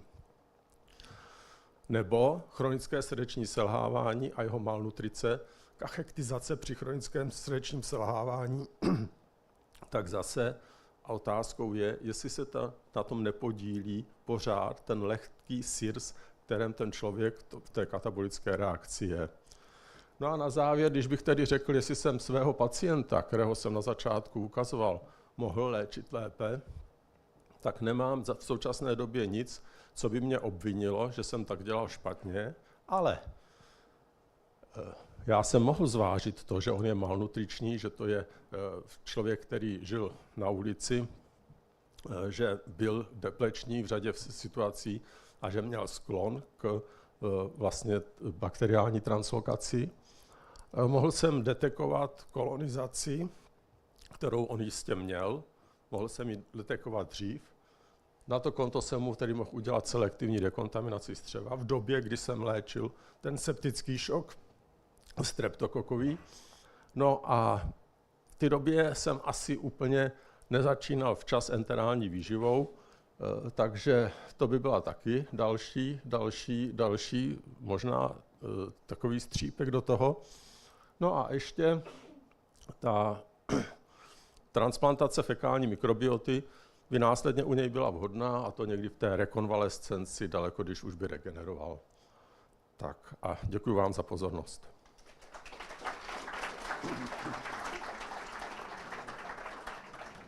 Děkujeme za výbornou přednášku a já vyzývám, jestli má někdo nějakou otázku k tomuto tématu. Když se kolegové rozmyslí, já se zeptám na tu dekontaminaci, protože v průběhu času se ta doporučení mění nejsou z jednoho extrému do druhého. Takže pořád nejsou závazná doporučení, že bychom proto měli nějaký něco víc. Takže jsou situace, kdyby to člověk opravdu zvážil, že to může prospět, a tady v tom bylo právě vidět, že v té Francii jsou pracoviště, která používají tu selektivní dekontaminaci, i když vlastně vědí, že to není úplně doporučené a mají s tím dobrou zkušenost. Já myslím, že bych prostě našel v současné době indikaci, kdybych na to mohl myslet. Ale velká data, určitě to nesnižuje mortalitu nebo letalitu, že jo, správně řečeno. No a dokonce ani pobyt na jednotce intenzivní péče, ale na ty infekční komplikace přece jenom já tam ten patofysiologický potenciál vidím. Děkuji. Tak je řada postupů, kde nemáme jednoznačně řečeno, že by to snižovalo letalitu. To myslím, že je velmi málo takových situací, kdy tohle můžeme jednoznačně říct. Je nějaký režim té dekontaminace, který by se preferoval případně, pokud by se použila? Ono bude záležet asi, v jaké situaci to bude. To bude podle toho. Vždycky to znamená před plánovanou operací. Asi bych nemusel volit ten parenterální příjem antibiotik, že jo? Tam by stačilo opravdu jakoby ten perorální příjem, eventuálně ty koupele dezinfekční. No, ale zase v té fázi, jestli ten člověk prochází tím šokem a je to spojeno velké krvácení a tak dále, tak bych klidně to vzal i s tou intravenózní aplikací toho cefotaximu. Děkuji. Nějaká další otázka z pléna? Pokud tomu tak není, tak ještě jednou děkuji a vyzvala bych docenta Šperla.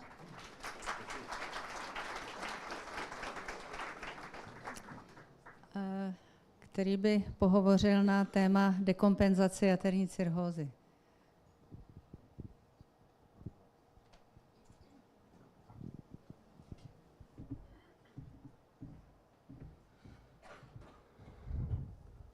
Tak vážení předsedající, vážení přítomní, děkuji za pozvání na vaší akci takto hojně navštívenou. Dekompenzace jaterní cirhózy je finále pro toho pacienta. V zásadě bychom to mohli říct tak, že buď se rychle otransplantuje, a nebo že už dále tedy nebude živ a mohli bychom celou tu přednášku skončit. Samozřejmě je to trochu složitější. Když se díváme na průběh chronických jaterních chorob, tak víme, že tedy nejdříve má ten pacient nějakou chronickou takzvaně progredující chorobu a tu může mít roky. Může jí mít 10 let, 20 let a najednou má kompenzovanou cirhózu. My to dneska snadno poznáme díky neinvazivní elastografii, kdy postupně měříme tu host jatera ve chvíli, když ten pacient přesáhne nějakou tu hodnotu 13-14 kPa, tak mu napíšeme do papíru, že už má kompenzovanou cirhózu, začneme mu dělat screening hepatocelárního karcinomu a víme, že máme dost času na to, aby jsme se pokusili ještě nějak tu chorobu ovlivnit, než se zdekompenzuje, že to bude trvat v průměru 12 let. Ale pokud se v průběhu jaksi dalších roků nepovede zastavit nebo nějak ovlivnit tu progredující chorobu chronickou, tak ten pacient přijde s nějakou komplikací, které jsou zde vyjmenovány, variciální krvácení, ascites, nebo ascites tedy s hepatorenálním syndromem, těžkým jaterní encefalopatie ikterus a v tu chvíli se přesunuje do té kategorie pacientů s dekompenzovanou jaterní cirhózou. To průměrné přežití jsou přibližně 2 roky a to je přesně ta doba, kdy se má začít uvažovat o transplantaci jater, protože když předpokládáme, že nějakou dobu trvá předtransplantační vyšetření a nějakou dobu ten pacient na orgán čeká, tak je to přesně tak, aby se dočkal. V případě, že tedy se neotransplantuje, tak obvykle umírá. Proč říkáme tyto údaje o tom přežití? To vychází ze studie z roku 2006. Všichni to věděli, hepatologové staří to dávno věděli, že objevení se ascitu je signum mali hominis a pacient pak rychle umírá. Já jsem v 80. letech nastoupil k paní profesorce Brodanové ve Všeobecné fakultní nemocnici a když jsem dal nějakému cirhotikovi diuretika, on vymočil ascites a říkal jsem, vypadá skvěle, půjde domů. Mi říkala, nenechte se mýlit, on už na Vánoce nebude mezi živými. To bylo někdy na začátku roku, opravdu ten pacient pak zemřel někdy v létě. Roberta D'Amico v roce 2006 udělala takovouto studii, kde to doložila pečlivým sledováním a stala se nesmrtelnou. Je to studie, která má snad nejvíc citací, někde kolem 10 000 se to pohybuje. Tady to přežití těch dekompenzovaných cirhotiků je takto otřesné, protože jsou to většinou pacienti s alkoholickou chorobou jater. Jednak v té době nebylo známo ještě nic o existenci ACLF, takže tam spadli i ti pacienti s ACLF s nesmírně těžkou prognózou. Vidíte potom, že i podle stupně dysfunkce, podle Childa, ta mortalita těch pacientů jednoroční a dvouroční stoupá s tou pokročilostí té jaterní choroby. Takže dekompenzace je z hlediska přežití signum mali hominis. Tady potom vidíte ty kategorie, které tehdy ještě v té práci byli rozděleni, to znamená pacienti kompenzovaní bez ascitu, bez varixu, z varixy, ale bez ascitu, s ascitem i z varixy, potom pacienti krvácející a vedle toho vidíte i ty mortality, které prostě se zvyšují s tou pokročilostí té choroby. Současný doporučený postup Evropské asociace pro studium jater rozděluje ten vývoj cirhózy do více stadií, ale jenom to tady ukážu, ale budeme stále tedy pracovat s tou kompenzovanou a dekompenzovanou cirhózou. Vidíte, že je to od stádia 0 až do stádia tedy 6, kdy to stádium 6 je úplně finální, případně je tady to překlopení do toho acute on chronic liver failure, kde ta mortalita je daleko větší, ale to není náplní mojí přednášky, já budu povídat o té dekompenzaci. V té dekompenzaci pak my mluvíme o těžké dekompenzaci, v té zahraniční literatuře se mluví o hluboké. Takže ještě jednou, ten pacient je asymptomatický poměrně dlouhou dobu. Tady bych chtěl upozornit, že tohle vždycky říkám studentům, že je to test pro studenty, zda tu kapitolu četli, kdo mluví o asymptomatické a nedekompenzované cirhóze, tak je jasné, že to nečetl. tu hepatologickou kapitolu a může se zase rozloučit, ale my si to můžeme tady říct, že je to pacient symptomatický a asymptomatický.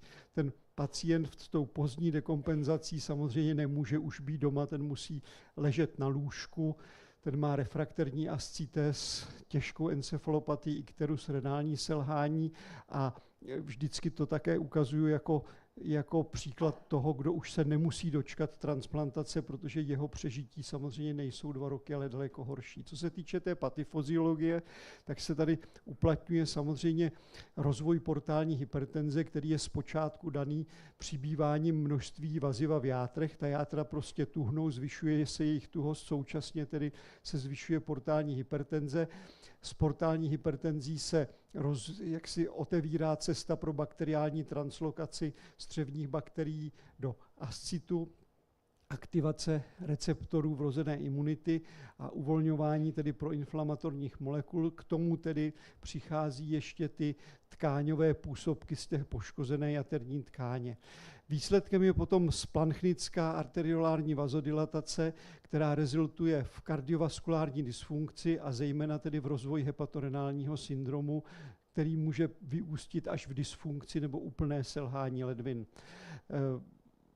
Tak toto probíhá a je třeba to někde rozetnout a rozetnout tento řetězec je poměrně velmi obtížné. Ukážeme si to cestou. Tady je ještě jednou znázorněno to, že se teda kombinujou ty patogeny externí v podobě těch střevních bakterií s těmi patogeny pocházejícími z té jaksi poškozené tkáně, to jest tkáň jaterní, kde prostě probíhá ten proces nekrózy a regenerace a teď se z toho uvolňují ty působky. Vracíme se k té klinice. Vývoj dekompenzace jaterní cirhózy, jak jsem již říkal, potom přeroste ta dekompenzace, kdy teda v té první fázi ten pacient obvykle může ještě být doma, už nechodí jako kompenzovaný cirhotik na kontroly po 6 nebo po 3 měsících, ale třeba po měsíci nebo po 2 týdnech, protože užívá diuretika, se může zejména tedy vlivem bakteriální infekce překlopit do těžce dekompenzované cirhózy, kdy tedy není schopen už dále býti doma. Jak zastavit ten proces úplně na tom začátku? Léčba na úplném začátku je přísně etiologická. Jestliže chcete zabránit tomu, aby se vyvinula cirhóza, tak musíte znát etiologii té choroby a vidíte, že podle té etiologie ta léčba je úplně jiná. U alkoholické cirhózy abstinence, u metabolické zhubnutí, u protivirová léčba. Jediné místo pro kortikoidy je autoimunní hepatitida, už neplatí to, co se psávalo v učebnicích, vidíš-li cirhotika, dej mu trochu kortikoidu, to prosím je dávno pasé. A urzodeoxycholová kyselina u cholestatických chorob, případně tedy odstranění těch hromadících se metabolitů u těch střádajících chorob. Tím spolehlivě vyléčením té choroby zastavíme tu patogenezu. Zastavíme i to riziko dekompenzace, pokud takto budeme léčit kompenzovaného cirhotika. Takže ten důvod zjistit tu etiologii, proč ten pacient má tu jaterní cirhózu, je nesmírně důležitý, protože jenom etiologickou léčbou jsme schopni zastavit celý ten proces. Podívejte se, jaký má vliv ta etiologická léčba, co o tom říká literatura. Tohle jsou pacienti, jak přežívali s alkoholickou cirhózou jater, když tedy zastavili tu chorobu tím, že přestali pít, jejich přežití se stalo významně lepší. A vidíte, že tady už pak není ani tak velký rozdíl mezi všemi pacienty a mezi pacienty s dekompenzací. Tohle jsou pacienti s hepatitidou C v minulosti, kteří se léčili interferonem. Ti, co se vyléčili, se prakticky nedekompenzovali, ti nevyléčení, tak ta křivka stoupá strmě nahoru v počtu dekompenzací. Toto je další děj, který může nastat a je to naprosto výjimečná situace. Může se to stát u té etylické cirhózy, u těch virových při správné léčbě a to je rekompenzace. Tady, když se podíváte na to, to jsou pacienti, kteří se léčili, byli nejdřív bez léčby, potom až se léčili, tak tady, když se podíváte na ty poklesy toho MELT score, které teda bylo navozeno tou léčbou, tak to znamená, že někteří pacienti snížili MELD score takovým způsobem po té léčbě, že se rekompenzovali. Opravdu takové vidíme. Oni většinou pak tu transplantaci časem potřebují, ale ne hned. Podobný to bylo poprvé, to bylo vidět u hepatitidy B, i když se léčila lamivudinem, který nefungoval dobře, tak prostě zastavení toho procesu té jaterní choroby chronické vedlo k tomu, že se ty pacienti daleko tedy méně dekompenzovali. Tady je to vyjádřeno jako progrese choroby, progrese rovná se dekompenzace. No, takže kdy je tedy to místo, kdy toho pacienta odsouvat na to transplantační oddělení, tak to je tady ve chvíli, když se poprvé zdekompenzuje, ne těžce, ale poprvé zdekompenzuje, tak má být uvažováno o transplantaci jater. Na druhou stranu, aby se k té transplantaci ten pacient dostal, tak se musíme mu věnovat ještě konzervativní léčbou. Tady ještě jednou shrnutí, kdy k transplantaci po takzvaně první velké komplikaci jaterní cirhózy, ikterus, krvácení, ascites nebo encefalopatie, nebo když dosáhne alespoň 15 bodů v MELDu nebo v Chalpigově skále, dosáhne klasifikace B. Pak má být uvažováno o transplantaci. Ale on je schopen takový pacient mít ještě komplikace dříve, než se dočká transplantace a my musíme proti ním jaksi snažit postupovat preventivně, nenechat je rozvinout, případně tedy velmi účinně je léčit. Základní je to ovlivnění těch klíčových bodů v té patogenoze, které jsem zmínil. Pokusit se ovlivnit tu bakteriální translokaci střevní, zlepšit cirkulační dysfunkci, snížit ten proinflamatorní stav, snižovat portální hypertenzi a provádět tedy profilaxi bakteriálních infekcí, zejména tedy profilaxi spontánní bakteriální peritonitidy. Když se tady podíváte, jaká je teda pravděpodobnost toho, že ten pacient vyvine tu spontánní bakteriální peritonitidu, dekompenzovaný cirhotik s ascitem, pokud užívá nebo neužívá norfloxacin, tak vidíte, že ten rozdíl je zásadní a že to by mělo být podáváno zcela standardně a tak je to taky doporučeno. Ta bakteriální infekce, jakoby spontánní bakteriální peritonitida je nejčastější. Jo. O těch důvodech, proč to mají, už jsme jednou mluvili. Je to prostě bakteriální infekce té ascitické tekutiny bez nějakého chirurgického zásahu nebo instrumentálního a může se to vyvinout u všech pacientů s ascitem, obvykle s velkým ascitem a jsou to tedy až 3,5% ambulantních pacientů, 10% hospitalizovaných pacientů. Opět, je to signum mali ominis, on má ascites a ještě k tomu infikovaný, ta mortalita je obrovská, bývala až 90%, dneska se možná snižuje někam k těm 20%. Ty příznaky mohou být zcela minimální, ten pacient se tak jenom pozvolna zhoršuje, může se mu zvětšovat ascites a lehce zhoršovat encefalopatie. Ta diagnóza je postavena na počtu neutrofilů v ascitu, nepožaduje se bakteriologický nález, protože ty bakterie jsou tam natolik naředěné, že více než 50% bakteriologických nálezů, když se to odebírá do tekutých půd, je negativních.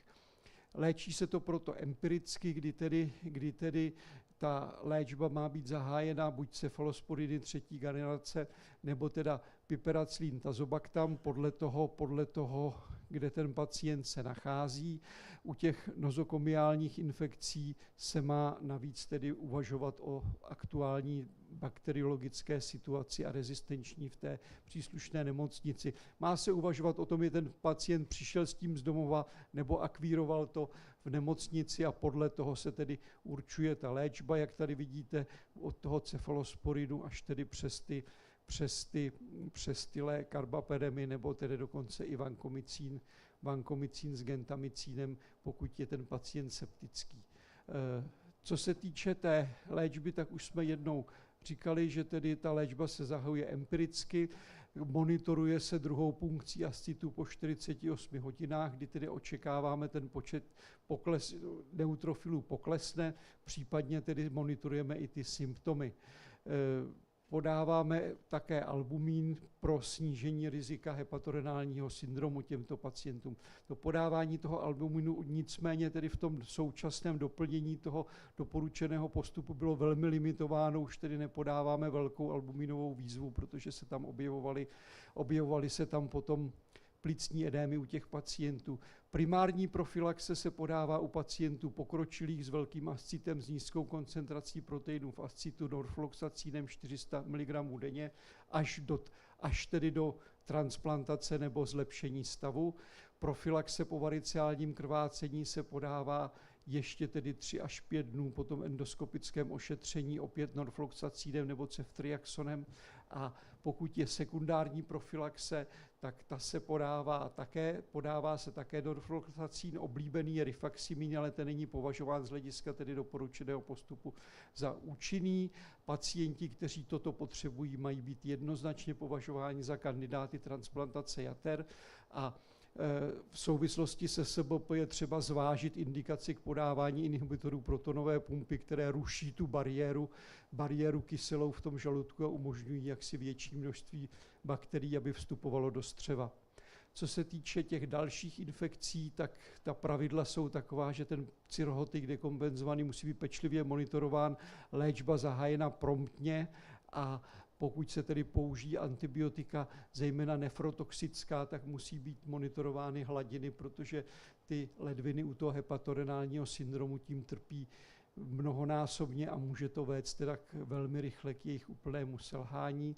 Není doporučeno podávání albuminu. Tady potom jsou už potom kritéria, která doporučuje Evropská asociace pro studium jater pro rozhodování o tom, jestli ten pacient má býti nebo nemá býti hospitalizován na metabolickém JIPu. Takže tady chce tedy v tom QSOFA 2 a více bodů, případně v tom Sepsis 3 kritériích, aby tedy byla hodnocena jako pozitivní. Zde je ta tabulka, podle které se ty pacienti rozdělují. Jestliže teda mají obě kritéria splněna, tak potom tedy mají být podle toho doporučeného postupu na metabolickém JIPu, což snad už dnes je u nás standardem. Čili závěrem se dá říct, že ta dekompenzace cirhózy je prostě finální stádium, život ohrožující.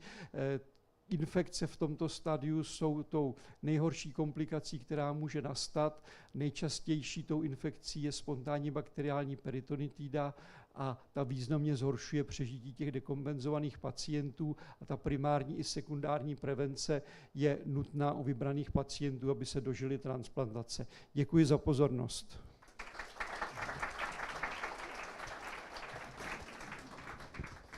Tak, otázky, prosím. Ano. Martine, povídej.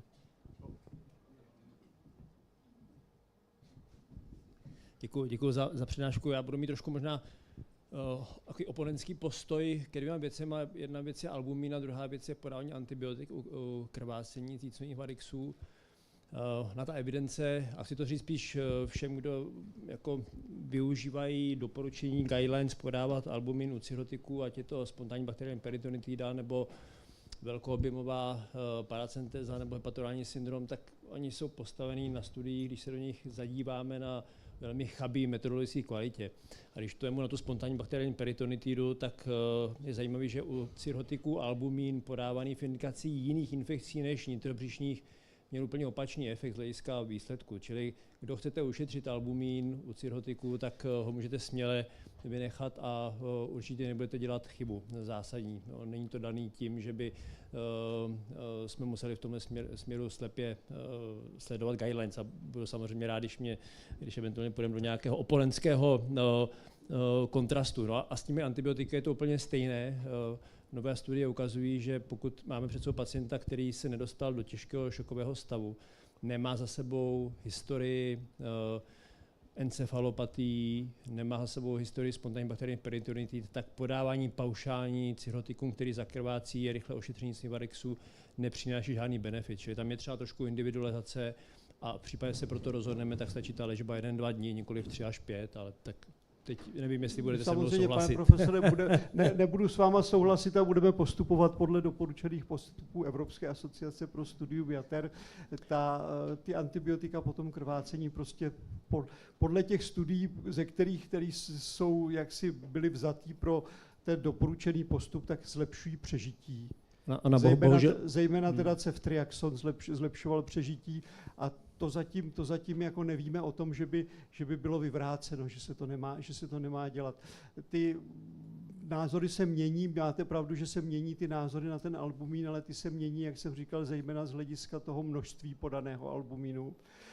Zejména u těch pacientů s hepatorenálním syndromem, kde se doporučovalo prostě dělat prostě velkou jaksi výzvu objemovou, zda tedy se povede ten oběh jaksi vrátit zpátky, a někteří pacienti končili v plicním edému, tak toto, jak si bylo změněno, ty dávky toho albuminu byly sníženy, ale určitě tedy ta hepatologický doporučený postup neříká nepodávat. Ta doporučení budou revidované. Já věřím, že už ty nové studie z New Englandu z JAMA zareflektují a že se dočkáme updateu. Děkuji za poradenský názor. Tak a já bych se možná zeptal, monitorování nějak mozkového edému, nebo přece jenom ty pacienti mívají někdy riziko mozkového edému. V současné době, myslím, nějaké ultrazvukové metody se dělají na to monitorování. Je to nějak jako v praxi trošku Já myslím, že krivější? to je prostě spíš otázka pro paní docentku. Pro intenzivistu. Protože pacienti jaksi s rizikem edému mozku jsou tedy aspoň na našem pracovišti odsunuti na intenzivní péči. Co se týče těch chroniků, tak tam ta incidence akutně vyvíjejícího se edému mozku je velmi malá. Samozřejmě při progresi jaterní encefalopatie to může být, ale je to prchavá záležitost obvykle, která dobře reaguje na léčbu. A co se týče té monitorace, tak samozřejmě klinicky kontinuální EEG, pupilometrie, měření ultrazvukem průměru zrakového nervu a v těch nejhorších situacích, ale ty máme vyčleněné pro to akutní selhání a velmi, velmi zřídka využívané měření invazivně nitrolebního tlaku. Děkuju.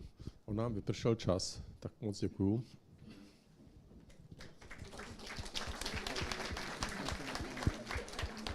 A poprosím Tomáše Hucla k přednášce krvácení z varixů.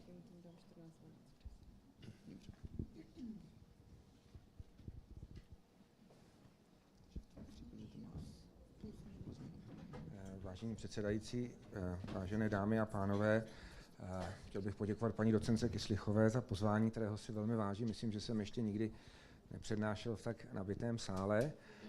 Přestože jsme tady s Honzou velmi krátce, prakticky jsme přijeli před hodinou nebo dvěma, tak jsem zjistil, že gastroenterologie a anesteziologie má asi hodně společného, že jsme tady potkali mnoho známých a milých tváří a krvácení z jícnových varixů je jedna z chorob, kde se, myslím, také potkáváme společně v té léčbě těch pacientů. Takže krvácení z jícnových varixů, nebo z varixů, to nemusí být jenom krvácení z jícnových varixů, je relativně vzácné, tvoří asi 10, někdy až 20% krvácení do horní části zažívacího traktu. Nejčastěji je to krvácení u pacientů, kteří mají jaterní cirhózu, jako příčinu té portální hypertenze. Je to nejzávažnější komplikace jaterní cirhózy a problémy jsou dva. Jednak to, že krvácení se velmi často vrátí, i když je v té akutní době ošetřeno, a také to, že navzdory určitým pokrokům v té léčbě, tak ta mortalita toho krvácení je pořád vysoká a blíží se až 20%. A endoskopie je tedy důležitá vlastně součást té léčby, ale uvidíme, že to není jenom endoskopie, že existují další modality léčby, které se souhrnně podílí na té léčbě těch pacientů. Krvácení vzniká v důsledku portální hypertenze. Ta portální hypertenze vlastně znamená zjednodušeně, že ten tlak v té portální žíle je vyšší než norma, což je 9 mm rtuti.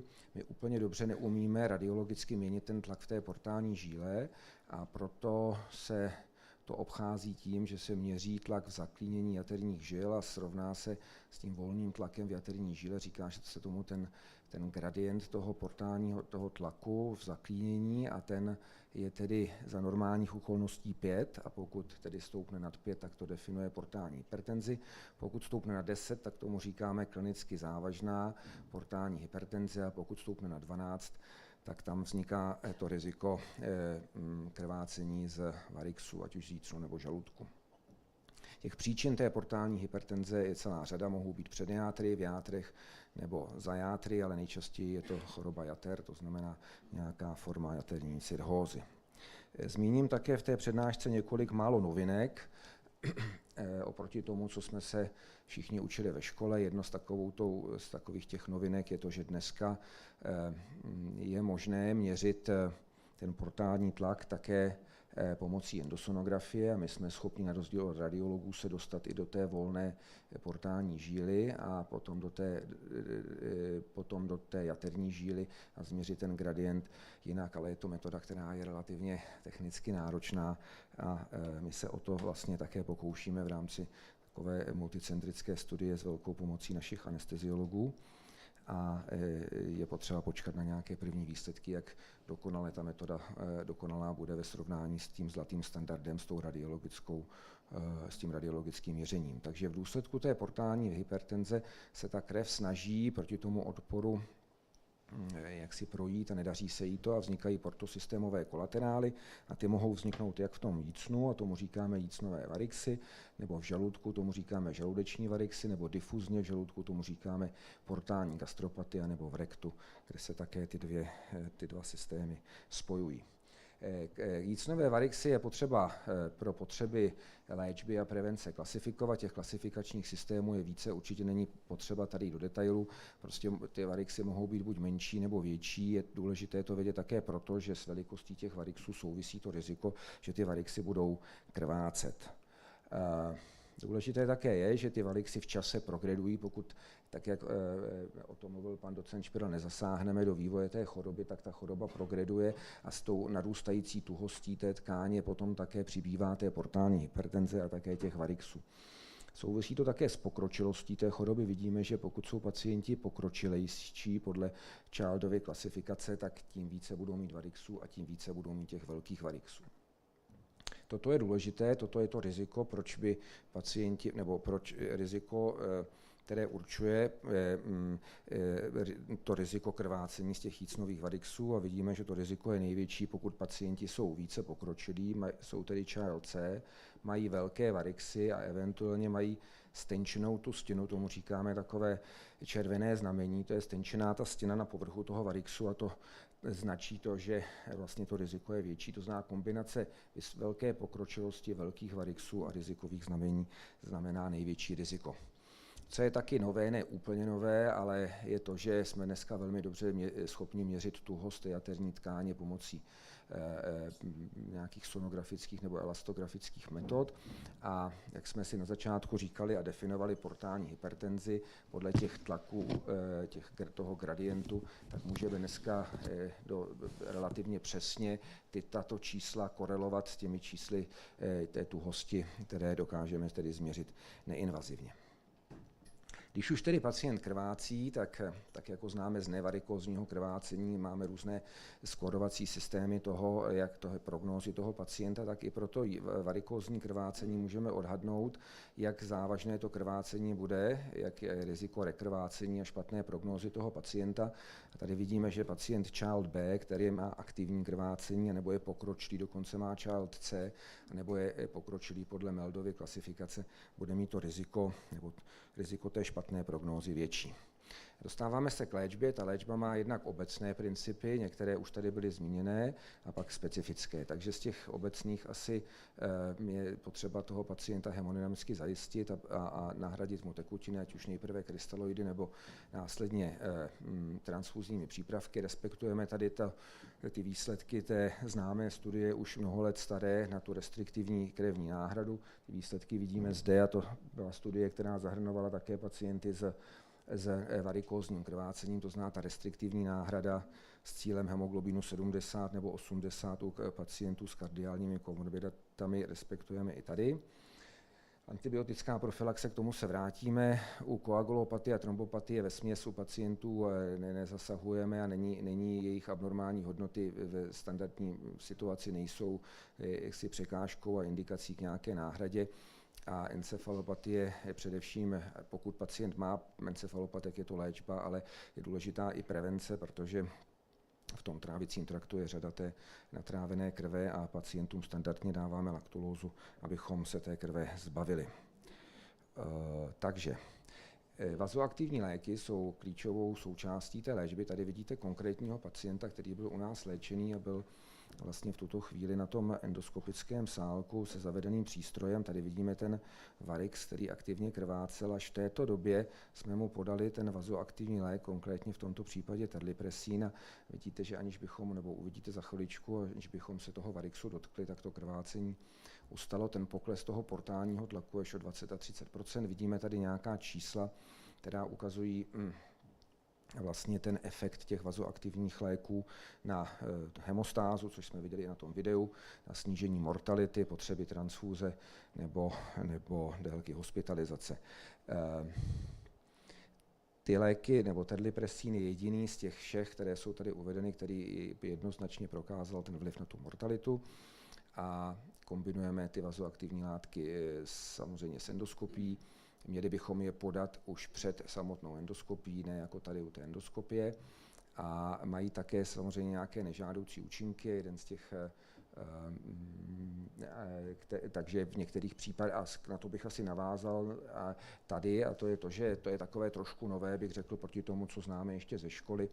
A to je to, že se v těch posledních letech ukázalo, že terlipressin není nutné podávat 5 dnů, tak jak to bylo v těch doporučených postupech předchozích, ale zdá se, že zkrácení podávání toho terlipressinu na třeba 3 dny prakticky nemá žádný vliv na ty důležité parametry, které sledujeme, a je teda možné zvážit jeho vysazení už dříve a mělo by to být tedy jenom do 5 dnů.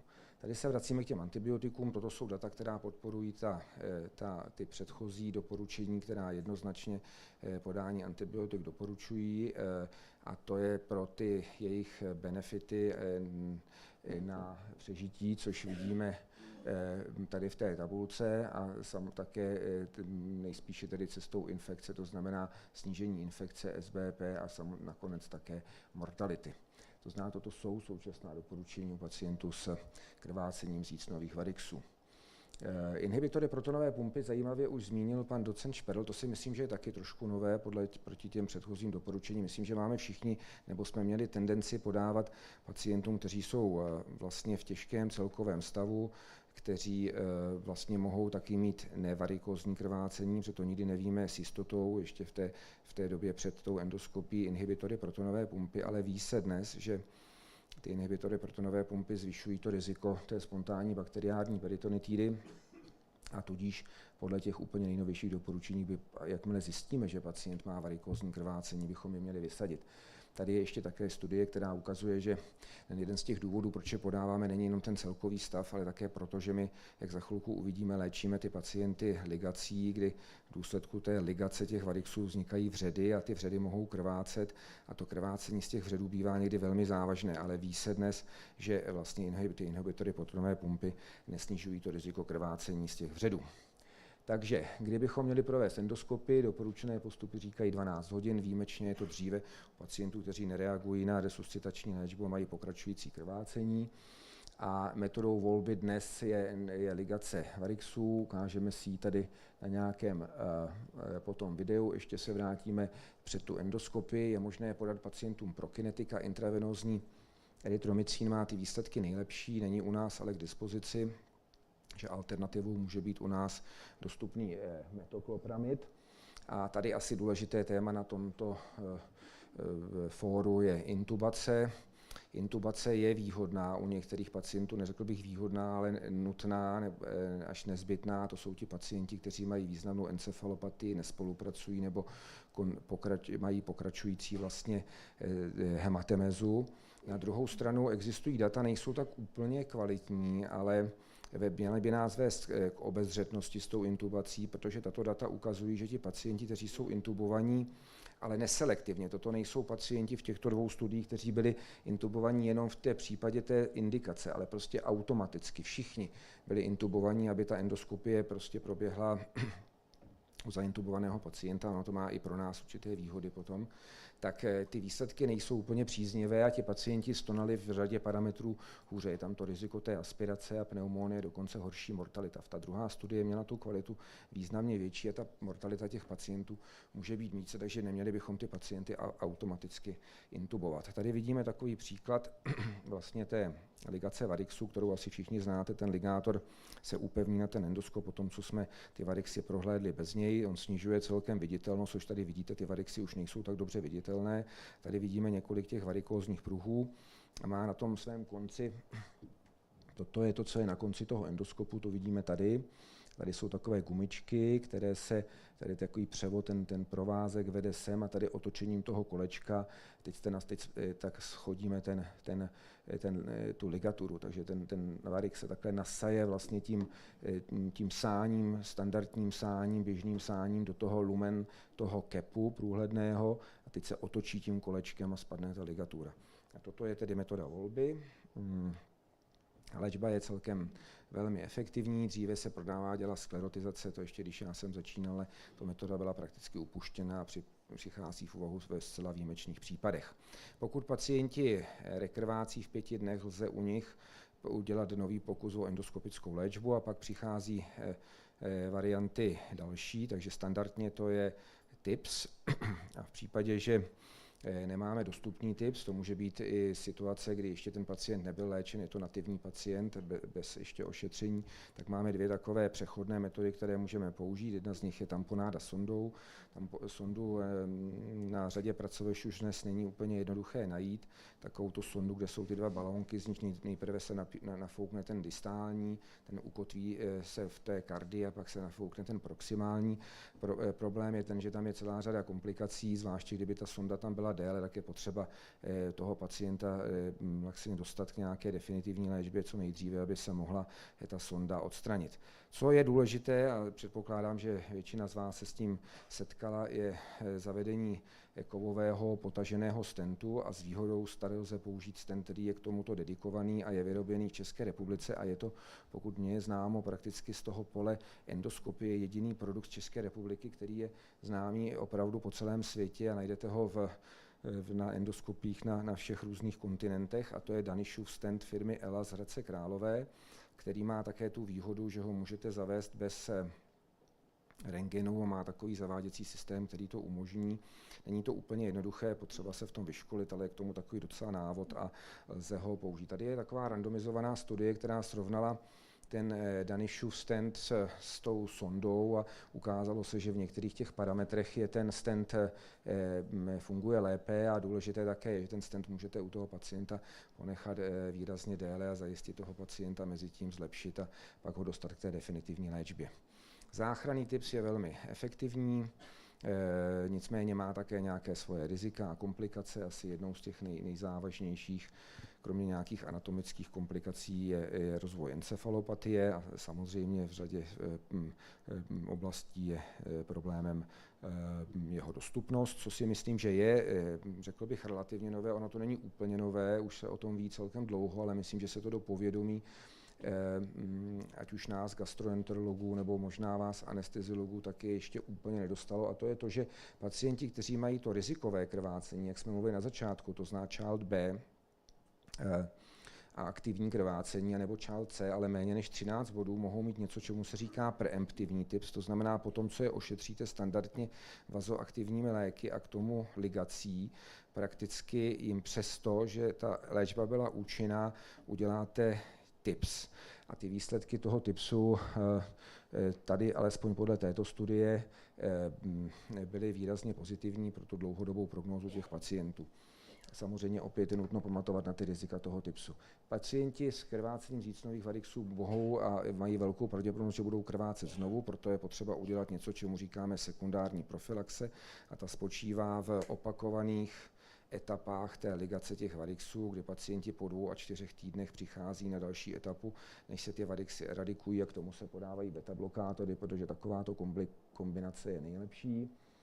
Existuje také něco velmi důležitého jako primární profylaxe u pacientů, kteří mají malé a rizikové varixy, anebo kteří mají velké varixy. A existují tam dvě metody, jednak je to ta preventivní ligace, to znamená to stejné, co jsme dělali u toho krvácejícího pacienta, nebo beta-blokátory neselektivní, které snižují ten tlak a dříve ty metody byly rovnocenné a v té poslední době se ukázalo, že ty beta-blokátory by měly být preferované a jsou tedy metodou volby. Těch beta-blokátorů je potřeba si být vědom takových těch rizikových nebo nežádoucích účinků nespecifických, které patří nebo se vyskytují u všech pacientů, nejenom z pacientů s cirhózou, ale jsou tam taky nějaké specifické nežádoucí účinky u pacientů, kteří jsou pokročilí, to znamená, to vidíme tady uprostřed, to znamená pacienti, o tom mluvil pan docent Šperl s refrakterním ascítem, nebo pacienti se spontánní bakteriární peritonitidou a tyto pacienti u nich ten efekt může být opačný, ta jejich prognóza může být horší. Ale co jsem jakoby přeskočil, a to je jeden z těch důvodů, proč ty beta-blokátory jsou jako preferovanou metodou primární profylaxe, je, že vlastně v tom riziku toho krvácení z varixů jsou srovnatelné s tou ligací, ale oproti té ligaci se zdá, že mají i především pro pacienty s kompenzovanou cirhózou nějakou výhodu. A to, že snižují jejich mortalitu nebo další rozvoj portální hypertenze a ascitu. Poslední malá kapitola jsou žaludeční varixy, které se vyskytují v žaludku. Podle toho, kde se vyskytují, tak je různě klasifikujeme. A tam dlouho bylo standardní metodou to, že do tohoto varixu se injikuje lepidlo, konkrétně v našich případech typicky histoakryl, tadyhle zkombinované s lipiodolem, který zabraňuje předčasnému tuhnutí toho lepidla. Existuje teď nová metoda, nebo relativně nová, která je spíš v poslední době trošku více popularizovaná, a to je endosonografické ošetření varixu. Tady vidíte jednoho z našich pacientů, kdy jsme lokalizovali tyto žaludeční varixy typu GOV2. A tady vidíme ten varix, ve kterém máme jehlu a do toho můžete zavést, to video je dlouhé, jednak coil a jednak lepidlo. Víme dnes už, že kombinace lepidla a coilu je lepší než to lepidlo nebo coil samotné, takže měla by to být ta kombinovaná léčba. Toto je, myslím, poslední obrázek. Neexistují doposud randomizované studie, oni žaludeční varixy jsou relativně vzácné, ale toto je nějaké retrospektivní velké srovnání prakticky velkého souboru pacientů, kde se ukázalo, že ten nový endosonografický přístup ve srovnání s tím standardním aplikací lepidla prakticky je spíš výhodnější a má nižší riziko krvácení a nižší potřebu reintervence než to standardní ošetření tím lepidlem. Jednou z výhod může být to, že ošetření těch žaludečních varixů bývá náročné pro to hromadění té krve v tom fundu a pro tu obtížnou přehlednost a ta endosonografie prakticky tu přehlednost tolik nevyžaduje. Takže závěrem krvácení z jaterních zícnových nebo i žaludečních varixů, prostě z varixů v důsledku portální hypertenze je závažnou komplikací. Kombinujeme neendoskopickou, endoskopickou léčbu, vazoaktivní léky a antibiotika jsme diskutovali. Ligace je dneska metodou volby, je vysoce účinná. Máme dobré možnosti primární, sekundární profylaxe, kde je zásadní úloha beta-blokátorů. TIPS je vysoce účinný u pacientů, kteří nemají úspěšnou tu kombinovanou léčbu a eventuálně u rizikových pacientů jako prevence, a endosonografie je takovou nově se tedy rozšiřující metodou v diagnostice portální hypertenze a v léčbě žaludečních varixů. Děkuji za pozornost. Pane doktore, děkujem, vzal jste to teda s velkým přehledem, za to děkujem, ale bylo to i s časem na diskuzi, takže budeme muset pokročit dál. Poprosím Honzu Maňáka, akutní pankreatitida. Třeba na konci se ještě vrátíme.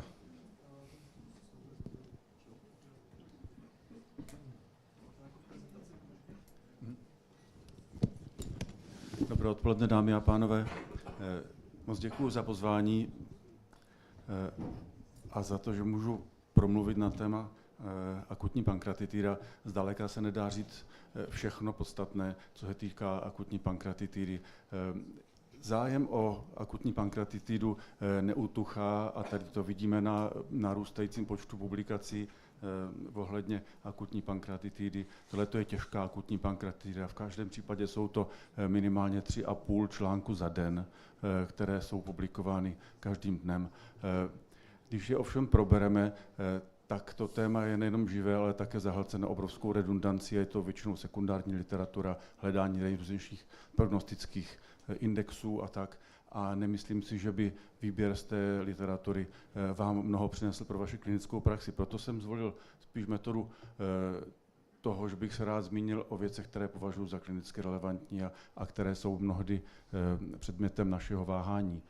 Většina akutních pankreatitid jsou pankreatitidy lehké, které prolítnou nemocnici, pokud vůbec, a nemají téměř žádnou mortalitu. Z těch 20%, které zbývají, se asi 2/3 mají sterilní nekrózu a tam už je 10násobné navýšení mortality a nejvyšší mortalitu mají pacienti, kteří mají nekrózu infikovanou. Tam už potom umře každý třetí. Takže a to onemocnění má svůj specifický časový průběh, kdy mortalita má 2 vrcholy. Zhruba prvních 2 týdnech pacienti umírají na nebakteriální zánětlivý stav, systémovou zánětlivou reakci a multiorgánové selhání. A v té druhé vlně mortality, která nastává dále než 2 týdny, nejspíš kolem 3. 4. týdne, tam pacienti umírají na septické komplikace při infekci nekróz. Čili na fóru, které se jmenuje Colors of Sepsis, je skutečně dobře o tom promluvit. Čili já bych se rád dotknul toho, jestli můžeme nějak předejít infekci těch nekróz, když jsou spojeny s tak vysokou mortalitou, a jestli nebo jak potom ty eventuálně infikované nekrózy můžeme řešit. Tento obrázek jsme tady viděli, to promítal pan doktor Havel, a jedná se o obrázek translokace bakterií přes třtinu střevní a dnes se pořád věří na to, že největší procento těch infekcí, které vznikají v nekrózách pankreatu, jsou způsobeny translokovanými bakteriemi, ať už transcelulárně nebo paracelulárně, a vyvolávají bakteriemi, systémovou zánětlivou reakci a tak dál. Čili takhle, že by se měly dostávat bakterie do těch nekróz. Potom samozřejmě logicky z toho vyplývá, že ochranou střevní bariéry bychom mohli ty nekrózy vystavit menšímu riziku infekce. A jedna z takových věcí, které mohou přispět k translokaci, je, když v tom střevě nejsou žádné nutrienty. Čili z toho plyne logicky hladové střevo, predisponuje k bakteriální translokaci a k translokaci i pankreatických enzymů a k rozvoji sepse, čili naše doporučení, současná česká doporučení, která korelují se světovými doporučeními, a vždycky tato modrá tabulka se bude odkazovat na naše doporučení, ta jsou 2 roky stará, už nepreferují režim nihil per os. U těch pacientů, kteří mohou jíst, nechť jedí, pokud jim to nedělá špatně, pokud přitom nezvracejí. Ty, kteří nemohou jíst, tam se doporučuje zahájit enterální výživu do 72 hodin a až teprve ti, u kterých se to nepovede, jsou indikováni k výživě parenterální, čili to klasické doporučení nihil per os je velmi nedoporučováno. To je vývojový diagram doporučení nutričních Evropské společnosti pro parenterální enterální výživu. Ty jsou nalezeny na internetu tady, ale já se jim nebudu věnovat, to bylo na zvláštní přednášku. Je otázkou, jestli použití antibiotik může snížit pravděpodobnost infekce nekróz.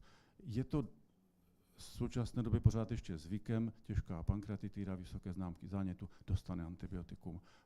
Jak k tomuto přistoupit? Mluvíme o profilaktické indikaci antibiotik. Naše doporučení jsou striktně proti tomu podávat antibiotika profilakticky u akutní pankreatitidy, ale úroveň těch důkazů není valná a já se k tomu trošku přiblížím.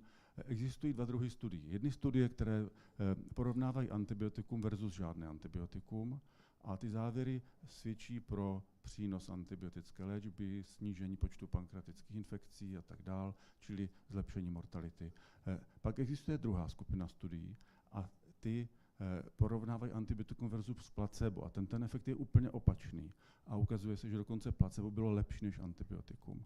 A ta doporučení musela teď nějak zvážit, které z těch studií jsou lepší a ke kterým se přiklonit, ale je vidět, že ty studie, které prokazovaly efekt profylakticky podávaných antibiotik, jsou staré, jsou otevřené, nezaslepené a že metodologie těch studií prostě je nedokonalá. Čili nakonec se v těch guidelinech objevuje to, že sice důkazy jsou nevalné, ale že z hlediska metodologie těch studií se nedoporučují podávat profylaktické antibiotika a že z hlediska obecného hospodaření s antibiotiky se to taktéž nedoporučuje. Čili profylaktické podávání antibiotik není doporučeno.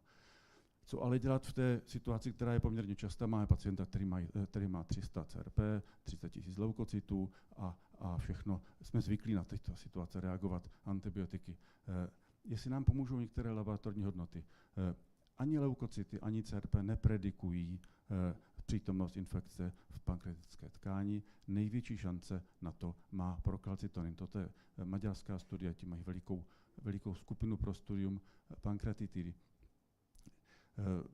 Britská studie, která vlastně indikovala antibiotika jenom na základě prokalcitoninu, studie PROCAP, velmi jednoduchý design, máš vysoký prokalcitonin, dostaneš antibiotika, nemáš, nedostaneš. Nepřinesla vůbec žádnou změnu v mortalitě, ve srovnání těch pacientů, nic, jenom se ušetřilo za antibiotika. Čili to je jedna z možností, jak se k tomu postavit, pokud váháme.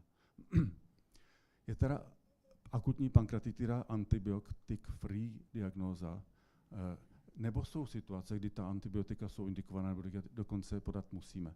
No, samozřejmě, že takové situace existují a jedním z nich je akutní cholangoitida. To je poměrně časté onemocnění, které se vyskytuje v souvislosti s akutní pankreatitidou a diferenciální diagnostika není úplně snadná a já mohu jenom doporučit tokijská kritéria, která definují akutní cholangoitidu a je to v podstatě známky zánětu, známky přetlaku ve žlučových cestách a nějaká anatomická predispozice.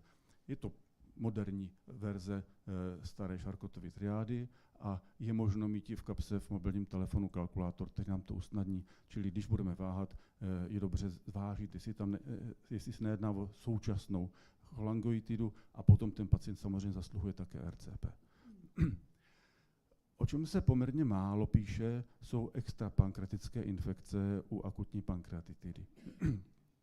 To je stránka, kde není dostatek literatury, ale existují i nějaká review, a tohle je systematické review už z roku 2014, ale výborné, které říká, že 32% pacientů s pankreatitidou dostane infekci, ale extrapankreatickou. A ten jejich rozvoj v tom časovém schématu těch dvou hrbů je hnedka na začátku. V tom prvním týdnu už se začínají objevovat extrapankreatické infekce, čili dřív, než se objevují ty infekce v pankreatu. A ta agens, která se nacházejí v nekrózách pankreatu, nejsou vždycky jenom střevní agens, jsou to také agens jiného původu, čili to dává jakousi možnost spekulovat o tom, že se tam dostanou ty bakterie vody nutné ze střeva. Čili že ta často tradovaná teorie o tom střevním původu nemusí úplně platit. Tohle je zajímavá práce, která je ze švédského regionu. Všechny pankreatitidy z toho regionu byly zahrnuty, všechny poprvé pankreatitidy. A tam vidíme, že 17% pacientů dostalo infekci, ale jenom 2% z toho byly infekce pankreatu a zbytek, těch 15%, byly extrapankreatické infekce. A byly to pneumonie, uroinfekty, cholangoitidy, infekce v krevním proudu, kde se nepodařilo zjistit původce. A tak, čili pokud vidíme infekční příznaky u pacienta s pankreatitidou, měli bychom se věnovat tomu, odkud to pochází. A když je ta pankreatitida těžká, tak infekci bakteriální má 56% lidí, ale pořád ještě trojnásobně větší pravděpodobnost, že to je extrapankreatická infekce. A pokud je to pankreatitida nekrotizující, tak je to zhruba 50-50, nebo s malinkou převahou pankreatické infekcí. Čili musíme se zaměřit také na ty jiná vysvětlení zánětlivé reakce než infikovaná nekróza. Důležité je zvážení, kdy ta infekční symptomatologie nastupuje. Extrapankreatické infekce nastupují na začátku, nejčastěji, nebo začínají už od začátku a tam ta pravděpodobnost, že se jedná o infikovaný pankreas, je nejmenší. Zatímco ty pankreatické infekce v této práci medián 9 dní a velmi často už to byly nozokomiální kmeny. I v tom Švédsku, kde těch nozokomiální infekcí nebo těch rezistencí mají asi nejméně v Evropě.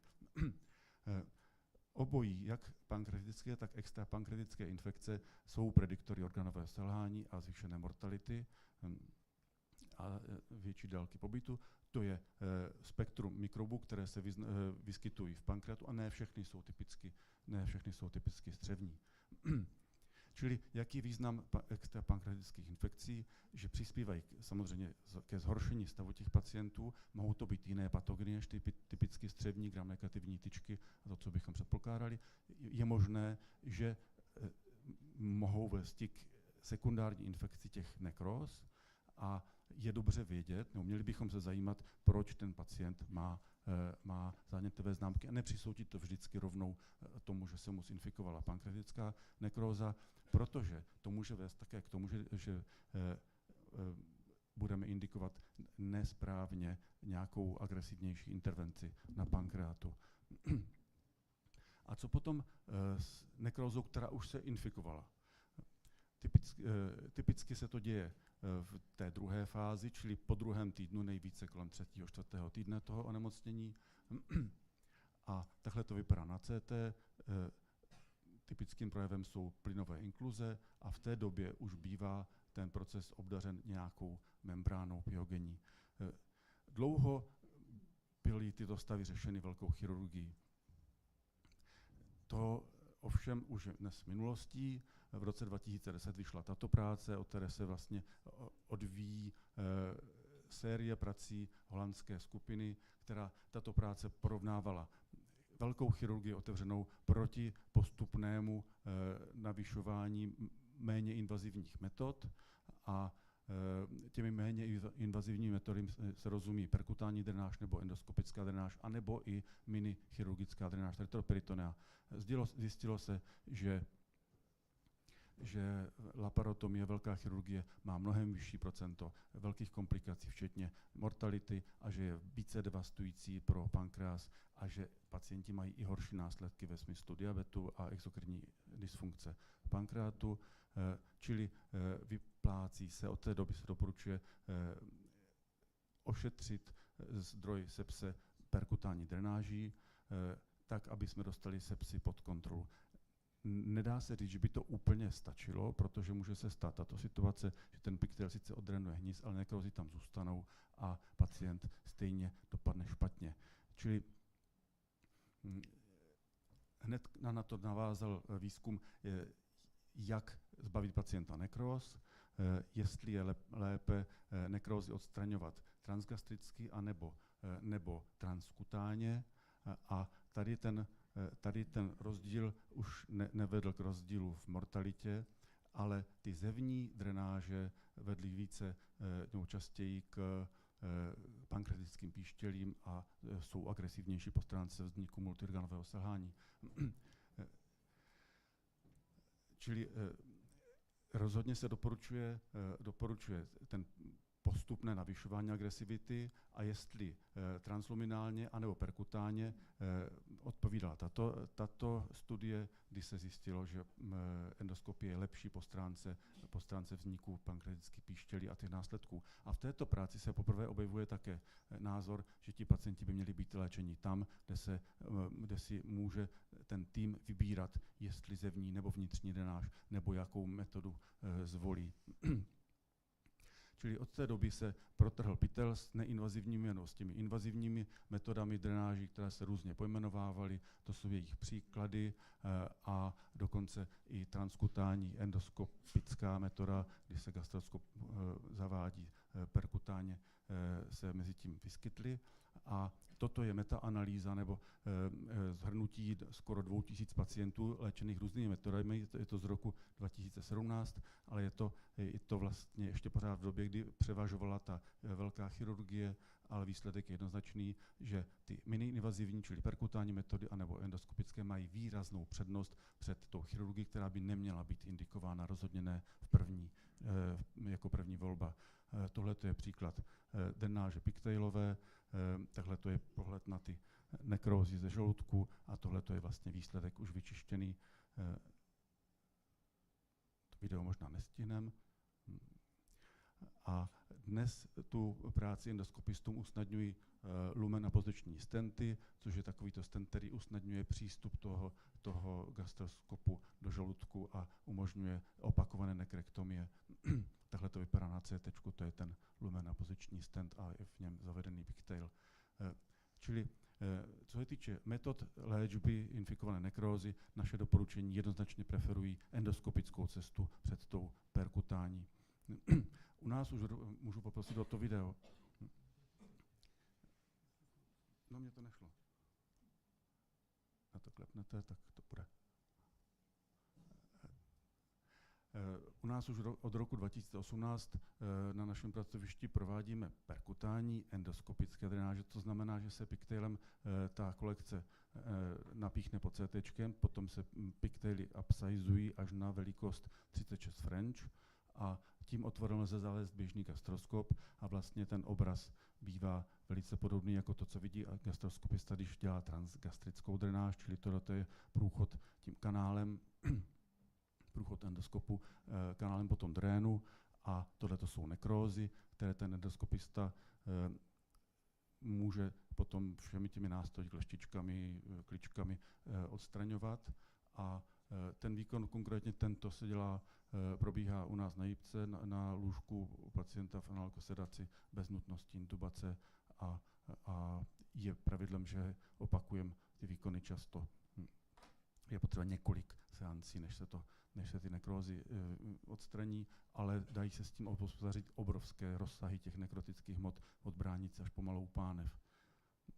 Čili já pokročím dál. Tohle to mohou být úlovky z toho veliká nekróza vytažená endoskopistou perkutáně. Diskutabilní část našich guidelines, doporučení, že by se pacienti s těžkou akutní pankreatitídou infikovanou měli vyskytovat v nějakých pankratických centrech, které nevznikají a vznikat zatím asi nebudou, čili to je doporučení, které zatím nemá pokračování, nemá jasnou realizaci. Mohou být pracoviště, která třeba komplikovanou pankreatitidu vítají, jako naše pracoviště, ale já to nesmím říkat úplně nahlas, protože tady máme pana náměstka, který by mohl mít námitky. Pacienti jsou drazí, stojí v průměru, se na nich tratí tak 1 000 000 korun. Kdy k tomu přistoupit? To je velká otázka, na kterou není univerzální odpověď. V principu co nejpozději, minimálně až se vytvoří nějaká membrána, až ta nekróza zkolikvuje, aby šlo něco vyndávat.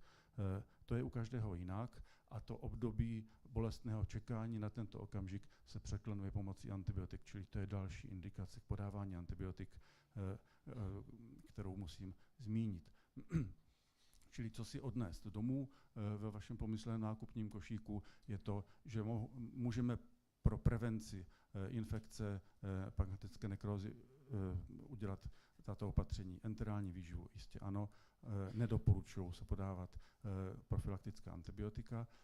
Měli bychom důsledně diagnostikovat a léčit všechny konkomitantní infekce, které nemusí být z pankreatu, čili vlastně v jedné větě řečeno, je to dobře vedená intenzivní péče v té první fázi. Pokud se vyskytne nekroza pankreatu, která už je infikovaná, potom se jistě musí nasadit antibiotika a počkat na to, jak je ta věc lokalizovaná a podle možností preferenčně endoskopicky, v druhé řadě perkutáně a chirurgii se doporučuje co nejvíce se vyhýbat. Tady je odkaz na doporučené klinické postupy pro léčbu těžké akutní pankreatitidy a já vám děkuji za pozornost.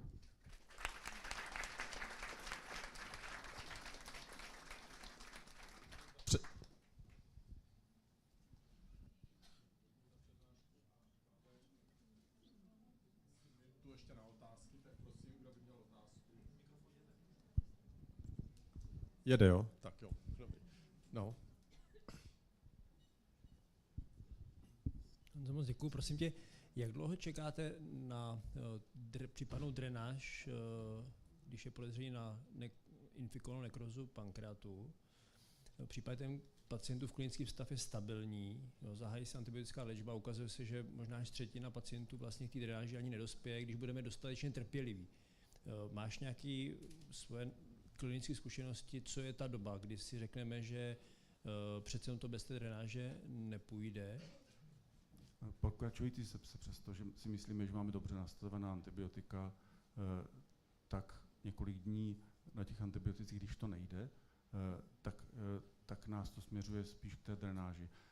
Pak jsou tam věci, kdy transgastrickou drenáž se bojíme indikovat u pacientů, kteří nemají vytvořenou pyogenní membránu, protože bychom prostě udělali díru do žaludku a do volného břicha. Ale to většinou nenastává, takže většinou se to nějakým způsobem přesune až tak.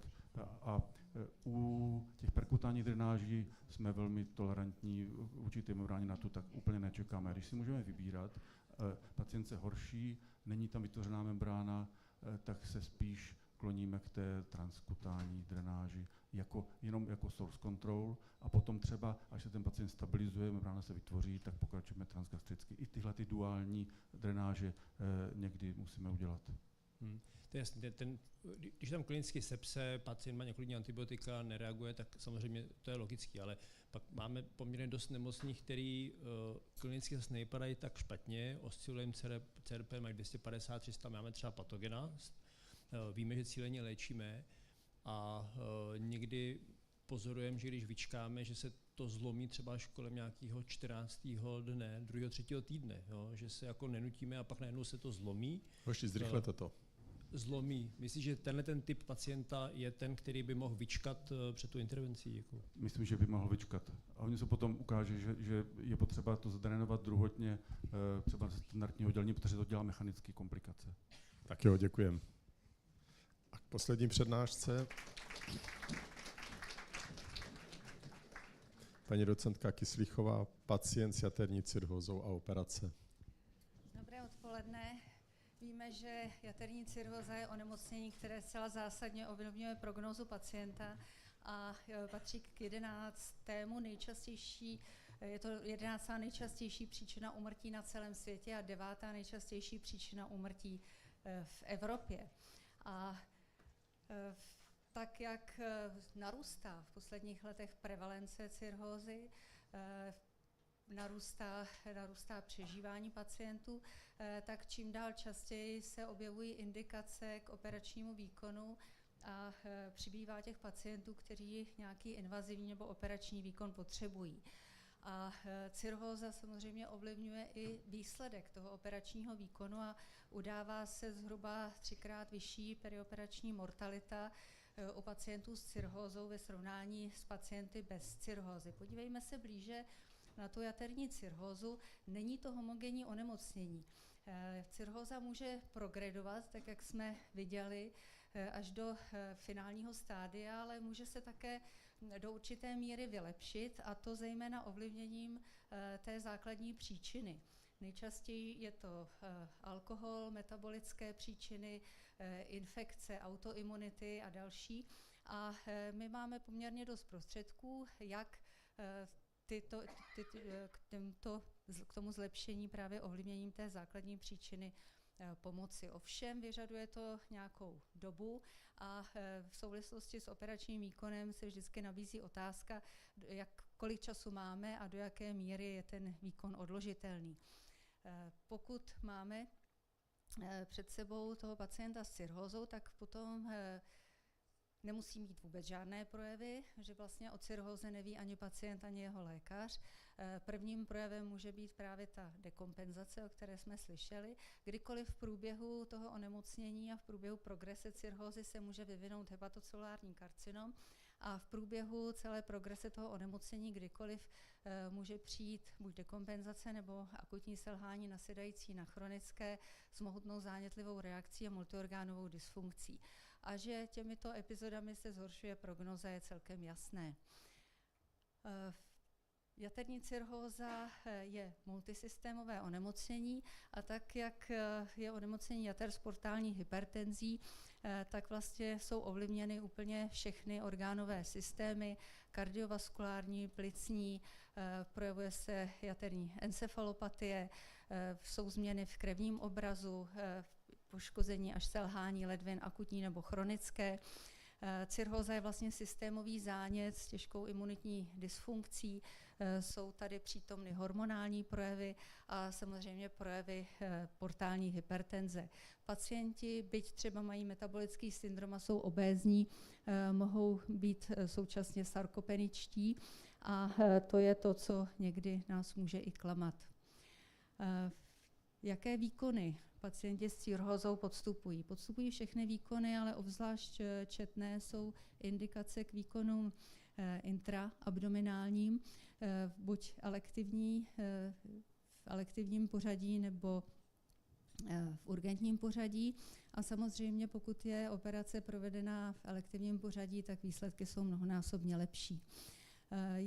Tyto pacienti mají vysoké riziko cholecystolitiázy, takže často podstupují cholecystektomii, podstupují hernioplastiku při vyšším nitrobřišním tlaku při ascitu, ale mohou vlastně podstupovat celou řadu dalších i mimo nitrobřišních výkonů. Provádějí se v posledních letech bariatrické výkony, zejména u pacientů s metabolickým syndromem, a tam je ta bariatrická chirurgie úspěšná i v tom, že může potlačit taková dobře provedená sleeve gastrektomie i další progresy cirhózy z metabolických příčin. Když máme pacienta a hodnotíme pacienta k operačnímu výkonu, tak samozřejmě individuálně posuzujeme riziko. Velmi důležitá je mezioborová spolupráce mezi anesteziologem, chirurgem a hepatologem a cíleně se snažíme optimalizovat ten stav pacienta. Záleží na tom, kolik máme času, jak je ten výkon, jaká je indikace vlastně toho výkonu. A záleží nejenom přímo, že ten pacient přijde k výkonu a za pár dní by se měl provést, ale pokud máme čas, tak je tam vhodná i rehabilitace a specializovaná příprava. Proto tedy ta multioborová spolupráce. Pacienti s jaterní cirhózou mají vysokou incidenci pooperačních komplikací, což vyplývá z toho, že během výkonu je snížen průtok krve játry, dochází k chirurgickým manipulacím dutině břišní, zvyšuje se nitrobřišní tlak, jsou odezvy toho i na plicní ventilaci s možností aspirace, mikroaspirace. Po operaci může být produkován ascites, i když do té doby třeba byl jenom málo nebo vůbec, což souvisí i s intravenózním podáváním tekutin a transfuzních přípravků během operačního výkonu a s vysazením diuretik před operačním výkonem. Je zcela jasně dokumentováno zhoršené hojení rán, možnost dehiscence rány, může přijít jaterní encefalopatie, může dojít k akceleraci portální hypertenze s krvácením z varixů, je vyšší riziko infekce, trombotických komplikací i krvácení, může se vyvinout akutní poškození ledvin a může přijít i to nejhorší, čeho se obáváme, dekompenzace cirhózy a akutní selhání nasedající na chronickém. A pooperační dekompenzace cirhózy je pozorována zhruba u 9% pacientů s cirhózou. Jak tedy můžeme pacienta před operací připravit? Jednak bychom měli identifikovat u každého toho pacienta rizika výkonu na základě aktuálního stavu, vzhledem k naléhavosti rozsahu operace a zvážit vždycky risk-benefit a volit spíše minimálně invazivní postup, pokud je to možné. Co se týče vlastní optimalizace pacienta před výkonem, tak tam znovu zdůrazním multidisciplinární přístup. V každém případě vždy musíme zvažovat i je-li možnost nějakého alternativního řešení. A pokud je pacient s cirhózou indikován k nějakému velkému výkonu, tak je prokázáno, že lepší výsledky mají vysokoobjemová centra, která se těmto pacientům speciálně věnují. Můžeme, pokud máme na to dostatek čas, prostoru, vzhledem k indikaci toho výkonu ovlivnit základní příčinu cirhózy, ale většinou je otázka měsíců a většinou toho času příliš není. Před tím plánovaným výkonem bychom měli minimalizovat všechny a léčit všechny komplikace cirhózy, korigovat reverzibilní poruchy. V tom je i vyloučení spontánní bakteriální peritonitidy, redukce ascitů před výkonem, přičemž na prvním místě je diuretická léčba, až potom, jestli nezabere, tak je to potom evakuace ascitů s nějakou suplementací tekutinami. Měli bychom kontrolovat kardiovaskulární abnormality, ověřit si stupeň portální hypertenze, provést eventuálně endoskopii s ligací varixů před výkonem a u klinicky významné portální hypertenze před výkonem v určitých specializovaných případech zvážit i provedení TIPS. Pokud je ale už dekompenzovaná ta cirhóza nebo dokonce akutní selhání nasedající na chronickém, potom elektivní výkony jsou v tomto stavu kontraindikovány. A u každého takového pacienta s cirhózou na základě těch všech vyšetřeních a možností, co máme a co můžeme vylepšit, bychom měli zvážit, jestli ten výkon skutečně tomu pacientovi pomůže, protože my nesměřujeme k tomu, aby to přežil, aby přežil tu operaci, ale aby z toho měl nějaký déledobější benefit. A proto do těch základních úvah patří i pečlivý pohovor s pacientem, s jeho blízkými ohledně perspektiv a ohledně i možnostech paliativní péče. Pokud tedy pacient je indikován k výkonu, snažili jsme se optimalizovat všechny ty podmínky, aby ten výkon dopadl dobře, tak je potřeba u pacientů s cirhózou zajistit i pooperační péči, a to lůžko na jednotce intenzivní péče, eventuálně na áru podle typu toho výkonu, protože to riziko pooperačních komplikací je značně vysoké. A tady vidíme studii z nedávné doby, která nám prokazuje to, o čem se delší dobu už mluví, a sice, že výkon je s menším rizikem a s lepším výstupem pacientů, pokud je prováděn tam, kde s těmi pacienty a s těmi výkony mají zkušenosti. Jako vysokoobjemové centrum v tomto případě, v této rozsáhlé studii, bylo definováno centrum, které provede více než 16 výkonů pacientů s cirhózou za rok. Zajímavé je, vidíme tedy to vysokoobjemové centrum, ta zelená linie, a zajímavé je, že u nízkoobjemového, středněobjemového centra v tom přežití, v tom výstupu pacientů až takový velký rozdíl není. A ono to není dáno jenom zkušeností chirurgického týmu, anesteziologickému týmu, ale je to součástí celého toho komplexního přístupu gastroenterologů, endoskopistů, rehabilitačních pracovníků, a tam, kde je na to čas a prostor, tak hraje důležitou roli i takzvaná prehabilitace těch pacientů s cirhózou, kteří přicházejí k operaci. Jak tedy predikujeme perioperační riziko u pacientů s cirhózou? Díváme se na základní parametry cirhózy, parametry pacienta a parametry operace. Hodnotíme pokročilost onemocnění, pokročilost té cirhózy a všechny ty multiorgánové projevy. Hodnotíme parametry na straně pacienta, včetně funkčního stavu a sarkopenie, a hodnotíme typ výkonu elektivní, emergentní, jakým způsobem ten výkon se udělá, jakou predikujeme délku toho výkonu, jaký je management anestezie a také jaké jsou zkušenosti a objem centra.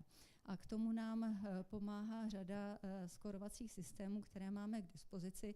Nicméně potřeba si uvědomit, že žádný skórovací systém, byť sebelepší, nám nezhodnotí to riziko a toho pacienta tak jako klinický náhled zkušeného specialisty. My máme k dispozici řadu těch systémů, kterými můžeme hodnotit perioperační riziko, a recentně byl zveřejněn systém Pensylvánské univerzity, který zahrnuje na rozdíl od těch předchozích systémů jak parametry cirhózy, tak parametry pacienta, tak parametry toho operačního výkonu. Ten systém byl zveřejněn 23, následně validován a vypadá, že jeho výpovědní hodnota je asi nejlepší z těch všech systémů, které máme k dispozici.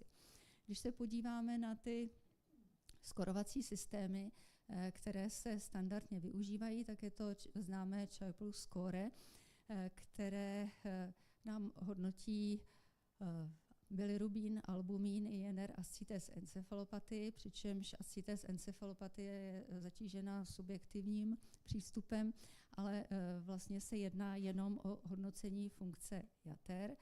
V případě MELT nebo lépe MELT natrium se hodnotí přežití u pacientů s cirhózou a využívá se to skóre i k predikci přežití pacientů na waiting listu k transplantaci jater.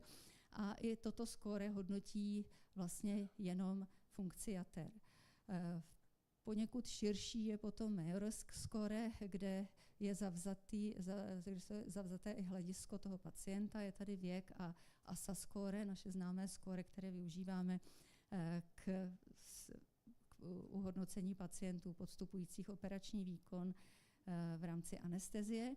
A tady vidíme to skóre Pensylvánské univerzity. Je tam k dispozici webový kalkulátor a tady ten graf nám ukazuje, že oproti jiným skórovacím systémům má nejlepší senzitivitu i specificitu a s ohledem na operační riziko ve srovnání s již existujícími systémy má nejlepší výpovědní hodnotu. Jak je to s přípravou pacienta a s koagulopatií? Víme, že pacienti s cirhózou jsou více ohroženi krvácením v průběhu toho výkonu, ale jsou zároveň i více ohroženi trombózou.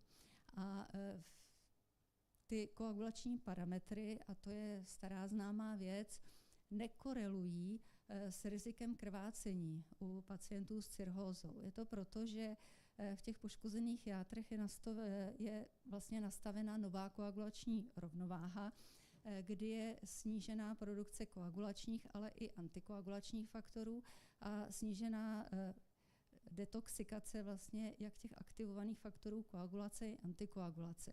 Takže pacient, přestože má protrombinový čas prodloužený, přestože má trombocytopenii, tak nemusí mít vůbec žádné krvácivé projevy, ale může krvácet v důsledku portální hypertenze. Takže podle aktuálních doporučení podání plazmy nebo koagulačních faktorů před výkonem u pacientů s cirhózou bez ohledu na výsledky konvenčních koagulačních testů se nedoporučuje. Preventivní podávání trombokoncentrátů rovněž ne, pouze při závažné trombocytopenii u rizikových procedur. A nebo se ta koagulopatie by měla řešit u výkonu s vysokým rizikem bez možnosti lokální hemostázy. Ta lokální hemostáza má vždycky první místo.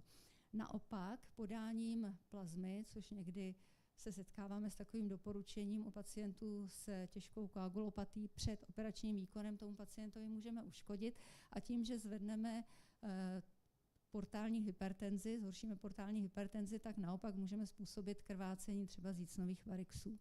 Takže ten celý systém je potřeba pochopit a uvědomit si to. Na druhou stranu optimalizujeme anémii, léčíme infekci, optimalizujeme renální funkce a upravujeme metabolickou acidózu, což jsou všechno faktory, které k tomu krvácení mohou přispívat. A je potřeba opravdu zdůraznit, že pacienti s jaterní cirhózou možná víc než krvácením jsou ohroženi trombózou.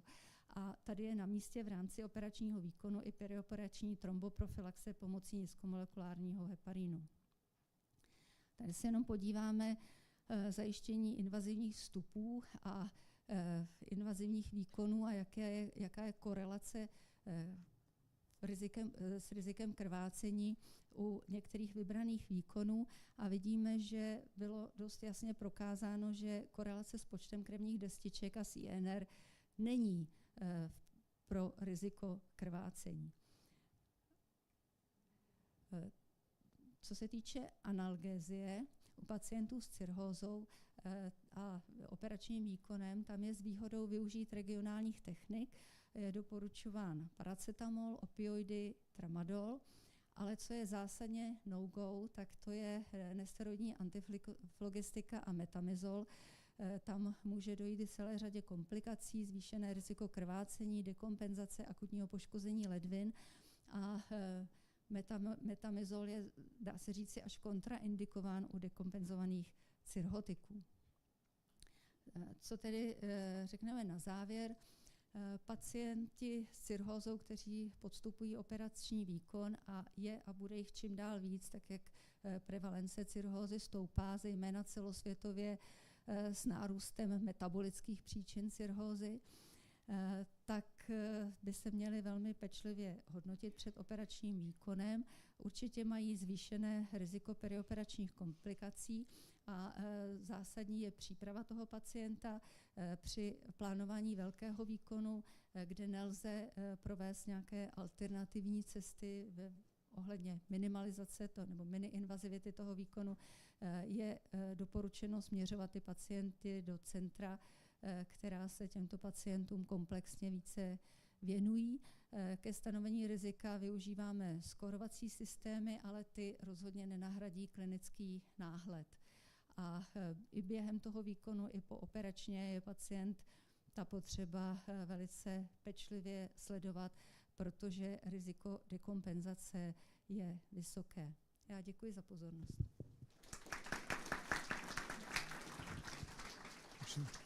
Děkuji za přednášku a můžeme otázky,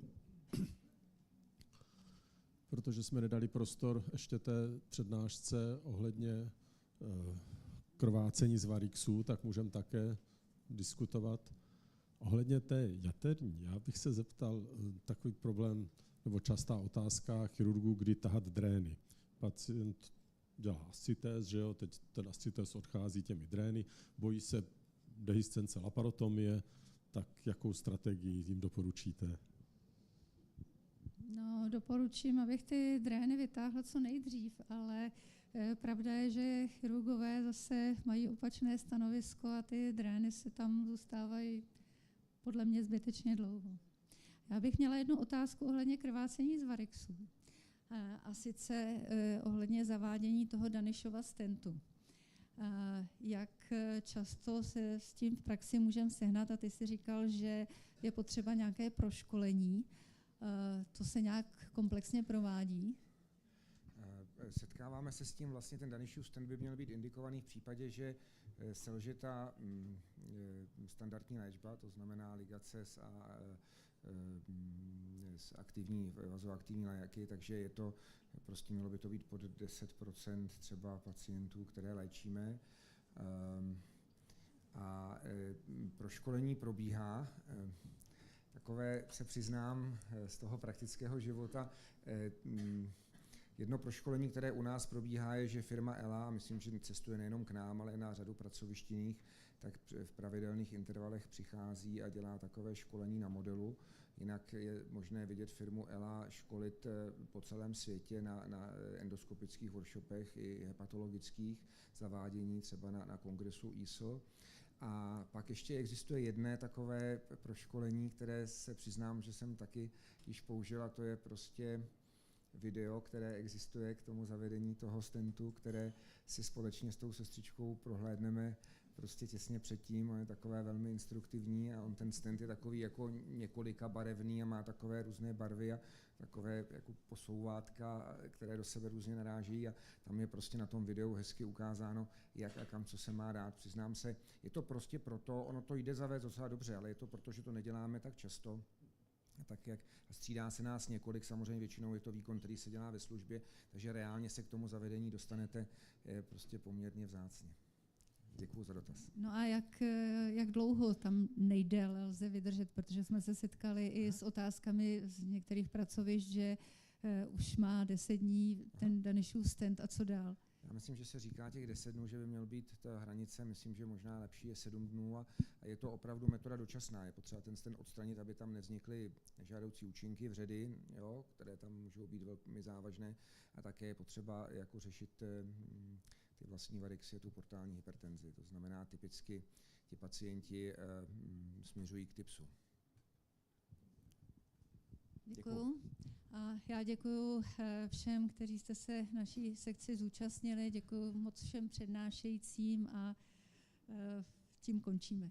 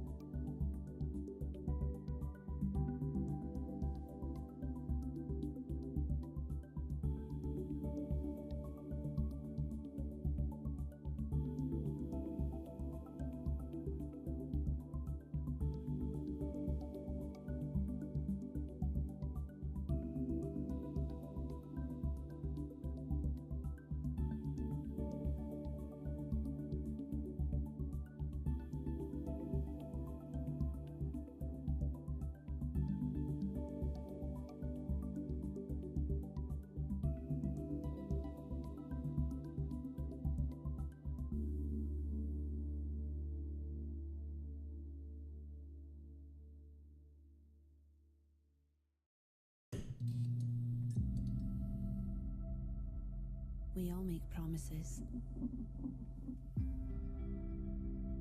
Promises to those around us.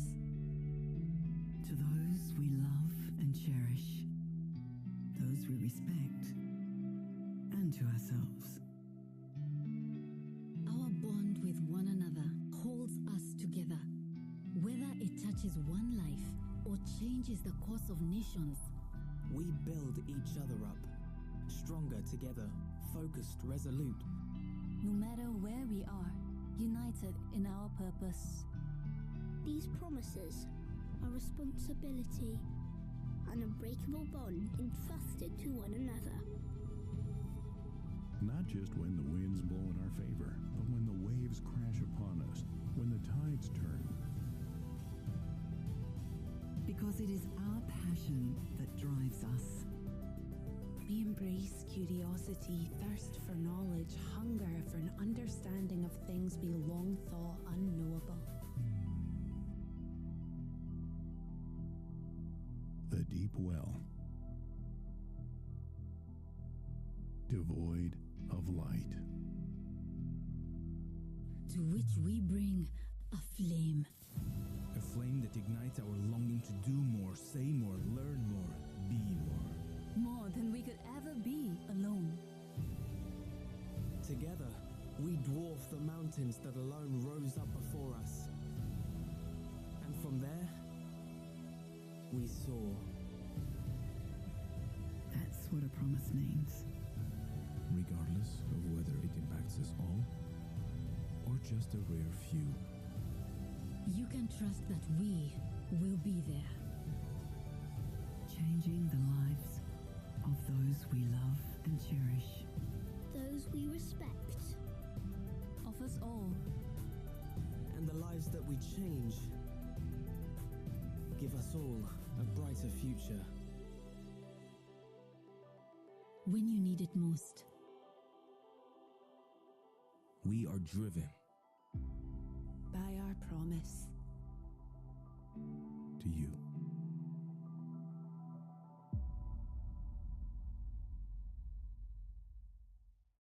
V roce 1995 jsem založil AMI, firmu, která neměla být jen dodavatelem zdravotnických přístrojů, ale opěrným bodem pro lékaře, pacienty i jejich rodiny. Naši vizi nese dál můj syn s respektem k hodnotám, na kterých stojíme, kvalitě, spolehlivosti a stabilitě. Reprezentujeme přední světové výrobce zdravotnické techniky pro intenzivní medicínu, urgentní příjmy a operační sály a od roku 2003 jsme součástí projektu domácí umělé plicní ventilace, který pomáhá pacientům vrátit se domů a zlepšuje tak kvalitu jejich života. Ale technologie jsou jen polovinou úspěchu. Tou druhou jsou lidé. Mnozí naši kolegové jsou s námi přes 20 let a jsou tak součástí naší rodiny. Bez jejich odbornosti, nasazení a oddanosti bychom nebyli tam, kde jsme dnes. Více než 30 let spojujeme tradici s pokrokem. S využitím umělé inteligence se posouváme vpřed a připravujeme budoucí generaci, která bude pokračovat v našem odkazu. Věříme, že budoucnost zůstane v těch nejlepších rukou. V rukou naší rodiny. A my dýcháme s vámi. Embesin. Řešení katecholamin refrakterní hypotenze v septickém šoku. Embesin zvyšuje šanci na přežití u pacientů s méně závažným septickým šokem. RAPIBlock poskytne rychlou kontrolu srdeční frekvence bez kompromisů. AOP Orphan, váš partner také v intenzivní medicíně. Zkrácené informace ke jmenovaným přípravkům najdete ve zmíněné podsekci.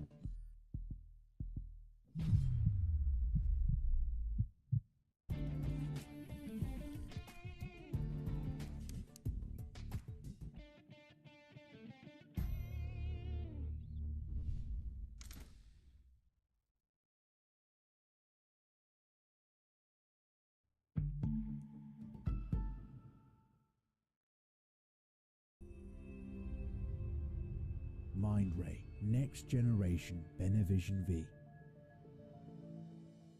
Benevision V acts as an intelligent hub, providing actionable insights from many clinical data streams. The new MRV pod provides cable light monitoring, connecting wirelessly with the N1 monitor. MRV pod simplifies patient transfers further. With technology bridging data and decisions, information and intelligence flow freely within the hospital ecosystem. We're redefining future standards of care through unparalleled visual clarity and control, insightful patient data integration, and simplified caregiver workflows. Benevision V Series. See beyond your vision.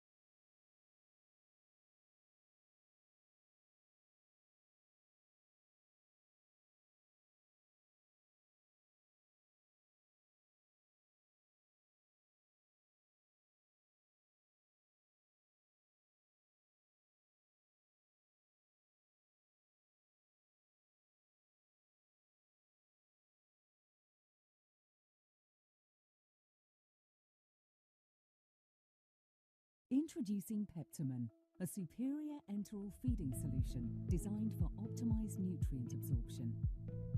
Made with 100% whey protein, Peptamen remains liquid in the stomach, which promotes faster gastric emptying, unlike intact casein protein formulas. Předsedající, paní primářkou Galovou vítám na bloku hematologickém, který bude sestaven jak z přednášek hematologů, tak taky nehematologů. Skládával jsem to tak po dohodě s panem prezidentem Kulou, prezidentem kongresu, tedy z toho, že v tom interdisciplinárním kontaktu je ta krása a ta síla, protože když spolu mluvíme, tak je to prima. Já jsem to už říkal včera tady s klinickými farmaceuty, že to je to nejcennější na té práci. A každá přednáška bude 20 minut, včetně diskuze. Omlouvám paní primářku Bulíkovou, která cestou sem měla zablokovanou páteř a poslala mi přednášku, tak já se ji zkusím odvykládat, takže tu musím omluvit. Jinak všechno běží podle plánu. A já na první 3 přednášky předám vedení toho bloku paní primářce. Pekné popoludnie. Ja som tu inak za anesteziologov. Ak sú tu anesteziologovia, nebojte sa, ja som tu za nich. A dovolím si uviesť prvú prednášku pána profesora Pařížská, gynekologickú stránku, peripartální krvácení z pohľadu porodníka. Nech sa páči. Dobré odpoledne, vážené kolegyně, vážení kolegové. Já mám přednášku, měl jsem původně peripartální krvácení, ale jsem si to trošku jako změnil, název na peripartální krvácení a nebylo překvapení z pohledu porodníka. Prohlašuji, že nejsem v konfliktu zájmu. Chtěl bych moc poděkovat Jaromírovi Bumolcovi za pozvání, moc si toho skutečně vážím a vždycky, když jedu do tohoto konkrétního hotelu, vždyť mi napadne reminiscence, hotel Atom, Zlatá Tretra, takhle jsem tady přes ulici vždycky běhával před x lety, ale také mám reminiscenci na tohoto člověka, což je pan docent Martin Balík a já později řeknu, proč tomu tak je. Poporodní krvácení je pořád hlavní příčina úmrtí matek na celém světě. Patří mezi 5 nejčastějších příčin úmrtí žen. Vidíte na tomto slajdu, kterých 5 to je, ale PPH je na vrcholu. Máme velkou spolupráci s Kambodžou, Angkor Wat, symbol Kambodže. A tam lidé jako v málo rozvinutém světě takhle rodí, health centra, kde není ani pediatr, ani anesteziolog, dokonce ani porodníci, nejsou tam prostě žádní lékaři a rodí tam pouze porodní asistentky, které nemají vlastně žádné prostředky, téměř žádné léky, jenom holé ruce, takže potom se nemůžeme divit, že poporodní krvácení je na té špičce příčin mateřské mortality na celém světě, ale pochopitelně, že problémy mohou nastat i v hodně rozvinutém světě. Takovéto příběhy, jako vidíte na tomto slajdu, jistě nejsou nikomu, kdo pracuje v nemocnici, kde je porodnické zařízení, zejména perinatologické centrum, úplně neznámé. Incidence poporodního krvácení nebo peripartálního krvácení je okolo 7-8% v hospodářsky rozvinutých zemích. Narůstá. Proč narůstá? Protože máme těhotné v pokročilém věku a zvyšuje se obezita. Máme data z loňského roku, z roku 2025, z ÚZISu, kdy se publikovalo před týdnem, že v České republice bylo 42% žen, které vstupují do těhotenství, které mají obezitu a nebo nadváhu. Ostatní příčiny nebudu číst, protože každému jsou všeobecně známé. No a teď se vrátím k tomu Martinovi Balíkovi, ta reminiscence, protože tady v tomto hotelu ještě vidíte, tam je napsáno Atom. Jsme se dohodli, že musíme změnit učebnice, že v našich učebnicích porodnictví jsme se pořád bavili jenom DIC, DIC, ale nakonec většina příčin těch komplikací peripartálního krvácení je peripartální životohřivující krevní ztráta. Takže na základě tady právě té konference jsme si řekli, že nejenom, že změníme doporučené postupy a učebnice a tak dále, také vznikla tento poster, který vlastně asi dnes visí na každém porodním sále v naší zemi, ale toto je ten první z roku 2011. Za 7 let jsme aktualizovali doporučené postupy 2018, no a v loni jsme aktualizovali znovu tyto doporučené postupy 2025.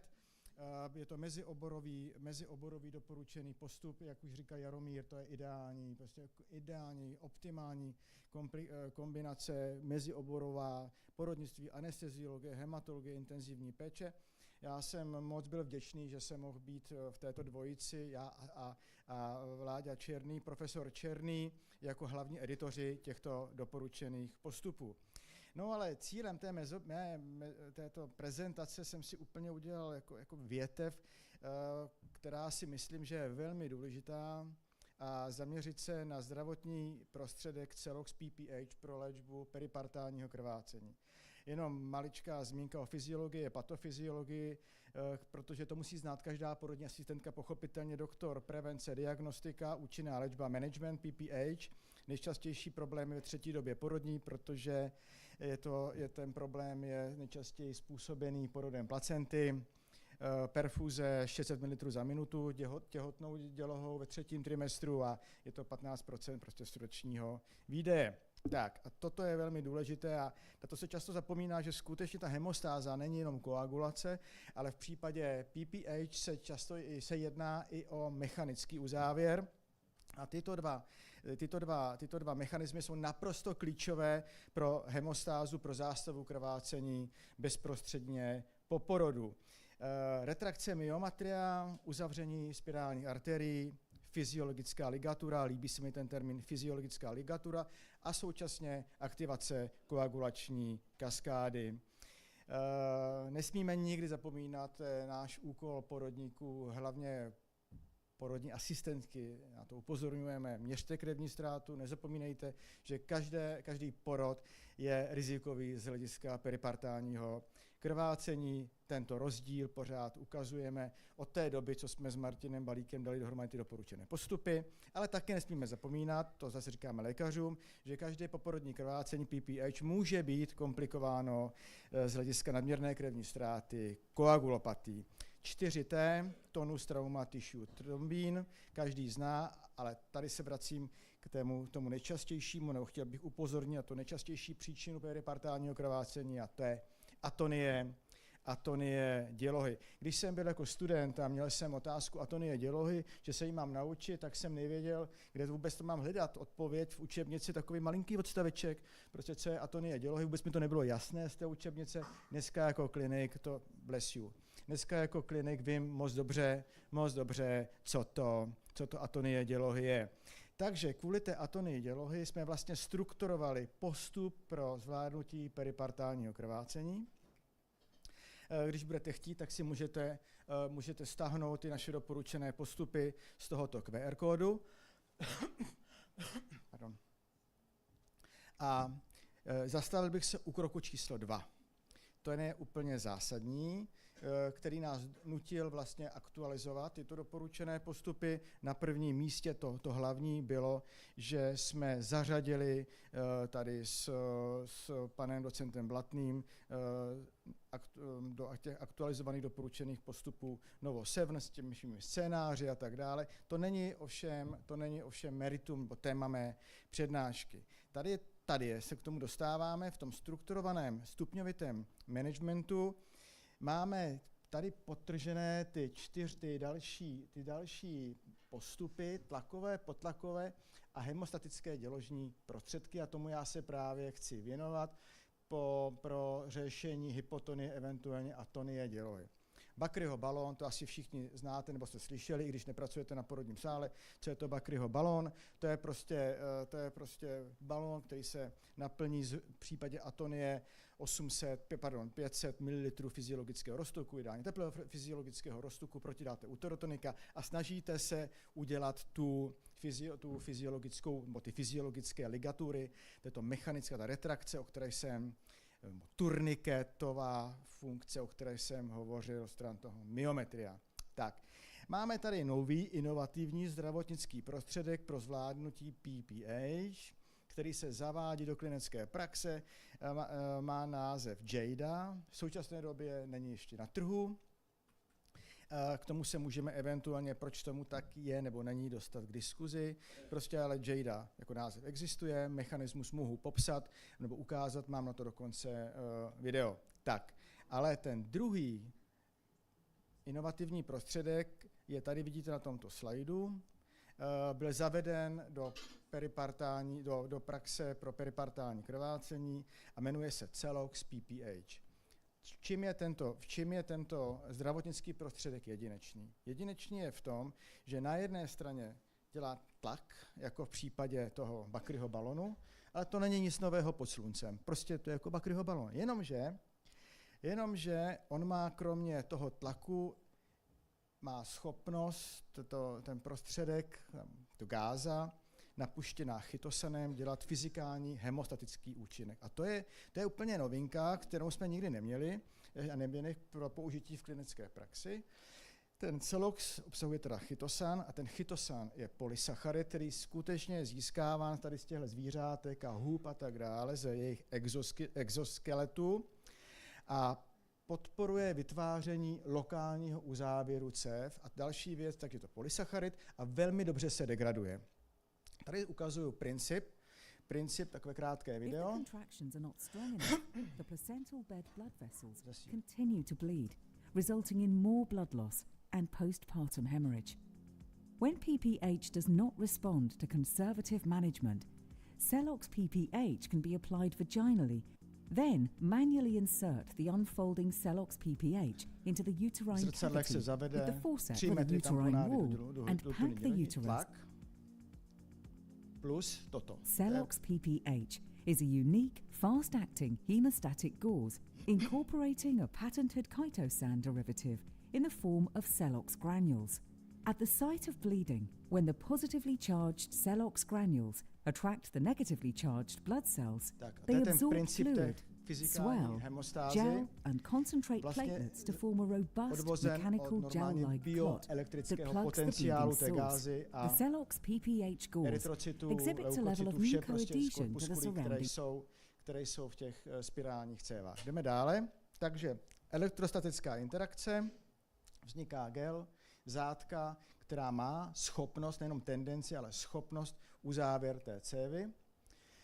Je to teda fyzická bariéra, která tímto způsobem pomáhá bezprostředně potom porodu placenty. Co je důležité, že funguje dokonce ne v případě, kdy je porucha koagulopatie, kdy chybí koagulační faktory v krvi. Funguje to protože to funguje na úplně jiném principu, než je vlastní normální biologická ta hemostáza, kterou znáte víc jako hematologové intenzivisti, než kdokoliv jiný. Takže ta tamponáda zajišťuje jak ten mechanický tlak, tak hemostatický účinek na základě těch biopotenciálů a tím je vlastně ten prostředek unikátní. Ta účinnost je ohromná. Tady vidíte, že skutečně se blížíme k 90% mírné, závažné a velmi závažné krvácení. Funguje to skutečně skvěle. Můžeme to použít po vaginálním porodu, v případě císařského řezu a tak dále. A je výhodnější než ten Bakryho balón, protože ta tamponáda úplně vyplní celou dutinu děložní, je tam ten kontakt s tím myometriem, na rozdíl třeba od Bakryho balónu, kdy tam vždycky nějaký prostor, který úplně přesně k té stěně děložní nesedí. Tak, oprávněně optimistická očekávání. Když jsem to včera připravoval, tady tento slide, tak jsem koukal, jsou 3 O, oprávněná optimistická očekávání. Abyste byli tak nadšení, že jsme dokonce proto udělali v simulačním centru video, který vám tady ukážu, asi necelé 3 minuty, jak jsme připravovali. Po zcela nekomplikovaném vaginálním porodu došlo k náhlému silnému krvácení. Ztráta krve je rychle diagnostikována. Šokový index se blíží hodnotě 1. Vyšetření ultrazvukem prokazuje, že dutina děložní je vyplněna koaguly a děloha je atonická. Je nutné provést revizi dutiny děložní. Pokud je původně pro analgézii zaveden epidurální katétr, lze z regionální analgézie snadno přejít k regionální anestezii. Není-li tomu tak, pak je nutné pacientku před operačním výkonem uvést do celkové anestezie. Revize děložní dutiny se provádí pod kontrolou ultrazvukem. Pokud ultrazvuk není k dispozici, výkon se provádí pomocí zevní manuální palpace. Krvácení pokračuje. Ztráta krve ve sběrném vaku se blíží 1500 ml, tedy hranici život ohrožujícího krvácení. Šokový index stoupá na hodnotu 2. Pro dosažení hemostázy po dosud neúčinném podání uterotonik a kyseliny tranexamové se rozhodujeme použít tamponádu Celox PPH. Balení tamponády otevřeme za sterilních podmínek. Na proximální konec tamponády uděláme stech, který po extrakci tamponády umožní ověřit její celistvost. Po atraumatickém uchopení děložního hrdla se nejprve odstraní z dělohy a pochvy krevní koagula.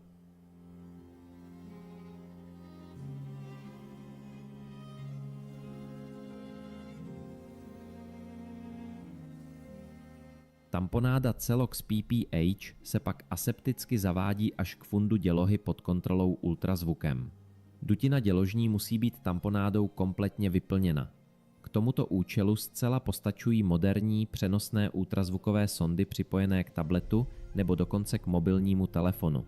Pokud ultrazvuk není k dispozici, výkon se provádí pomocí zevní manuální palpace.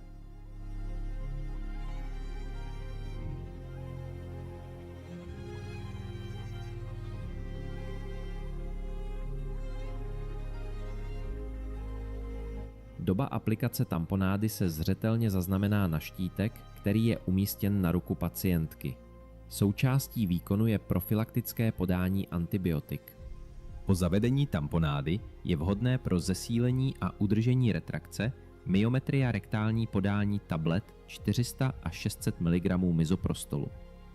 Celox PPH se ponechává v děloze podle hemodynamické stability pacientky, ale maximálně 24 hodin. Jemné odstranění tamponády je obvykle možné provést již bez anestezie. Integritu celé extrahované tamponády potvrzuje kontrolní steh. Nakonec provedeme kontrolu dutiny děložní ultrazvukem. Tak, to je to naše simulace, byli jsme z toho úplně nadšení a najednou týden po dokončení toho filmu, rána z čistého nebe, přišel dopis z Velké Británie, že končí výroba tohoto zdravotnického prostředku. Konec. Takže jsme nevěřili vůbec, že se to mohlo stát, proč se to stalo. Nejprve telefonovali, pak poslali ten dopis a konec. Přišly aktualizované pokyny pro klinického uživatele a co bylo zajímavé, že končíme výrobu nazdárek kašpárek, ale můžete dokončit nebo dovybrat všechny zásoby, které máte na svých pracovištích. Což bylo divné, protože na jedné straně zastavili výrobu a na druhé straně ještě dovolili dovybrat veškeré zásoby, které byly v našich skladech. Celé se to odvozuje od nových doporučených postupů WHO a FIGO, kde tento zdravotnický prostředek nebyl doporučen, protože vznikly nové, dosud neznámé vedlejší účinky, nové identifikované bezpečnostní signály, byly hlášeny nežádoucí účinky, dočasné poruchy zraku, dočasné poruchy sluchu, výrazná a rychlá zánětlivá odpověď, elevace CRP. Ale co je důležité, že tyhle vedlejší účinky byly reverzibilní. Za pár dní zmizely. Jsou popisovány u 2 až 3%. Přesto firma ukončila výrobu. Nám to bylo hrozně líto a chtěli jsme s profesorem Černým mimochodem něco udělat, takže jsme v prosinci měli přednášku na toto téma a přišli jsme tam s tím, že navrhujeme jako z bezpečnostních důvodů opatření, abychom mohli tento prostředek používat, ale zároveň, abychom byli co nejvíce bezpeční.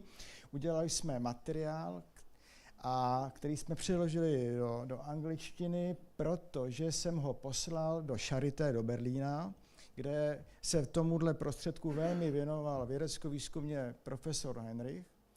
A on ještě zavzal do našeho týmu tuto paní doktorku Anna-Marie Dinkelmann a ty naše doporučené postupy jsme upravili v souladu s nimi a toto je výsledek.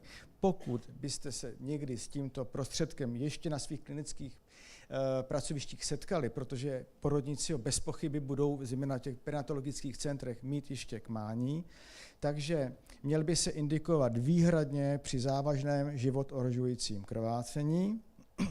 Měli bychom dbát zejména na anamnézu alergií, zejména na alergie na mořské plody, i když to nám právě doplnila ta Dinkelmann, se neprokázalo někdy, že by ten stav nastal bezprostředně po podání Celoxu u žen, které jsou alergické na mořské plody. Perfektně udělat dokumentaci, vysloveně musí být vždy uvedeno, že se jedná o život ohrožující krvácení, individuálním rozhodnutím podání tohoto prostředku. Aplikace, tam se nic neliší od té doporučené techniky aplikace. Mění se doba podání na co nejkratší dobu do doby hemodynamické stability a jakmile to nastane, okamžitě se doporučuje odstranit tu gázu. My jsme původně měli v těch doporučených postupech, že bychom měli preventivně, tak i ty Němci to měli preventivně podávat kortikoidy, systémově oční kapky a nakonec je dohoda s těmi Němci pro nás, že stačí monitorovat tu ženu a jakmile nastanou tyhle vedlejší účinky, okamžitě až potom podávat kortikosteroidy jak systémově, tak oční kapky, protože těch vedlejších případů jsou 2 až 3%, tak se nezdá jako logické dávat všem systémově profilakticky kortikoidy. Nežádoucí účinky měly by být neprodleně hlášeny a měly by být neprodleně hlášeny distributorovi a eventuálně to hlašte mě. V současné době máme pouze v celé republice 2 tyto případy. Jeden je téměř úplně nezávažný, druhý je středně závažný, ale reverzibilní a ta pacientka velmi dobře dopadla bez jakýchkoliv trvalých poruch zraku a sluchu. A vidím, že je 04:03, prezentace moje končí. Já vám děkuji za pozornost.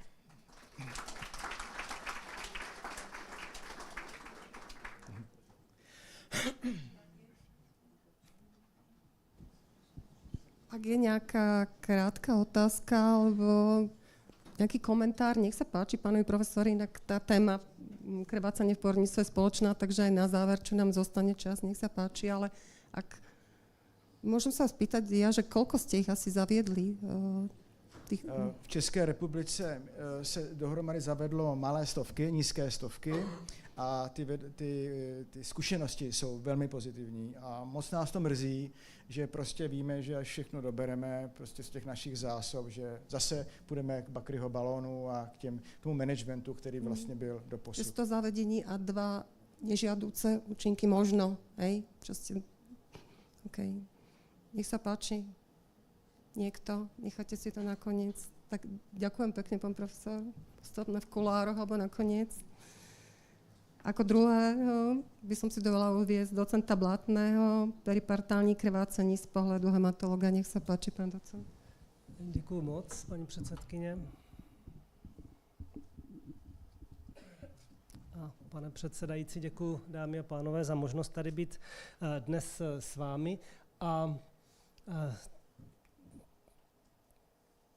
možná trošku rychleji než tak. Tohle je téma toho sdělení a já se na tu podobnou oblast, o které mluvil teď pan profesor, podívám z pohledu hematologa. Tak jak bylo před chvílí zmíněno, ta mezioborová spolupráce je zásadní a proto nebude divu, že část těch informací se určitě bude nějakým způsobem překrývat nebo doplňovat.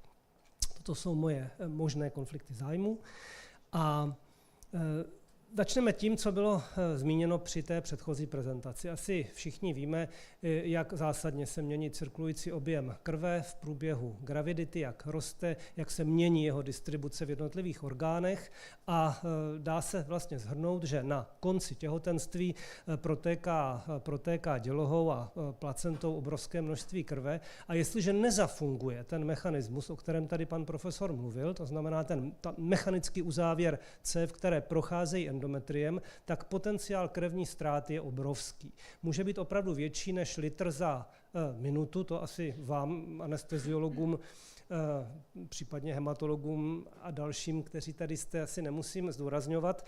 A i když žena, která dává život nebo dává nový život, je většinou žena v relativně mladém věku, v dobrém zdravotním stavu a s poměrně velkými rezervami, tak přece jenom litr krve za minutu je moc i na toho, kdo je v docela dobré kondici. Proto je naprosto zásadní správné a rychlé stanovení množství té krevní ztráty a tady se dostáváme dost často do problému, protože ne všude je ta ztráta škálována opravdu precizně a všichni z nás, když budeme hodnotit krevní ztrátu, tak budeme mít, a zejména když jsme v tom managementu nějakým způsobem zapojeni, a to není žádná kritika, prostě je to v lidské přirozenosti, budeme mít tendenci tu ztrátu podceňovat. A čím bude ta ztráta větší, tím ta nepřesnost může být větší. Takže zavčas a správně odhadnout, anebo ideálně určit přesně množství té krevní ztráty je důležité. Právě proto, o čem jsem mluvil před chvílí, ta žena má poměrně velkou rezervu, nemá příliš velké klinické projevy zpočátku a potom najednou teda dojde k zásadní změně. To vy určitě víte ještě lépe než já.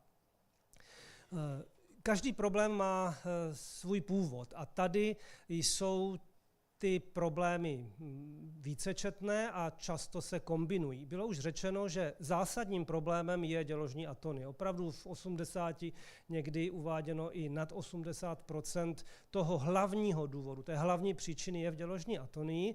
A může tam být samozřejmě i nějaký retinovaná část placenty nebo koncepčního produktu, může tam být trauma, které proběhlo v průběhu toho porodu, ale to nebývá tak často. A ta druhá součást té patofyziologie je koagulopatie. Už jsem řekl, že málo kdy je to jenom jeden z těch, ale většinou je to kombinace a právě kombinace děložní atonie a koagulopatie je to, co vede k největším potížím.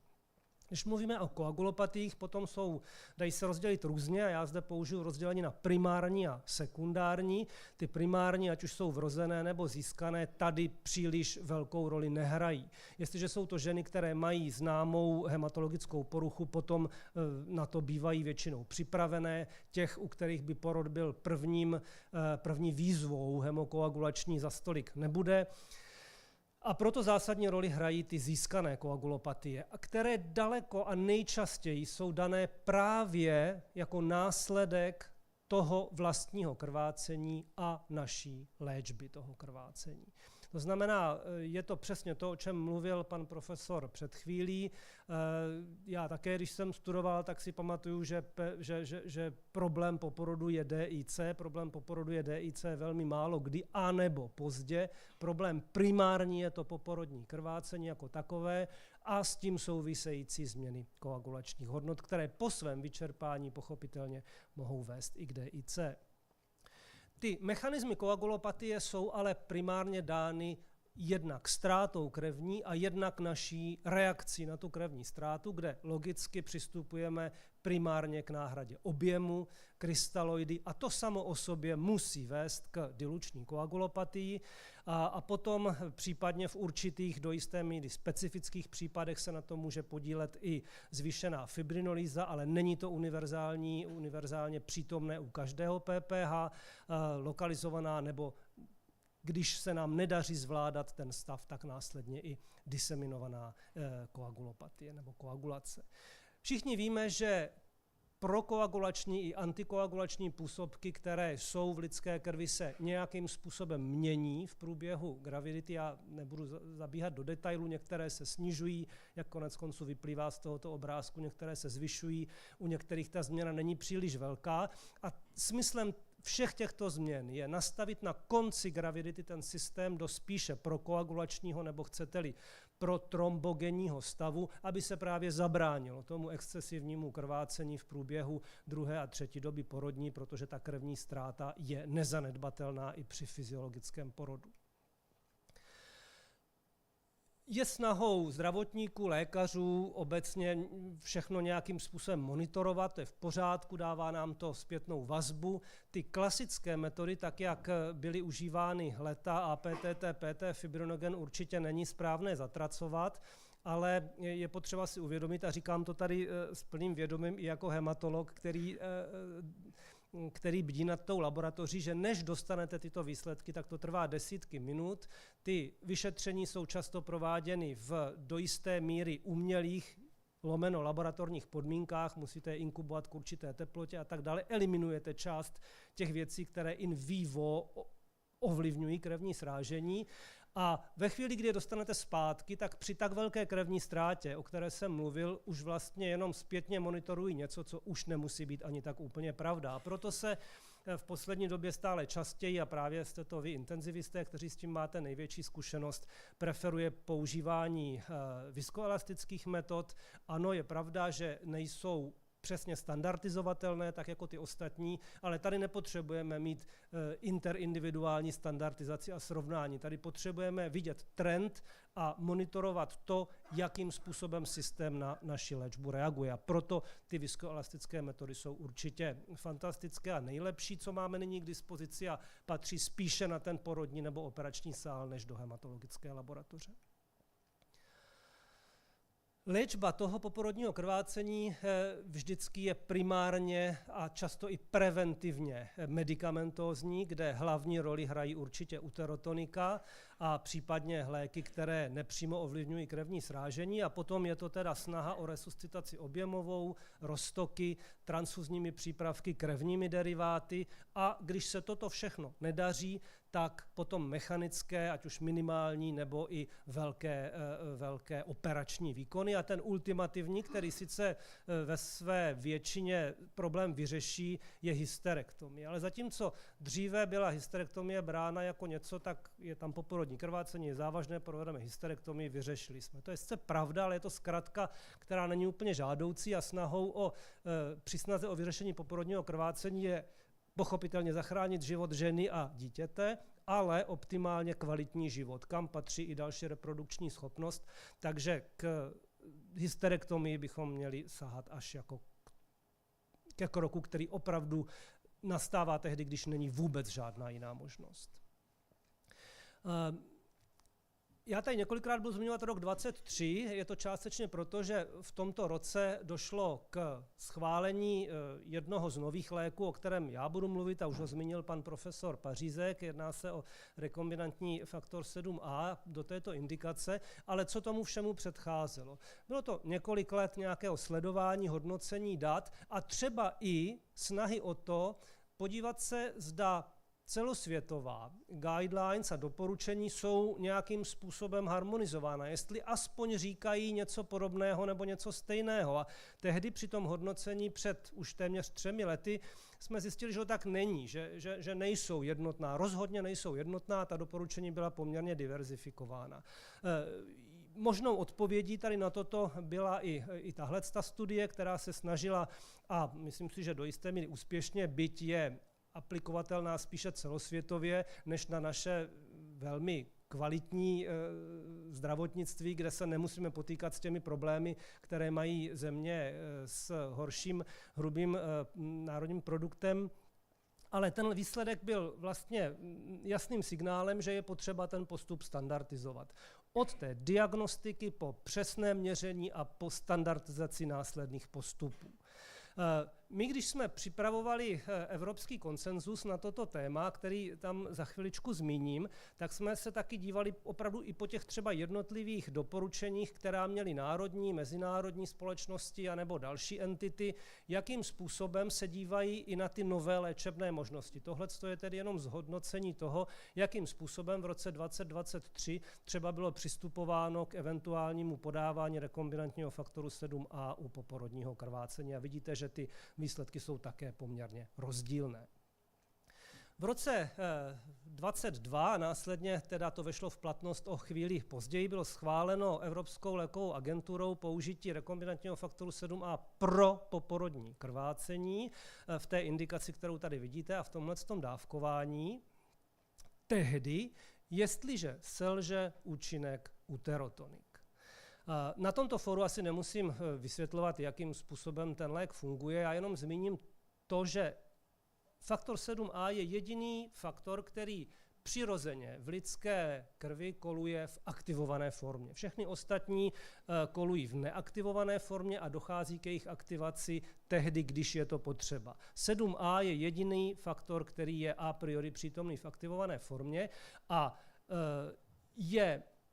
jeho funkce je vždycky vázaná na nějaký buněčný povrch, a to právě na to místo, kde dojde k tomu poranění. To má poměrně zásadní klinický význam, a to je to, že nedochází při jeho podání k celkové aktivaci krevního srážení, ale to jeho působení je dáno jenom na to místo toho poranění. Tohle je teda ta indikace, nebo všechny indikace, protože původně to byl lék, který byl, já si pamatuju, že poprvé jsme ho použili v roce 1997 pro dítě s hemofilií s inhibitorem v České republice, takže ta historie té původní indikace je už dlouhá, ale tady postupně se přidávaly ty indikace další. A jako každý lék má své faktory, které optimalizují jeho použití a které případně i znemožňují jeho použití. Chci tady říct, že i když dnes mluvím i o tomto léku, tak v žádném případě to neznamená, že by to mělo být něco, co vyřeší všechny naše problémy, všelék na každou bolest, na každé krvácení. Je to něco, co jenom přidává další kamínek do mozaiky, v tomto případě do mozaiky léčby poporodního krvácení. A ty léky mají, nebo ten lék funguje nejlépe tehdy, když jsou splněny určité optimální podmínky, kam patří třeba dostatečný počet trombocytů nebo dostatečná hodnota fibrinogenu, ale i když hodnota těch trombocytů nebude optimální, bude o něco nižší, nebo hodnota fibrinogenu nebude nad 2 gramy, tak jak chceme, protože zase všichni víme, že to, co zásadně změnilo efekt léčby poporodního a jakéhokoliv jiného životohrožujícího krvácení, byla právě změna v intenzitě a v dávkování a včasnosti podání fibrinogenu. To je to, co udělalo tu obrovskou změnu. Tohle k tomu může přidat další přidanou hodnotu. Takže i když nemáme ten fibrinogen tak optimálně, jak bychom si přáli mít, pořád má smysl o této léčbě uvažovat. A potom jsou limitace takové léčby, ale to nejsou limitace léčby tímto preparátem, to jsou a priori limitace krevního srážení. Jestliže má někdo příliš nízké pH a jestliže má někdo příliš nízkou teplotu, tak i kdyby koza na koze jezdila, tak se krev srážet prostě nebude. Je to samozřejmě daleko častěji u traumatických krvácení, u žen, které rodí, tak se nepředpokládá a priori tak zásadní změna pH ani teploty, ale upozorňuji na to, že pH pod 7,1 a teplota pod 33 v podstatě snižují aktivitu jakéhokoliv krevního srážení na hodnoty nižší než 30%. Tady bych trošku s hrdostí zmínil, že za daty, která vedla ke schválení toho léku Evropskou lékovou agenturou, bylo to více než 400, asi 440, 450 pacientek, je téměř 90 žen z České republiky. Možná jste někteří z vás na začátku tohoto století spolupracovali s registrem UNI7, který sbíral nehemofilické indikace podání tohoto preparátu a mimo jiné, tehdy to bylo opublikováno, konec konců jedna ze spoluautorek, paní primářka Seidlová, tady také dneska sedí, takže na základě i téhleté publikace a těchto téměř 90 žen se mohlo přispět k tomu, že potom byla možnost ta data dále hodnotit. Ale to, co vzbudilo zájem o tento lék v indikaci poporodního krvácení, byla randomizovaná klinická studie, kterou vidíte na levé části toho obrázku, kde bylo patrné, že přidání tohoto léku v určité době ke standardním postupům léčby PPH se téměř o polovinu sníží potřeba invazivní procedury, včetně hysterektomie. A některé z těch dalších studií, které byly následně doplněny, ta naše byla jenom observační, potom tam byly ještě ty 2 OS1 a OS2, které měly i kontrolní skupiny, tak tady ten nález potvrzovali. Tady je vidět i s statistickou významností právě to, co prokázal ten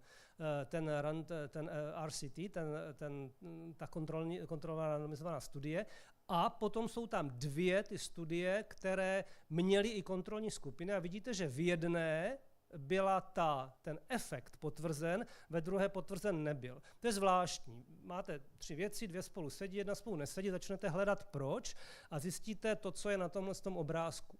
Jestliže ten lék podáte zavčas, tak jak to bylo v té randomizované klinické studii, to znamená do hodiny po selhání uterotonik, potom ten efekt můžete očekávat. Když ho budete podávat později, tak jako se na řadě pracovišť dříve podával, to znamená, až už opravdu nevím co, zkusím i toto, tak efekt té léčby je významně nižší. Nicméně přece jenom rekombinantní faktor 7a je něco, co poměrně výrazně ovlivňuje hemostázu. Vlastně léčebně dosahujeme tisícenásobků toho, co za normálních okolností cirkuluje v lidské krvi. A tak je jistě na místě otázka, jestli takováto léčba nezvyšuje riziko trombembolické, protože primum non nocere, chceme pomoci, ale nesmíme ublížit. A proto je povzbuzující tady ten výsledek, kde bylo srovnáno v poměrně výrazných počtech, vyšších stovkách až nižších tisících žen, podle toho, o jakou skupinu se jednalo, že podání tohoto léku ženám při léčbě poporodního krvácení nezvyšuje riziko trombembolické komplikace, a to embolie nebo trombózy ani žilní, ani arteriální. To znamená, je to lék, který může pomoci a neublíží, což je poměrně podstatná informace. Takže tohle je vlastně závěr z těch dat, který potom vedl k tomu, že se ten lék i do té klinické praxe zavedl. A jestliže chceme dosáhnout optimálního účinku, potom by měl být podán zavčas. Ale co to je zavčas? A to je asi ta otázka, která zbývala dořešit. Tady vidíte nějakým způsobem popsaný ten stávající doporučený postup pro léčbu poporodního krvácení a kam s ním, kam tedy dát ten nový lék. Asi by to teda nemělo být příliš pozdě, a když chceme, aby to fungovalo, a určitě to není smysluplné mít jako něco, co je na konci, co je jako last resort. Takže byla vytvořená pracovní skupina, která v rámci z gynekologů, z hematologů, z dalších odborníků, z anesteziologů pochopitelně, nebo z intenzivistů respektive, která měla najít v rámci teda té evropské platformy to doporučení. Tohle je konsenzus, který takhle vzniknul a byl tedy opublikován. A následně, konec konců na to odkazoval pan profesor, byla upravena i ta česká doporučení. Já úplně na posledním obrázku ukážu, jaké jsou teda ty scénáře, co vlastně byla ta vlastní změna, ke které došlo v těch doporučeních. A tady jenom zmíním to, co už ukazoval pan profesor. Myslím si, že tahle aplikace je docela užitečná, možná ji někteří z vás používáte. A mně se na tom líbilo to, že já si můžu vybrat, kdo jsem v tom týmu, a ta aplikace mě vlastně provede tím, co mám udělat, jaký mám dát lék, kdy to mám udělat. A zmíním i ten poster, který tady už byl, a kde si myslím, že jestli nevisí na každém porodním sále, tak by tam asi viset měl, a je aktualizován a bude aktualizován tak, jak se i do budoucna budou měnit třeba další postupy. A úplně nakonec teda ta změna, to, proč jsem vlastně chtěl tady dnes s vámi tuto problematiku otevřít, protože to je to, co se změnilo v těch doporučeních za posledních několik let, kdy má smysl nad ten běžný standardní doporučený postup uvažovat o přidání tohoto léku, je tehdy, jestliže po vaginálním porodu dochází k horšení situace a chci předejít laparotomii, nebo v průběhu císařského řezu předtím, než budu postupovat invazivními třeba radiologickými výkony ve smyslu embolizací děložních tepen nebo než kvůli při úvaze o hysterektomii, potom po císařském řezu, abych zabránil nutnosti relaparotomie, tam, kde je víceúrovňový systém porodní péče a jsou centra standardní a centra specializovaná, tak ten lék dá čas, nebo může dát čas na transport rodičky z toho bazálního centra do toho centra vyšší kategorie, ale určitě by neměl být používán na to, abychom zdržovali tu ženu v té primární instanci. A nakonec i tehdy, když už se rozhodneme k tomu, že to nelze řešit jinak než hysterektomii, tak i tam je možnost snížení té krevní ztráty. A když bych to měl teda celé shrnout, tak si myslím, že standardní protokoly a doporučení pro léčbu PPH existují, jsou kvalitní, ale tak jako všechno. Bohužel nejsme nikdy schopni pokryt 100% těch pacientů, a proto je vždycky s výhodou, když máme možnost tam, kde je to potřeba, uvažovat ještě o nějaké modifikaci, o přidání něčeho, nějaké přidané hodnoty k tomu standardu. A určitě i tento lék, tak jako ty budoucí nové léky, které se třeba někdy objeví, je potřeba s ním počítat spolu s těmi standardy, nikoli místo těch standardů. A optimální načasování té léčby je zmíněno před chvílí. Pozitivní je, že ten lék nepřináší zvýšení rizika spojeného s poporodním krvácením, zejména ve smyslu trombembolické komplikace. A rozloučím se tímto obrázkem, ze kterého, myslím, je patrno, je to obrázek z brněnského Antroposu, že vývoj péče o novorozence se v čase jenom a jenom zlepšuje. A děkuji vám za pozornost. Ďakujeme veľmi pekne. Otázky, pripomienky? Nech sa páči, pán profesor. Já bych chtěl strašně poděkovat panu docentu Blatnému, protože on nám hrozně pomohl. Gratuluji, že se zařadil Novo 7 díky tobě a brněnským kolegům do těch doporučených postupů. To je skoro 5 na těch všech pacientech, které vlastně v té studii byly. To je jedna věc. Druhá věc jsem chtěl říct tedy, že bych si moc přál, aby to dopadlo s Celoxem jako s Novo 7, protože Novo 7 jsme používali, pak byl zakázaný použít, vůbec na stánku Novo Nordisk na gynekologickém kongresu nesměl nikde být vidět, přestože nám vlastně Novo Nordisk pomáhal kdysi udělat ty první doporučené postupy. No a dneska medicína založená na důkazech a opět můžeme zase s klidným svědomím ten lék používat. Takže to by bylo moje velké přání. Jenom jsem chtěl říct, nevím, jaké je tady složení mezioborové, jestli to jenom hematologové, anesteziologové, intenzivisti, ale nejčastější příčina peripartálního život ohrožujícího krvácení je, že porodní asistentka pozdě zavolá. To je absolutně klíčová věc. Trénujte své porodní asistentky. My máme dneska sběrné vaky. My už víme hodně přesně, kolik ta žena ztratí. Jestli ztratí půl litr nebo litr a půl. A ta porodní asistentka, my se snažíme je učit, aby prostě, jakmile je víc než půl litr, okamžitě volala doktora. Porodníka, je-li k litru, už porodník volá anesteziologa, je-li litr a půl, rozvíjí se krizový plán, krizový tým a to je záchranná operace. Záchranný management. Já jenom jsem chtěl ještě říct k tomu fibrinogenu. Řekl si, že je to klíčový lék. Já se vrátím k té Kambodži. Tam to slovíčko fibrinogen vůbec neznají. V tom málo rozvinutém světě vůbec fibrinogen není a je velmi pokrytecké, že jsou 2 doporučené postupy, jsem zjistil, pro PPH, jsou pro nízkopříjmové, pro chudší země a pro normální země. A zjistili jsme, že pro tu Kambodžu mají doporučený postup z hlediska koagulace jenom tranexamovou kyselinu a nic víc. To ale si myslím, že není nic, co by jsme měli napadat, protože prostě někdo peníze má, někdo je nemá, s tím se nedá nic dělat a musíme pracovat s tím, co máme k dispozici. Takže to tak je to jakoby smutné z našeho pohledu, ale žijeme v zlaté kleci a buďme za to rádi. Je to tak, je to trochu líto, ale prostě to je realita. Pekne. Primárka Sajdlová. Nie, tak kde? Já jsem věděla.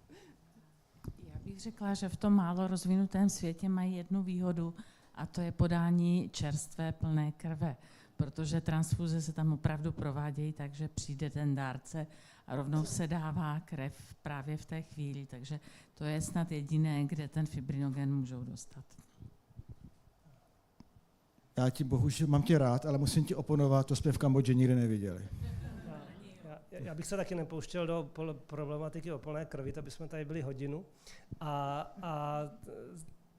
Ale musím jenom říct, že transfuzní služba jako taková, včetně tohoto přímého dárcovství, je také jenom v privilegovaných chudších zemích a rozhodně mám podobnou zkušenost, že v řadě zemí, kde jsem měl možnost pobývat, transfuze prostě nejsou. Děkuju moc.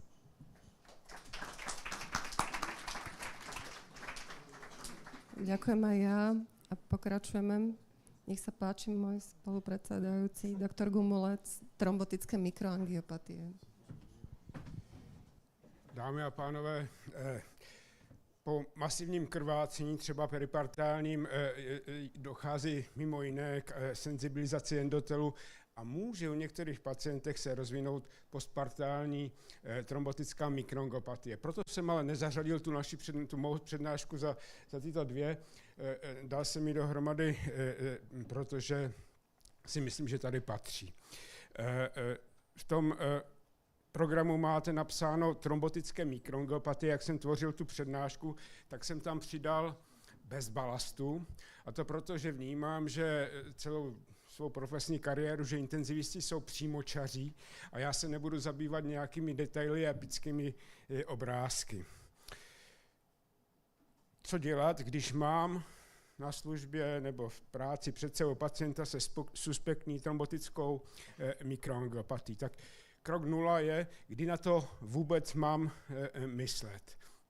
Mám pacienta, který přišel s akutní orgánovou dysfunkcí, buď má onemocnění ledvin, které se nově objevilo, nebo k tomu může mít nějaké projevy z poškození mozku, včetně encefalopatie a křečí, nebo se v průběhu té naší péče objeví poruchy vízu díky okluzi retinálních cév, nebo vyvine koronární příhodu, nebo má celou řadu různých projevů z postižení gastrointestinálního traktu od shora až dolů, včetně pankreatu a jater, anebo má plicní postižení s různou klinickou manifestací. Není divu, že takový pacient může mít trombocytopenii, někdy ale nevíme, proč se ta trombocytopenie vyvinula a proč se dále prohlubuje. Není divu, že může mít anemii ten pacient, je otázka jenom si zamyslet, proč ji vlastně má. A trošku nás těm trombotickým mikroangiopatím zavede, když moč má barvu kofoly, kdy ta obrovská hemoglobinurie udělá tenhle ten znak, který by nás měl trknout do hlavy. Tohleto je velmi pravděpodobně z hemolýzy intravaskulární a volný hem se skutečně dostává do moči. Takže tady máte pacienta a můžete se držet toho, že to je trombotická mikroangiopatie, pokud neprokážete něco jiného. Samozřejmě, že musíte na něco jiného pořád myslet. Tak jak si to potvrdíme? A ve většině špitálů, ve všech špitálech, v kteroukoliv denní dobu, to lze udělat velmi rychle během 4 až 6 hodin, protože pracujeme úplně s bazálními laboratorními testy. Já jsem tady sformuloval minimum, které můžete na té jípce použít skutečně kdykoliv. Určitě krevní obraz a z toho krevní destičky, o tom jsme mluvili, laktadehydrogenáza. To úplně nevím, jestli to je standard při tom prvním náběru, ale do toho kroku patří. Bilirubin tam patří taky, i když ten nemá takový význam jako laktadehydrogenáza, jde o intravaskulární hemolýzu, bilirubin svědčí o extravaskulární hemolýze, kreatinin kvůli posouzení funkce ledvin, koagulace, abychom se v tom zorientovali, že to není, dejme tomu, konzumční koagulopatie. Pak je dobře udělat krevní nátěr, nic to nestojí a nechat jej vyšetřit. A KUMS nebo nově přímý antiglobulinový test, taky nevím, dal jsem oba do závorky, protože to asi není úplně rutina toho, že to prostě zadáte, teďka to chci, tohle všechny věci. A tu trombotickou mikroangiopatii máte potvrzenou, pokud máte vysoké schistocity, ale to se může v čase měnit a trombotická mikroangiopatie se podle typu liší v tom, kolik těch schistocitů tam je a taky kolik vlastně těch erytrocytů se zhemolizovalo, aby ty schistocity vznikly v dostatečném množství a aktivovaná slezina je nespolikala, protože ona ty pobité buňky samozřejmě má tendenci se ten organismus zbavovat. Vysoké LDH, intravaskulární hemolýza, uvolněné teda z těch hemolizovaných erytrocytů. Ten přímý antiglobulinový test musí být negativní, protože jinak by to byla autoimunní hemolytická anemie a o té trombocytopenii jsem hovořil. Takže máme trombotickou mikroangiopatii, nevíme jakou a nemá cenu čekat na nějaký Adam TS13, protože to už je diferenciální diagnostika. Nemá cenu čekat na vyšetřování komplementu, na šigatoxinu. Všecko možné další. Máme pacienta, který má trombotickou mikroangiopatii. Proč tak rychle? Proč nečekat? Proč nemáme čas do zítřka? Protože trombocytopenická purpura má bez léčby mortalitu 90% a podle některých registrů britských ta polovina pacientů umírá během prvních 24 hodin. A pokud zavedeme včas adekvátní léčbu, tak tu mortalitu snížíme plasmaferézou a imunosupresí na 10 až 20%. To je zásadní. U hemolyticko-uremického syndromu je to tak, že až 40% zemře nebo vyvine terminální renální insuficienci už po první atace toho onemocnění. Z toho až 15% pacientů zemře při té první nebo během té první ataky. A když nezemře, tak až 70% pacientů do roka vyvine terminální renální insuficienci, čili je to velmi agresivní choroba. A někteří pacienti, kteří to přečkají, tak mají, záleží to na genetice toho komplementem mediovaného hemolyticko-uremického syndromu, tak má vysoké riziko relapsu. S adekvátní léčbou klesá mortalita a 4 z 5 pacientů mohou ukončit hemodialýzu, kterou v té akutní fázi, která byla nastartována. Co když jde ale u tohoto komplikovaného pacienta o konzumční koagulopatii, tak jednoduché, ale ono to tak jednoduché nemusí být, je to, že ti pacienti s trombotickou mikroangiopatií mají schistocyty, ale ti s konzumpční koagulopatií ne. Fibrinogen mívají normální bývají ty ostatní testy, ne vždycky. Příčinou je hlavně endotel, aktivace endotelu, když to u toho DIC spíš koagulace. Jaký typ to je? Teď je ta diferenciální diagnostika, ty základní typy jsou TTP, trombotická trombocytopenická purpura a hemolyticko-uremický syndrom. Destičky u TTP jsou výrazně nižší než u hemolyticko-uremického syndromu a těch dalších typů trombotických mikroangiopatií.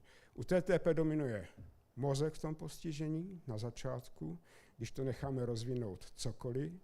U hemolyticko-uremického syndromu ledviny hypertenze tam bývá, díky nefrogenní hypertenze, ale když to necháme rozvinout, tak cokoliv. Adam TS13 je to rozklíčovací místo, kdy pod 10% máte pacienta s TTP, když je to více, nad 10%, tak to může být cokoliv. Taky máme pravděpodobnostní skorovací systémy, jednak Plasmic score, jednak French score, které můžete z těch základních testů udělat úplně kdykoliv a když u toho Plasmic score nazbíráte 6 až 7 bodů, tak pravděpodobnost, že to je TTP, je velmi vysoká a stačí 2 body, abychom řekli, že to je u French score TTP, ale to score, já nevím, jak jsou všichni zvyklí je používat, možná, že ne. Určitě je potřeba dát na nějakou intuici a zkušenost, pokud jsme ty pacienty někdy viděli. Já to budu dokumentovat na 2 případech. Paní Sylvie, slečna Denisa, obě přišli, a tady vidíme oranžové destičky, modrý hemoglobin, přišli s trombocytopenií a s náhle vzniklými různými potížemi. Obě měly na začátku vysoké LDH. Paní Sylvie měla normální kreatinin, kdežto Denisa vysoký kreatinin a skoro bylo uvažováno, že bude potřebovat dialýzu. Sylvie měla Adam TS13 2%, zatímco Denisa 63%. Sylvie měla TTP a po plazmaferézách a imunosupresi dosáhla velmi dobré odpovědi a remise. Ta Denisa k tomu potřebovala inhibitory komplementu, protože výměny plazmaferézy to nestačí zvládnout. Máme tedy pacienta, který má Adam TS13 velmi nízký, 2%, možná, že mají protilátky, to je potřeba zjistit, nemusíme na to hned čekat, máme TTP pacienta, tak na místě je imunosupresivní léčba, protože předpokládáme spíš, že to je získaná TTP s protilátkama, nežli vrozená, těch je v České republice dneska 21, takže na něj můžeme narazit, většinou se to o nich ví. Pokud uděláme ty plazmaferézy, to je ten sběrný vak, tak během plazmaferézy a kortikoidy se zbavuje ten organismus toho a ta mikrocirkulace, co je rozpustné. Pokud dáme na hradní roztok oktaplas, plazmu, ale dnes především oktaplas, tak přidáme Adam TS13, který chybí, a ten nastříhá ty multimery von Willebrandova faktory, které tam jsou a všechno způsobí, takže vyčistí tu mikrocirkulaci a všechno je v pořádku. Pokud se k tomu přidá takzvaný kaplacizumab, fragment protilátky, který zabrání, aby se destička přilepila na to von Willebrandové vlákno, tak se to podstatně rychleji uvolní, ta mikrocirkulace. Zůstane tam jenom to lešení z těch velkých multimerů, ale ta mikrocirkulace je průchodná a dál ta plazmaferéza udělá tu službu, kterou je potřeba udělat. To znamená, že jestliže běžně potřebujeme 5 až 7 plazmaferéz, tak při kaplacizumabu stačí 3 a destičky jsou znormalizovány. A co destičky? Ta mikrocirkulace v tom mozku a v těch orgánech dál, to je zásadní. Co když má teda to nám to je 63% plus teda renální insuficienci, tak ta mikrocirkulace vypadá podobně. Akorát je do toho vtažen velmi výrazně komplement, který všechno fixuje k endotelu, k povrchu endotelové buňky, udělá tam díry díky terminálnímu komplexu, uvolní se cytokiny, které aktivují všechno možné, včetně hemostázy, vzniká tam, exprimuje se tkáňový faktor a vzniká koagulace, fibrinová síť, takže ta mikrocirkulace je takto uzavřená. Když dáme plazmaferézu, tak uvolníme, to, co plave, to, co neplave, je zafixováno k endotelu, neuplave. Pokud tam dáme plazmu jako náhradní roztok, přidáme tím Adam TS13, tak nastříháme ty velké multimeriteofon Willebrandova faktoru, které se tam mohou lehce spotřebovat, teda díky Adam TS13 spotřeba se můžou rozvinout, na tom to běží, ale nezbavíme se toho, co je nafixováno na tom endotelovém povrchu, to znamená komplementu a té koagulace. Když dáme včas inhibitory komplementu, tak zablokujeme ten komplement a ta mikrocirkulace se vyčistí podstatně rychleji a čím dříve nastartujete tu léčbu, tím více mikrocirkulace zachováte. Vypadá to jednoduše, to rozhodování bohužel komplikuje to, že ta léčba inhibitory komplementu stojí za rok několik milionů. Tak to je ten rozhodovací faktor, který bohužel nás omezuje. Bavili jsme se o porodnictví. Dramatickou urgencí pro porodníky je HELP syndrom a jiné s graviditou spojené trombotické mikroangiopatie. Od toho HELP syndromu samozřejmě to zvýšené tranzaminázy a trombocytopenie. Ta trombocytopenie je prognostický faktor významný. Jestliže po porodu dojde během 48 až 72 hodin k úpravě trombocytopenie, tak je to všechno v pořádku, byl to HELP syndrom, zbavili jsme se plodu, ale placenty, která produkuje to, co pak vede k senzibilizaci endotelu a k tomu procesu. Když k tomu ale nedojde, naopak se zhoršuje ta trombocytopenie a přidávají se další orgánové dysfunkce, tak je to něco jiného, je potřeba přehodnotit tu diagnózu. Není to HELP syndrom. A po sérii výměnných plazmaferéz je na zvážení zahájení terapie inhibitory komplementu, protože může jít o regulérní komplementem mediovaný hemolyticko-uremický syndrom, který je jenom nastartovaný tím těhotenstvím, které velmi výrazně ten komplement aktivuje a po porodu se zpravidla tahleta patologie vyvinuje. Diferenciální diagnostika je složitá, to máte jistě kamaráda na telefonu, který vám pomůže to rozlišit, to tady teďka nepatří. Co patří k té péči je to, že máte pacienta s rozvinutou trombotickou mikroangiopatii a potřebujete udělat nějakou intervenci a on má 30 destiček. Víte, že ten výkon je spojen s rizikem krvácení, tak je otázka, můžu dát destičky do toho systému? Pokud tomu pacientovi dáte destičky, tak ve velkých cévách s prudkým krevním proudem v tepnách jsou ty velké buňky, erytrocyty, monocyty, granulocyty strhávány doprostřed a tyhle ty buňky vytlačí destičky maličké k tomu endotelu. Je to výhodné, protože ty destičky tak brousilají kolem toho endotelu a hlídají, jestli tam není nějaká chyba. To je to místo. To zelené jsou alogenní, dárcovské destičky, to červené jsou normální destičky, tady to není vidět, a ty s tou tlustou stěnou jsou aktivované. Takže nic se neděje v normální cévě. Když se dostane do arterioly, do té části mikrocirkulace s prudkým krevním proudem, kde se otevírají ty velké multivariform Willebrandova faktoru, kde to u té trombotické mikroangiopatie vypadá takto, tak předtím, než dáme ty destičky, to vypadá blbě, ale když je přidáme, tak skutečně tam můžeme přilít oleje do ohně a tu mikrocirkulaci dál poškodit.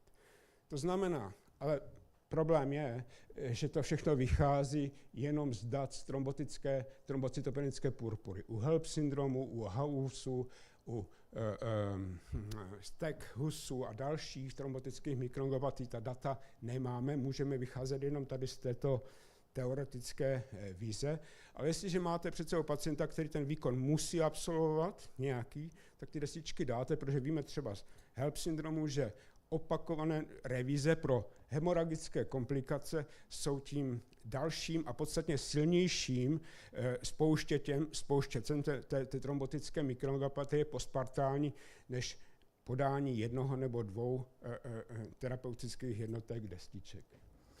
Takže to, co vydáme, jsme na sepsi, Colors of Sepsis, to, co vydáme u trombotických mikroangiopatií, je v zásadě stejná imunotrombóza, kterou si můžeme vydat u pacientů se sepsí, můj pohled na věc, jenom v trošku jakoby čistší podobě to vypadá.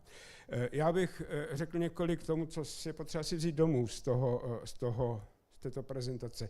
Tak je to urgence, která na jipkách určitě si svoje místo vydobila tou svou urputností a urgencí. Pokud máte pacienta s novou akutní organovou dysfunkcí a trombocytopenií a hemolýzou, tak je to trombotická mikroangiopatie, pokud neřeknete průkazem něčeho jiného, že tomu je jinak. Prohlédnutí nátěru a průkaz histocytů vám to usnadní a nic to nestojí. Jenom časté laborantky, která v noci se do toho prohlížení toho nátěru samozřejmě moc nechce. To je jasné. Ten dramatický klinicko-laboratorní obraz je indikací pro plasmaférezu, i když nevíte, co to je za trombotická mikroangiopatie a nečekáte na Adam-TS 13. Když prokážete Adam-TS 13, tak v tom pokračujete. Když ne, že je zvýšený, normální, tak se o tom můžete přemýšlet, máte čas. Na druhou stranu u jasného hemolytického remického syndromu nelze na to spoléhat, je potřeba včas začít s inhibitory komplementu, protože tou plasmaferézou, jak jsem říkal na začátku, že do roka 70% pacientů vyvine terminální imunodeficienci, tak to je skupina, ať mají plasmaferézu nebo ji nemají. Na zvládnutí začátku je to dobře, jinak to není k ničemu.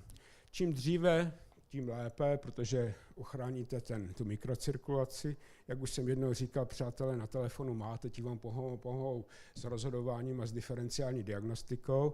A platí zcela určitě, že o čase nerozhoduje labina. Říkali jsme 45 minut, že do APTT samozřejmě v peripartálním krvácení úplně stejná situace. Tam o tom nikdo nepochybuje, ale intenzivista. Informace běží v hematologické obci takové informační fórum, kde si můžete hematologie online dát otázky, vás nezajímají možná lymfomy a další věci, ale trombóza, hemostáza, anemie, cytopenie a podpůrná péče a paliativní péče, tak jednoduché otázky odpovídám konzorcium expertů, je to velmi rychlé a myslím si, že užitečné a děkuji za pozornost.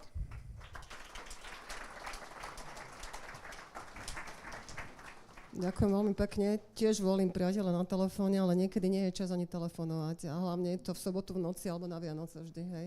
Áno, áno. Nech sa páči.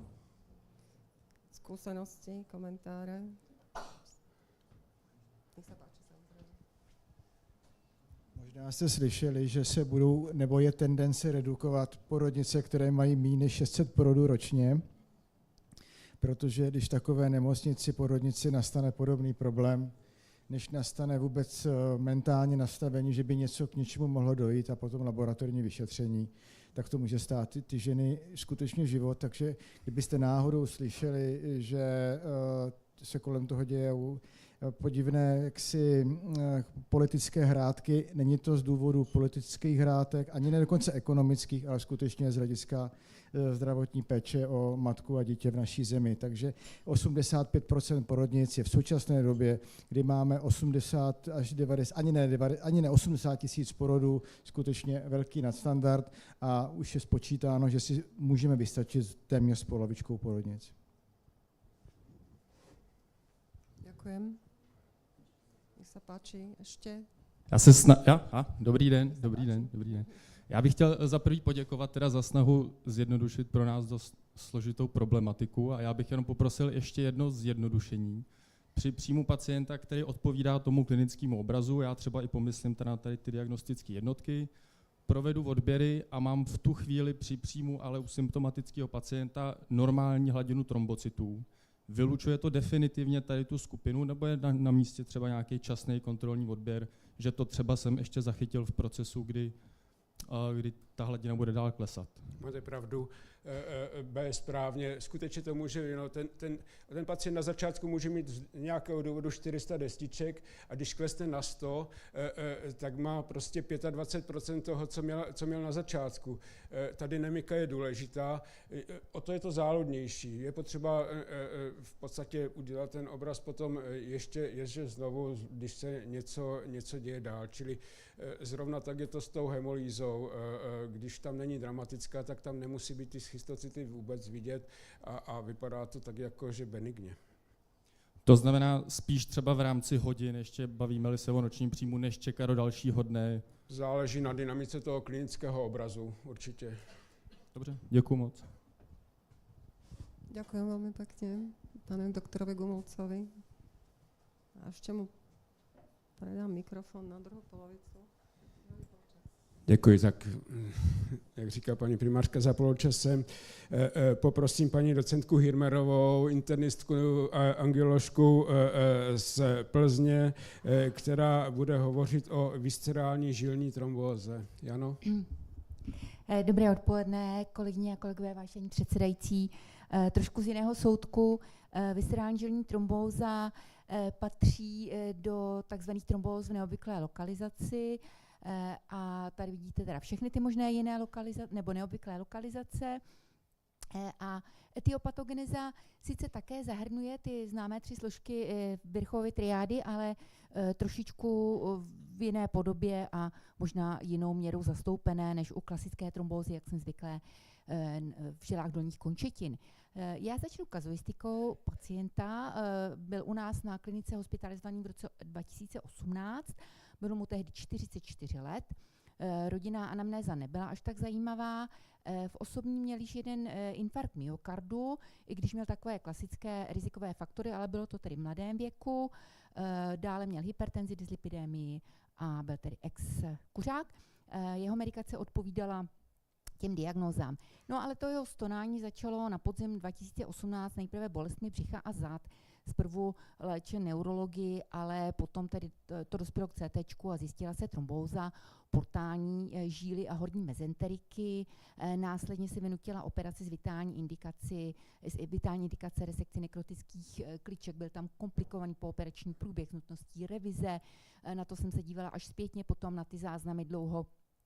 Ten jeho stav byl, nebo prognóza byla považována za nejistou, CRP se blížilo 400, byl na katecholamínech a kombinované léčby antibiotiky a samozřejmě byl na antikoagulační léčbě a na naši kliniku byl potom již ve stabilnějším stavu přeložen. My jsme pokračovali v léčbě nízkomolekulárním heparínem.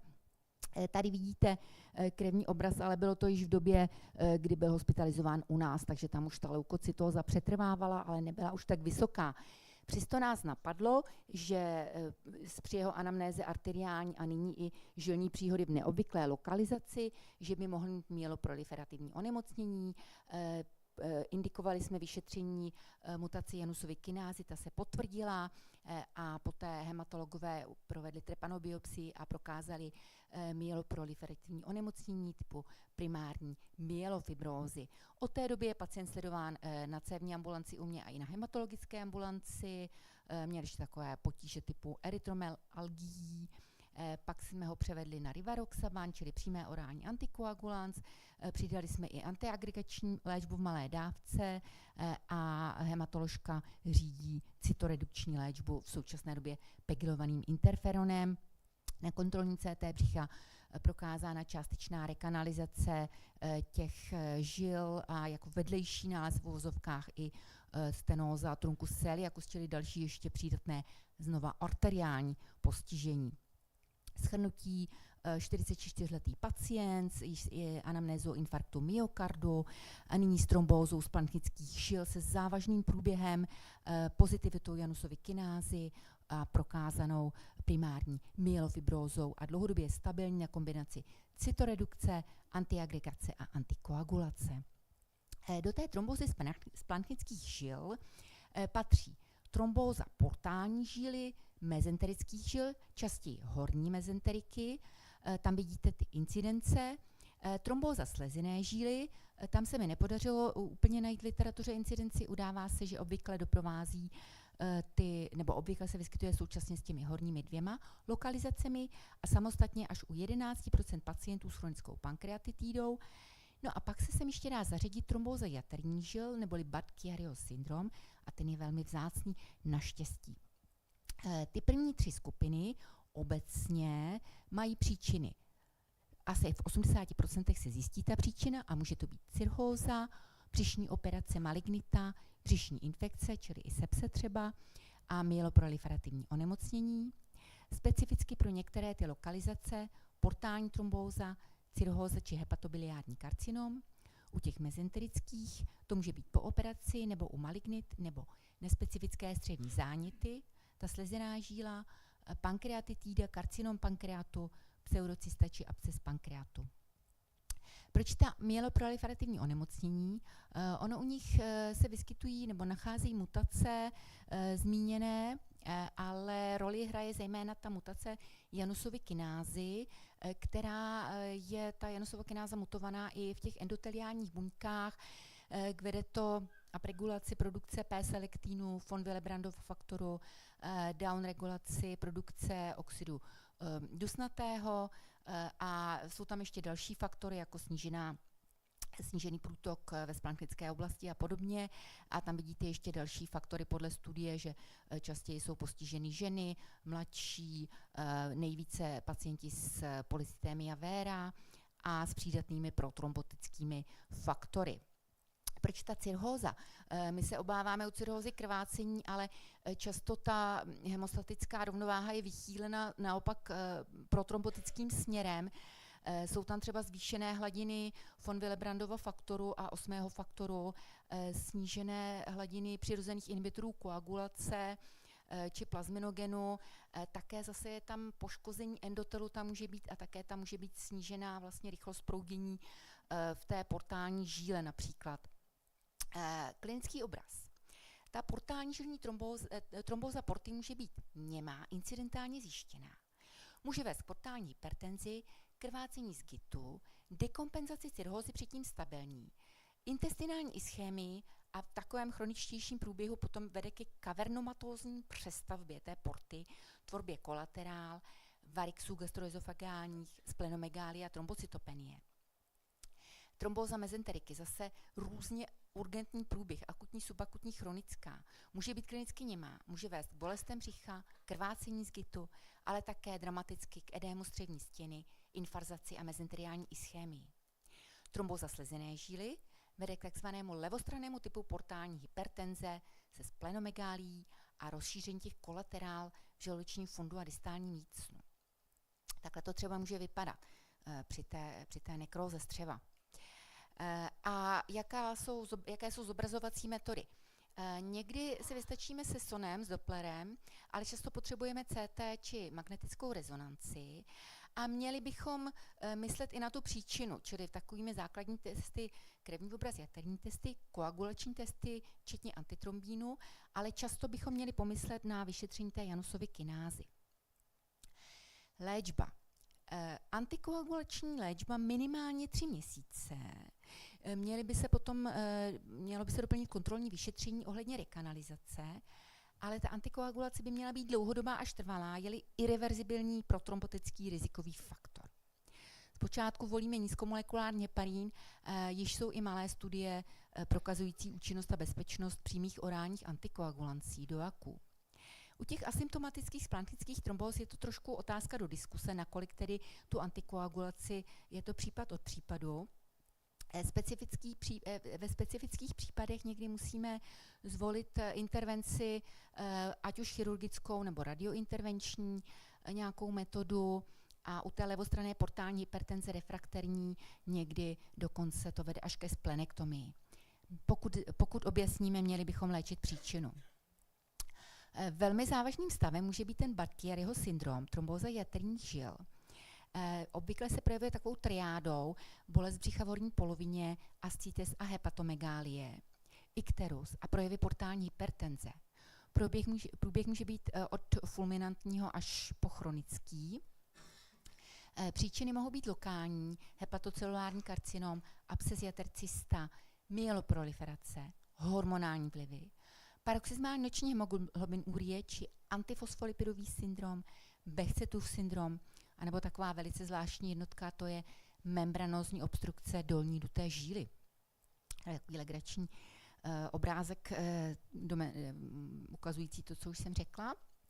Diagnostika podobně jako u těch předchozích lokalizací. A tady je vlastně, jak postupovat v léčbě. Základem je antikoagulace, zase iniciálně nízkomolekulární heparín. Historicky jsou studie nebo jsou případy s varfarínem, ale už jsou i menší studie s DOACy. A určitě ta antikoagulace má být dlouhodobá. No a potom vlastně, když ta antikoagulace sama o sobě nestačí, tak pak přicházejí na řadu radiointervenční metody, stenting, TIPS a případně někdy až transplantace jater. Tady je tabulka, kterou nebudu úplně rozebírat a shrnuje to, co už jsem řekla, ale je to vlastně přeloženo z té přehledné publikace zmíněné a může to někdy pomoci, když to máte po ruce.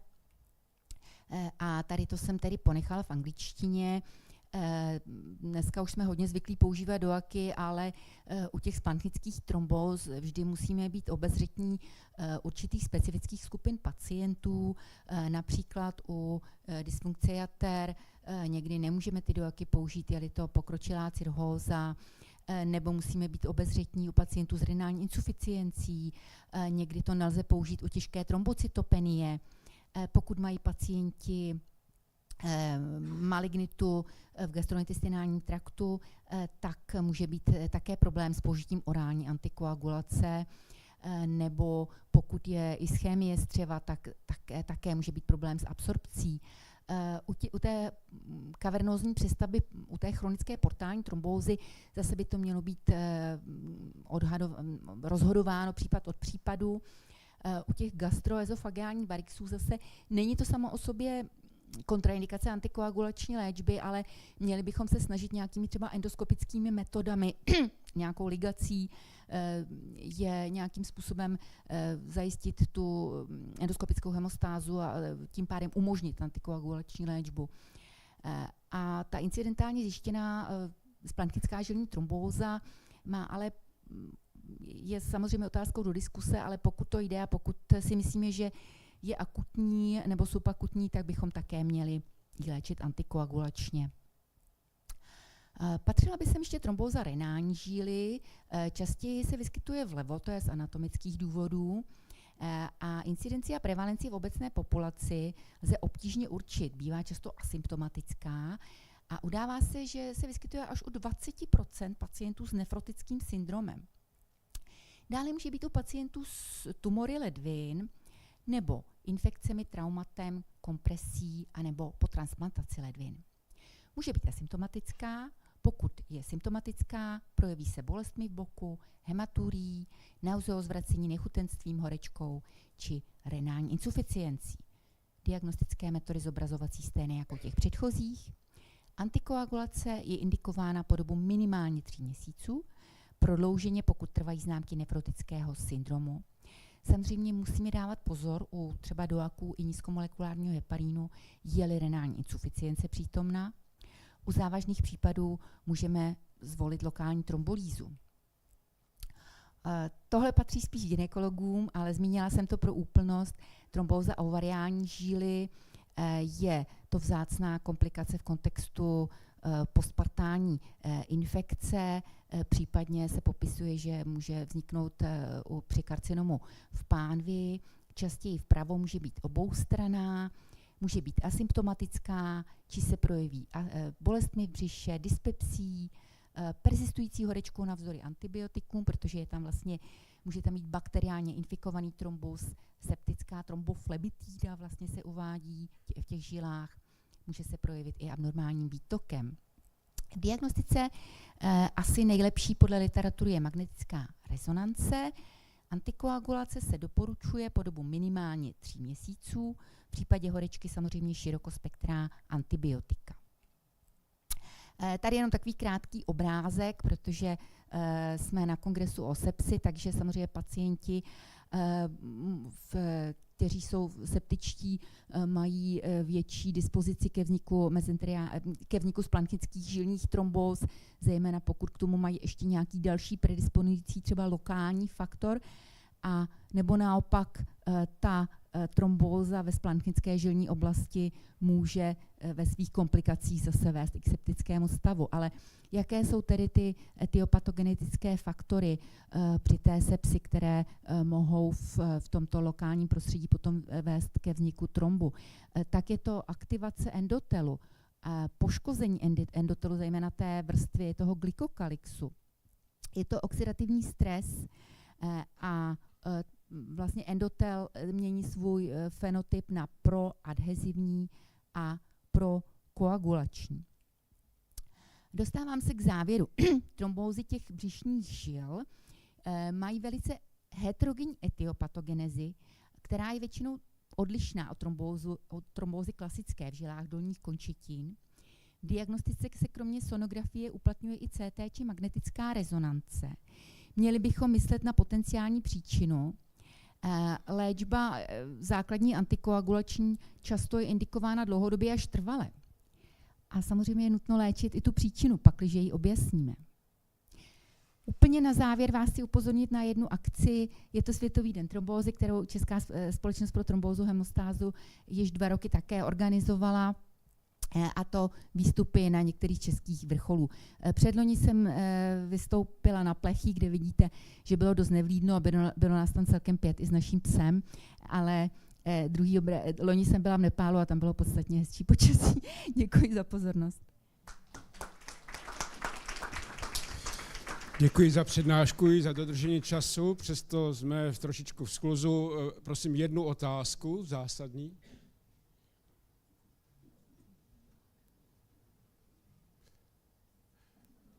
Ano, rychlou informaci pro intenzivisty, co je varovný příznak? No, jak jsem asi tam naznačovala, tak je to velice heterogenní skupina onemocnění, takže příklad toho našeho pacienta, který 14 dní se léčil nějakými opichy u neurologa a málem ho to stálo život, no, takže nepodceňovat bolesti břicha nebo nepodceňovat nějaké náhlé zhoršení, třeba náhlou hepatopatii, pro kterou nemáme úplně vysvětlení a podobně, no, takže Děkuju. Teď je na řadě paní primářka Bulíková, kterou se pokusím zastoupit a vzhledem tomu času ještě k tomu budu trošku spěchat. Svou přednášku měla za úkol o katastrofickém antifosfolipidovém syndromu a je to teda náročná situace u antifosfolipidového syndromu. Antifosfolipidový syndrom je systémové onemocnění, autoimunitní onemocnění, které se manifestuje vznikem trombóz. My je omezujeme jenom na velké trombózy, ale podstatná větší část pacientů má postiženou mikrocirkulaci a má současně výskyt antifosfolipidových protilátek a pokud tam nejsou trombózy, tak v graviditě mají takové ty reprodukční ztráty a jiné porodnické lapálie. Většinou se manifestuje kolem 40. roku věku a většinou teda to odnášejí ženy a ta incidence lze odhadnout, nemáme u nás žádný registr, na 5 nových případů na 100 000 osob ročně a ta prevalence kolem 50 případů na 100 000. Já teda v ambulanci v regionu, který má více než 1 milion, rozhodně nemám všechny pacienty podle téhleté predikce, protože si myslím, že se prostě na to nemyslí a nediagnostikujou se. Ta patofyziologie je taková, že se takzvaný beta-2 mikroglobulin je zase v takové cirkulární podobně jako von Willebrandův faktor točí se v oběhu a nic se neděje, ale jakmile se nalepí na negativně nabité povrchy, tak se stane antigenní a přitahuje případné antifosfolipidové protilátky produkované B buňkami a celá ta věc se komplikuje, protože v tom komplexu se aktivuje endotel, komplement, koagulace, neutrofily, monocyty, co vás napadne, co v té mikrocirkulaci, respektive velkých cévách, anebo během gravidity dělá patologii v trofoblastu, tak dělá všechno špatně.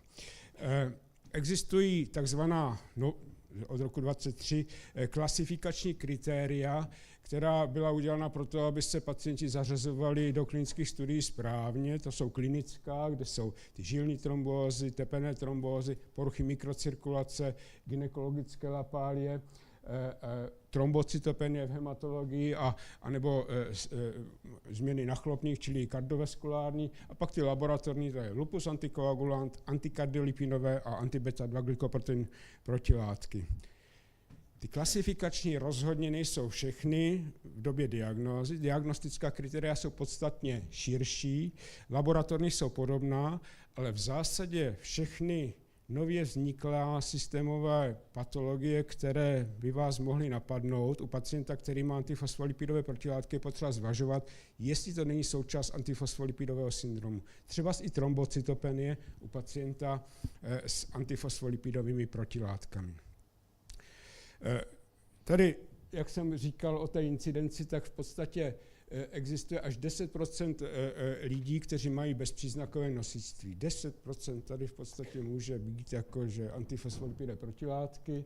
Pokud má iktus ischemický, tak je 13%, s infarktem 11%, s žilní trombózou taky 10%, mikrocirkulační poruchy, různé livedo, reticularis nebo podobné věci 12%. Ten katastrofický je naštěstí jenom u 1% všech pacientů s antifosfolipidovým syndromem a ty ženy, které mají opakované reprodukční ztráty, tak až 6% z nich může mít příčinu antifosfolipidový syndrom. Pak tam máme celá řada dalších příznaků kardiovaskulárních, plícních. Z těch plícních budu hovořit o difuzní plicní hemoragii, muskuloskutálních, aseptická nekroza hlavice femuru může být projevem antifosfolipidového syndromu, neurologických.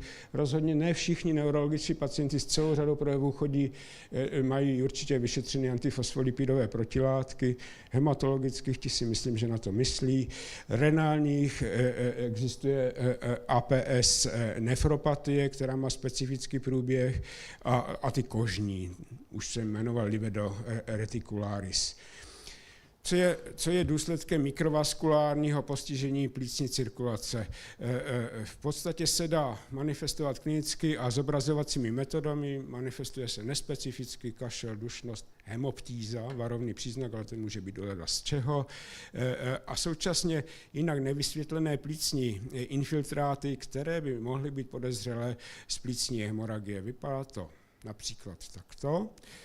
A pro tu diagnostiku, mimo jiné, je dobré udělat bal. A tam je zcela zásadní ten moment, že ty první odebrané odběrovky mohou být úplně normální bez krve. Teprve 3., 4., 5., 6., jestliže je hemoragická, tak je to důkaz, že by to mohla být difuzní alveolární hemoragie. To je věc, kterou je potřeba mít na paměti, abychom neskončili s tou diagnostikou prostě u těch prvních 2 odběrů té bál tekutiny. A druhá věc je, že jsou tam diagnostikované makrofágy, které když se obarví, tak jsou to siderofágy, které prostě tam žijou nějakou dobu svého buněčného života a akumulují mimo jiné to železo, které se tam tou difuzní alveolární hemoragii uvolňují. Difuzní alveolární hemorragie je věc, která prostě vyžaduje akutní řešení. Jistě máte nějaké zkušenosti, naštěstí to není tak časté, ale když to je, tak je to dramatické, protože mortalita je až 21%. Je nezbytná maximální podpůrná péče s korekcí hemostázy, pokud je tam nějaká chyba, transfuze, podpora ventilace, intenzivní imunosuprese s vysokodávkovanými kortikoidy, eventuálně plazmaferéza k odstranění těch antifosfolipidových protilátek a rychlá, efektivní lokální hemostáza. Jednak se musí samozřejmě, pokud ti pacienti s antifosfolipidovým syndromem mají zavedenou antitrombotickou léčbu, tak to se musí rychle zrušit, eventuálně prostě nějakým způsobem neutralizovat. Tranexamová kyselina nebulizovaně, jsou s tím prý dobré zkušenosti, ale paní primářka Bulíková říkala, že ona vlastní nemá. Pak intrapulmonálně aplikovaný trombin, anebo, a s tím je více zkušeností, asi aktivovaný rekombinantní faktor 7a. Tím se může zvládnout ta první fáze, ale je to relabující onemocnění, takže potřeba udělat další kroky, a to je imunosuprese a tam, co si vymyslíte. Rituximab se nabízí jako první, ale v podstatě žádná z těch intervencí není úplně ideálně úspěšná. Pomáhají statiny, eventuálně opakované plazmaferézy, imunoadsorpce, sirolimus a tak dále. APS nefropatie je další taková věc, akutní postižení, které se nejčastěji objevuje v rámci katastrofického antifosfolipidového syndromu. Ta terapie je jako u katastrofického antifosfolipidového syndromu, to znamená najednou plazmaferézy, eventuálně intravenózní imunoglobuliny, kortikoidy, solumedrol ve vysokých dávkách, aspoň 3 dny po sobě, pak prednison, antitrombotická léčba, intenzivní antikoagulace plus rituximab, nebo léčba inhibitory komplementu, to tehdy, kdy to více připomíná trombotickou mikroangiopatii, nebo daratumumab, pokud rituximab selže, ten je cílen na B buňky, za B buňkami v tom vývoji jsou plazmocyty, tak jestliže B buňky jsou zničené tím rituximabem funkčně, tak daratumumab ovlivní ty plazmatické buňky, které produkují ty protilátky, takže to je druhý krok. To je pro tu akutní fázi, pro to chronické postižení, tam je ta léčba komplexní, zase takové vidět, že to je složité inhibitory angiotensinu konvertázy nebo antagonisty receptoru angiotensinu 2, mTOR inhibitory, protože ta dráha může být ovlivněna. Ukázalo se to u transplantovaných pacientů s ledvinama, kteří měli APS nefropatii a výrazně profitovali z té léčby, anebo určitou jako těžkou chypitelnou věc, jako je netóza, ovlivnění buď defibrotidem, poměrně drahá léčba, nebo dipiridamolem. Katastrofický antifosfolipidový syndrom znamená postižení 3 orgánů nebo typu tkání, vyvinutá během 1 týdne, velmi prudce, laboratorní průkaz antifosfolipidových protilátek, ale to je svízelné, protože v té akutní fázi mohou být všechny ty antifosfolipidové protilátky vyvázané na těch površích. To znamená, vy tam nazbíráte stopy, a nám se to teďka stalo, protože teďka leží taková pacienta na interní klinice, že má ty protilátky velmi nízké, tak jsme řekli, to tak není. Ale ono to je možná způsobeno tím, že skutečně všechny se vyvázaly na těch buňkách, kde páchají škody. A pokud máte odvahu pacienta s trombocytopenií těžkou a s krvacími projevy udělat histopatologické ověření té mikrovaskulární ischemie, tak to je ideální důkaz. Všechny 4 věci dohromady dávají jistou diagnózu, a pokud jsou jenom z části, tak je to pravděpodobná diagnóza. Pokud je sekundární ten katastrofický antifosfolipidový syndrom u systémového lupusu, anebo primární, prostě neznáme tu příčinu, tak hlavním provokačním momentem jsou infekce. A pak jsou tam taky chirurgické výkony, a to není ten výkon, ta operace, ale je to ten problém, že přerušíte antikoagulační léčbu, a to přerušení antikoagulační léčby uvolní ten rychlý protrombotický faktor, teďka ještě ten postrčení tou operací může tohleto vyprovokovat. Ta klinická manifestace podle věku, možná to není tak důležité, teďka řeknu jenom to, že naprostá většina pacientů má mikrovaskulární postižení. Pořád se vážeme jenom na to, že máme zafixováno, to jsou velké trombózy, velké embolie plicní, velké žilní trombózy, infarkty a tak dále. Mikrovaskulární postižení je to zásadní, a trombocytopenie, to je do řad hematologů. Může se to manifestovat jako trombotická mikroangopatie, o tom jsem hovořil předtím. Diferenciální diagnostika je široká. Tady jsou uvedeny některé, které se manifestují jen jako skutečně v časném dětském věku. Pak je tam heparinem indukovaná trombocytopenie, s tím trošku toto víme, že ten pacient měl heparin a může to snadno diagnostikovat. DIC, taky věc, kterou musíme zvážit. Ta léčba je taková, že zároveň, už jsem to řekl, glukokortikoidy v vysokých dávkách, plazmaferézu a antikoagulaci, nejlépe nefrakcionovaný heparin, který se z našich hlav tak trošičku vytratil, protože máme jednoduché nízkomolekulární hepariny, ale ty mají dlouhý polčas, když je tam postižená ledvina, tak se to kumuluje. Další problém toto, kdežto nefrakcionovaný heparin má ten polčas podstatně kratší a eliminuje se úplně jiným mechanismem, ale musíme si zase zopakovat ten algoritmus, jak ho monitorujeme a jak to teda dáváme, aby to bylo efektivní bez rizika nebo s minimálním rizikem krvácení. Tu plazmaferézu může zastoupit vysokodávkované imunoglobuliny, nemusí se to míchat, nemůže se to míchat, protože bychom si je odseparovali samozřejmě. Léčbu za 100 000 pro běžně těžkého člověka, 1 gram na kilo, 2 dny po sobě. Akutní fázi tak to zvládneme, ale u těch refraktérních nebo potom v té pokračovací léčbě je na zvážení antikomplementová léčba, když se to podobá té trombotické mikroangopatii, když je to u systémového lupusu, tak levněji podstatně cyklofosfamidem, někdy teda rituximabem a jinak můžeme vyzkoušet, co nás napadne, všechno je ten efekt jako podobně nedostatečný.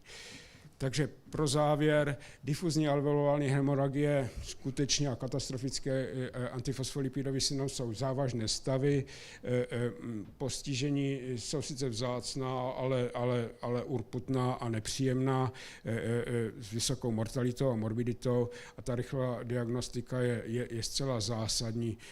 Pokud na to nemyslíme, tak na to nepřijdeme, to je stejně jako u těch trombotických mikroangopatií. Děkuju.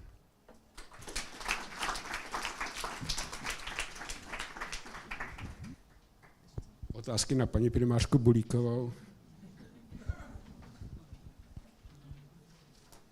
Tak, last but not least, jiné téma, neutropenie, které tady už bylo zmiňováno, staráte se o pacienty imunokompromitované a taky o některé naše pacienty, kteří jsou neutropeničtí a expert v tomto smyslu na naší klinice je šéf naší jípky, pan doktor Navrátil. Milane, povídej. Děkuji za pozvání do této sekce. To téma neutropenie je samozřejmě široké. Já jsem se snažil ve své přednášce vypíchnout nějaké praktické věci a něco, na co upozornit, na co si máme dát pozor. Ta definice neutropenie je vlastně dána poklesem neutrofilu pod 1,5 x 10⁹ na litr plus minus. To bychom ještě, zvlášť my třeba jsme v pohodě na hematoonkologii, ale ta klinická závažnost pak hlavně stran výskytu infekcí a průběhu infekce narůstá při poklesu pod 1, x 10⁹ a velmi vysoké riziko pak při poklesu pod 0,5 x 10⁹.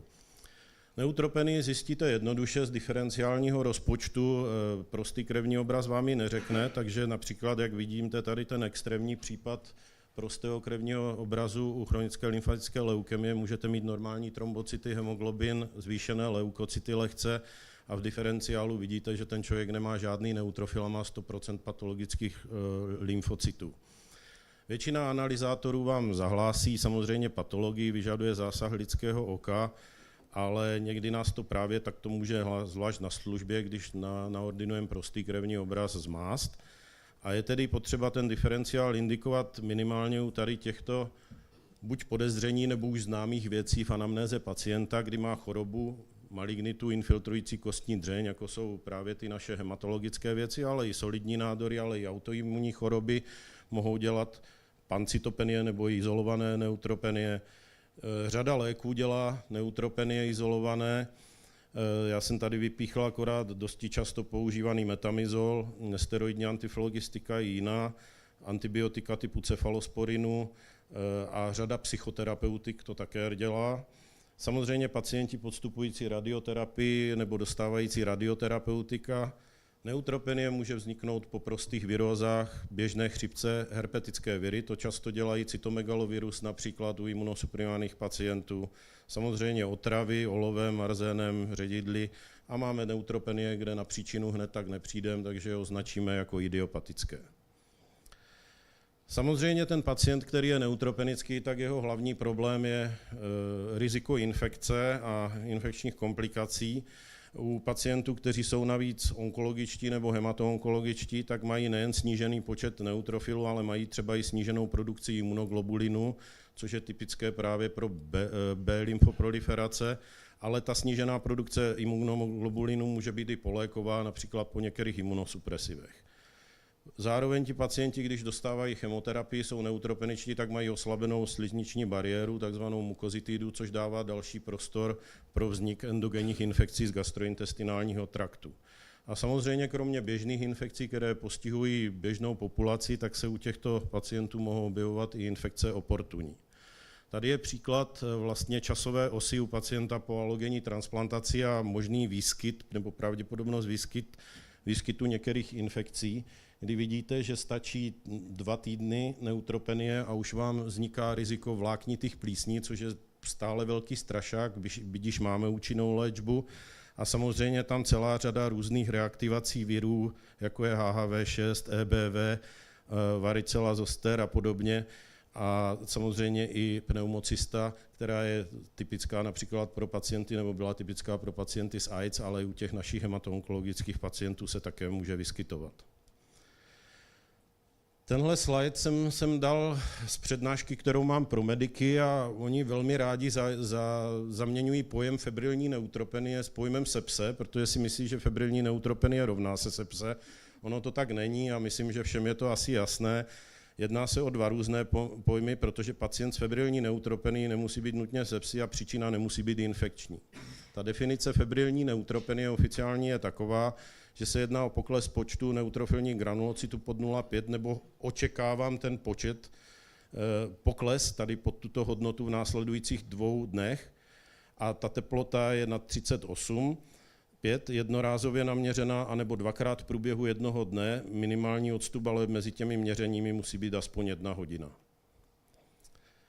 Podle množství neutrofilů nebo koncentrace můžeme rozlišit pacienty na pacienty s nízkým rizikem, to je tam, kde neutropenii očekáváme kratší než 5 až 7 dní a neutrofily jsou stále nad 0,1 × 10⁹, a na pacienty s vysokým rizikem, kde ti pacienti mají tu neutropenii buď delší než týden, anebo mají neutrofily pod 0,1 × 10⁹ nebo obojí.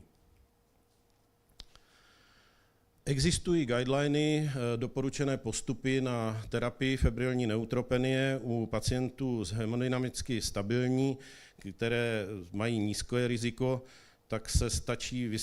tak vystačíme s amoxicilinem klaulanátem v kombinaci s ciprofloxacinem, dokonce i takové pacienty můžeme léčit ambulantně, pokud jinak jsou stabilní, perorálně. Pak jsou ale ti vysoce rizikoví, kteří musí nutně dostat intravenózní širokospektra antibiotika. Standardně se používá buď cefepim s amikacinem, anebo piperacillin tazobactam s amikacinem. Samozřejmě tu úpravu antibiotik pak provádíme podle výsledku kultivací, protože ze začátku v podstatě léčíme naslepo. Růstové faktory leukocytární, filgrastim, dostupný u nás na trhu a v dnešní době už není drahý, tak ty se dají vlastně použít u všech těchto pacientů na zkrácení doby neutropenie. Výjimkou je akutní myeloidní leukemie, tam se doporučuje jen z vitální indikace při septickém šoku a podobně. U hemodynamicky nestabilního pacienta, tady se skutečně už pak jedná o neutropenického pacienta septického, tak tam se sahá ještě k širšímu spektru antibiotik, pokrývá se vlastně G plus i G minus spektrum. Standardně se používá meropenem s vancomycinem nebo linezolidem. Samozřejmě ten septický pacient se musí léčit stejně jako každý jiný septický pacient, to znamená důraz je na hydrataci, resuscitaci oběhu s cílem dosazení normalizace krevního tlaku a perfuze orgánů. Zase platí to, že musíme zpětně kontrolovat mikrobiologické výsledky hemokultury a pro aplikaci leukocytárních růstových faktorů pacienta v sepsi, v septickém šoku vlastně platí to, že ať má akutní myeloidní leukemii nebo nemá, tak ten filgrastim je doporučen aplikovat. Zdroje u těch neutropenických pacientů, mluvil jsem o mukozitidě, v kombinaci s neutropeny nám tam hrozí hlavně gramnegativní sepse, která může nastupovat velmi rychle. Já sám z dob, kdy jsem začínal, tak jsem zažil pacientku, která měla první zimnici, nastoupala teplota, klesl tlak, rozjela se tachykardie, už jsme s ní jeli na jipku, do 4 hodin byla mrtvá s multiorgánovým selháním ARDS. To bylo pro mě tak varující tehdy, že jsem si říkal, že to snad ani není možné, že takhle krátce to může trvat od nástupu prostě prvních příznaků. Jiné zdroje pak mohou být samozřejmě dýchací cesty, urogenitální trakt, kůže, v podstatě co vás napadne. Co se týká septického šoku, když nemáte neutrofily, platí to, co platí zase pro léčbu septického šoku. Musíte brát v potaz také to, že ten člověk ty neutrofily nemá, takže netvoří většinou abscesy, ale tvoří se většinou jenom flegmony.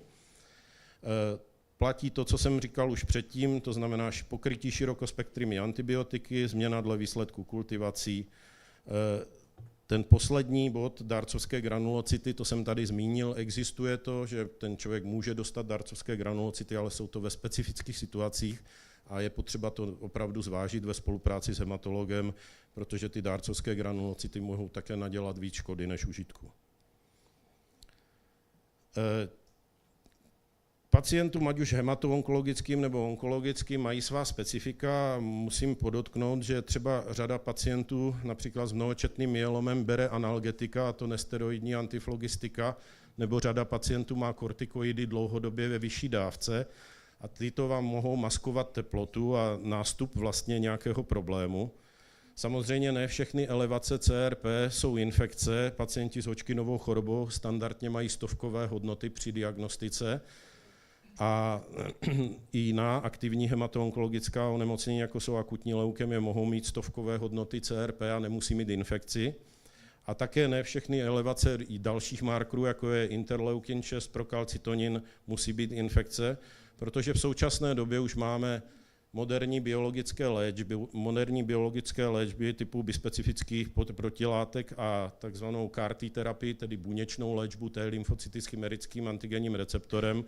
A tyto nám mohou dělat cytokine release syndrom, čili mitigovat jakoby sepsi, ale příčina není infekční. O délce neutropenie jsem hovořil, ti pacienti naši mají z důvodu toho dlouhodobé profilaxe, používáme na vláknité plísně posaconazol, standardně u pacientů například s akutní myeloidní leukemii nebo po alogenní transplantaci, valacyklovir na prevenci herpetických infekcí, hlavně herpes simplex, herpes zoster. V současné době moderní antivirotikum letermovir na profilaxi reaktivace vlastně cytomegaloviru a vzniku cytomegalovirové nemoci. A řada z nich má i kotrimoxazol v nestandardním dávkování, ale v dávkování 480 mg jednou denně jako profilaxi pneumocystové pneumonie. Mluvil jsem o sníženém tvorbě imunoglobulinu.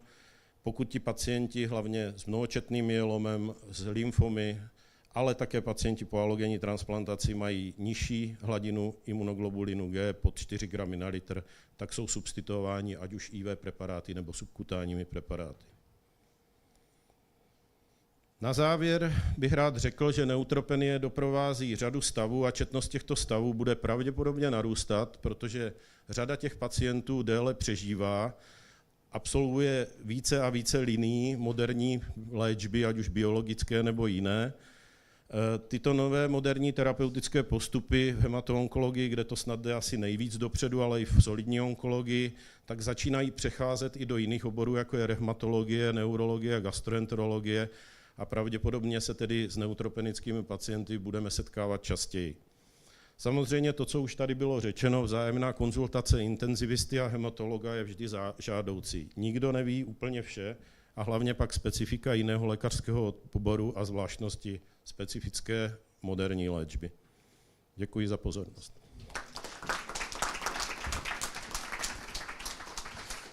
Já děkuji. Nakonec máme 5 minut času na diskuzi, tak to může být směřováno na přednášku pana doktora Navrátila. Možná se můžeme vrátit i zpátky, tak otázky do diskuze.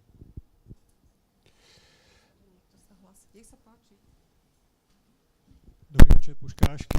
No, já bych se možná vrátil k antifosfolipidovému syndromu. Máme nějaké vysvětlení pro prodloužené APPT? Protože ty testy jsou závislé na fosfolipidech, taky tak, že některé vedou k tomu, že uměle protahují a dělají takovou protažení tady toho testu APTT speciálně. Jestliže my v těch testech uděláme variantu s maximem fosfolipidů, s přidanými fosfolipidy, tak to neutralizujeme a tento APTT se stáhne.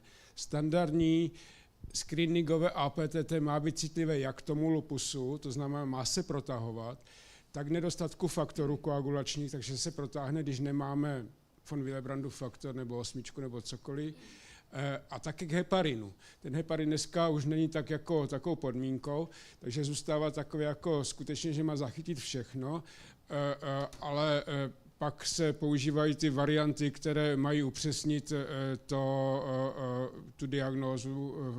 tu diagnózu blíž, jako když si na něco zaměříme, ale běžně je používán test, který je to citlivý. A ještě to chci komentovat. To, co říkal pan primář, to je zásadní, ale to v podstatě dá eliminovat tím, že řeknete, že chcete na tu hematologickou laboratoř, že chcete požadavek, že chcete vyloučit kroužící antikoagulans nebo lupus antikoagulans. Ta laboratoř vám udělá všechny ty testy, které pan primář vyjmenoval, a vy můžete být s velkou mírou pravděpodobnosti jistí, že to prodloužení je dané ne poruchou ve smyslu krevního srážení, ale přítomností těch protilátek. Takže tohle vám ta laboratoř na tento požadavek určitě udělá v každé nemocnici. Ano, děkuju. Další otázka.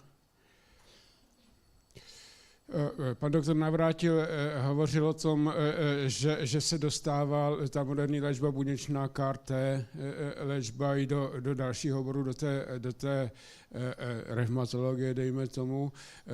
U nás to zatím neběží nikde ani experimentálně, ale u toho katastrofického antifosfolipidového syndromu tam paní primářka měla i tuhletu variantu a dokonce se to posunuje i tak, že relabující refraktorní dramatická imunitní trombocytopenie může být léčena CAR-T léčbou, což se zdá být šílené, protože já nevím, kolik stojí Milane dneska ta léčba? 6 až 8 milionů korun českých, tak je to zatím drahé. Jak mluvil pan náš tady o té neutropenii, tak to se pochopitelně týká zejména dospělých pacientů, protože je to dospělá klinika. Jenom upozorním, protože určitě někdo z vás budete mít i děti a tam velice často jsou neutropenie přítomné taky a je to něco úplně jiného, protože ten princip je úplně jiný a tam z 80 až 90% je to vlastně benigní neutropenie dětského věku, která může vypadat úplně alarmující s hodnotami pod 0,2, klidně kolem 0,1 a ty děti vůbec nejsou zvýšeně náchylné k infekci, nevyžaduje to žádnou léčbu, jenom sledování a je to tady ten veliký rozdíl mezi tím, o čem mluvil pan primář a tím, co je u těch dětí, kde je to dáno jenom přítomností protilátek, je to v podstatě něco, dá se to přirovnat k ITP u destiček, tak tady jsou protilátky proti granulocytům, které je sníží, ale není tam porucha v kostní dřeni.